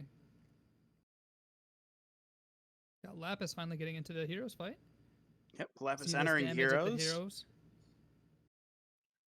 Damage on heroes. Let's see. Let's check this Zagreal here. Ooh, Meg Oh, yeah, went a it's little funky. bit sideways, but still landed on both Asterius and Theseus, thankfully. Oh yeah. Fortunately, they're Got some not wanting to big chunks cooperate here. and stay grouped. There we go. Big damage. The Minotaur's down. There goes Theseus. I just want to say too, like these times right now, RTA is insane. Like exiting the heroes fight, exiting Elysium, sub 46 is absolutely bonkers. Absolutely. We can't let the qualifying times skew our perception of what a good run is going to be in this event, right? Like we've discussed many times throughout the event that all of the qualifying times were, in the 48 to low 49 minute range or less. But still running in these low 50-minute runs are absolutely phenomenal times, especially considering these are on forced 3-sec. So while we're not seeing things like Tiny Vermin or Barge, we are still taking extra tunnels in every Styx. Yep. See what Not only Shiitake that, picks but up from this also, last Zeus. Yep. Shiitake landed double strike Also, there. the Force Asterius too is a little bit more time as well. I mean, not the biggest time loss in the world, but I mean, Shiitake did it. Shiitake made the last second stop at End Shop to catch Rush Delivery. we did it. I mean, never didn't have it, honestly. Boon achieved, as they would say. Entering the dead fight about 47 minutes on the docket. But man, this is insane. These runs are completely insane right now. Yep, if Dad cooperates, Shiitake is looking at a sub 50 run. That would be, I believe, the second fastest time in the top 8 so far. If this is a sub-minute dab fight, that's a sub 58, which would be like literally third place, I believe. Or no, that would definitely That'd be the second second fastest time in the top 8. It's Just insane damage coming out of Shiitake. Take your victory lap. Clear up phase 2, Dad, there. my friend. As we just have Lapis right there taking extra damage on the special there. Looking for that last room there for the Seder sack. There we go. We lost Shiitake's stream for a second, but it looks like it's caught back up. And there goes Dad. 48 minutes on the nose. Right there, 48 Wow. minutes. What an insane time. A 50 or a sub 49 Dad fight. 59 seconds on that Hades split. 31 seconds away from Tonus's just race, and that was even insane. That was ridiculous out of Shiitake. Absolutely nutters. Let's ride it out with Lapis. One more Dad fight to be seen today. A very valiant effort. Very strong runs. Nonetheless, we're still looking at a low 50-minute 3-webs. Which is an incredibly... Zagrael looks sexy. It's great, man. I mean, Zagrael has been slept on, I guess, but man, you see a lot of people really kind of like taking out the Zagrael and saying, you know what? There are other aspects other than Eris for the Hexagriff there, and obviously Shiitake making it look super great, super clean. We see Lapis making Zagrael looking super clean, just like Dunko has. It's been really cool to seeing like this kind of variety too. Throughout all these different runs today. Absolutely. This has been an absolutely phenomenal run from all of our runners today. Lapis is just shredding through Dad. We can't disregard how well they have played today. Even if it wasn't enough to come out ahead of Shiitake, who was on an absolutely insane run, this is still a 50-minute 3-webs. This is an incredibly respectable run out of Lapis, and we have to make sure to give them the credit that they deserve for it. Oh, definitely. And like, let's not forget either, like how literally close this race was in the very beginning. I mean, honestly, it was literally neck and neck for half of the race, and it was so wild to see. Now we got the final. There goes Dad. Final time, 49:43. Still very, very, very respectable out of Lapis. beats my 3-weps PB by like 2 full minutes. So let's not disregard how great that time is. Absolutely wonderful race from both of our runners, and I believe we will have them back in here in just a moment. We've got them both. Shiitake, congratulations on your win, my friend. How are you feeling? Yeah, thank you. That feels, yeah, pretty good. I got some incredible build luck in there though, so that definitely helped a bit. But, yeah. Absolutely. You were doing absolutely insane damage for this entire 3-weps. 48-minute closing time is phenomenal, my friend. Congratulations. Yeah, thank you. Yeah, honestly, like watching like that like Hestia movement, like how would you say like your like progression of playing Hestia has been like since you started to now? Because like watching like how you are able to always keep up the Hestia reloading and the Hestia buff up, and just like making so much use of like your movement and like your damage, like just kind of like walk us through like the progression of that. Yeah, like in the essentially since Hyper 2, you know, when we couldn't use Eris, I've almost exclusively been playing Hestia for my real runs. So it's been a couple months of me just hard grinding Hestia, just working on my mechanics, and yeah, I'm very happy to see that's been paying off recently. Absolutely. Certainly has paid off. It was a sight to see. Phenomenal runs. Lapis, how are you feeling, my friend? Whew, exhausted. Well done, Shiitake. I had no idea what was going on for that whole run, but 48 minutes, good lord. Lapis, you guys were absolutely neck and neck through that entire thing. It was a very similar situation to what we had in the previous race as well, where the two of you were just kind of trading back and forth, one chamber leads. I think there were 3 instances of the two of you entering bosses at the exact same time. Like it was tight entire way through. How do you feel like your runs went, Lapis? I know we had a couple of moments where some of the RNG just didn't play Mm, out in your favor, like but how were you feeling? Zagrael is a bit of a beast. It's never really something you can get a hold of. I think I've always said it that Hestia players have such an advantage in this competition just because Hestia is so much harder to play, but so much more reliable than Zagrael. So kudos for mastering that. I feel like my runs went fairly well. My Beowulf and my Achilles were both pretty fast, but Zagrael's not cut out for it.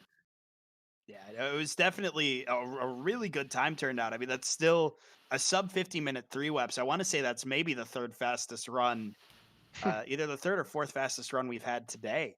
So, I mean, Gosh. a very, Well, very impressive Tonus and performance. Huli have both been on today, so I'm not sure about that, but Still, like yours is still faster than even Dunk's performance. Also putting up Zagrel performance earlier today. So you, yeah, fourth timer. I mean, that's honestly insane. So how was it for you to like not, I guess, play Hera and maybe kind of like acknowledging that, right?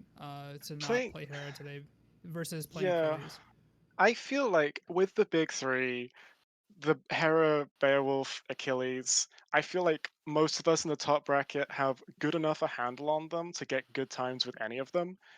And at the same time, any of them can let you down. And quite honestly, I would have been more devastated if Achilles had been banned, because I feel like more reliable with Achilles than Hera, even though I'm generally better with Hera.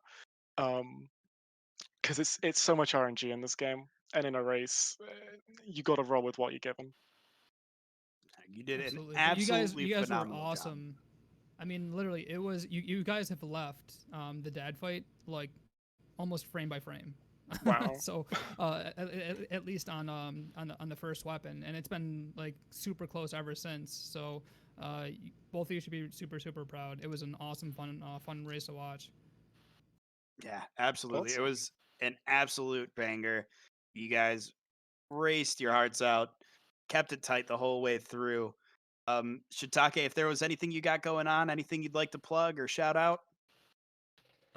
Yeah, I guess I'll just shout out my Twitch stream. I'll probably get into streaming a little bit more. Haven't been doing much lately because I've been finishing up school and now practicing for this. But after this, I'll definitely be doing that a bit more. So yeah, Absolutely. And where can we find you? it'd be twitch.tv/talk3. The 3 is only for my Twitch username, just saying. But Yeah, SHIITAK3. Awesome. And Lapis, would you like to do any shout outs or plugs, my friend? Yeah, my stream's on. It's called Big Pot of Jam. Check me out. I do Hades. Um, and I would also just like to say, you all should, if you're not part of the Discord, absolutely come and check out the Hades speedrunning Discord. You can access it via speedrun.com, or someone can put the link in the chat if they have it. Just check out that self-promotion channel because it's full of all the people that you've seen tonight. It's full of so many great runners and people and such a lovely community if you would like to take part in what we have here. Absolutely. We appreciate that. Ryan, was there anything you'd like to plug or shout out before we head out for the night? Oh gosh, I'm just looking super forward to tomorrow's races. I mean, like we have Shiitake, who just gets to advance here, and also Dunko that advanced just the match before. So we have Shiitake, the Bablo killer himself, going up Dunko. Are you feeling up for that?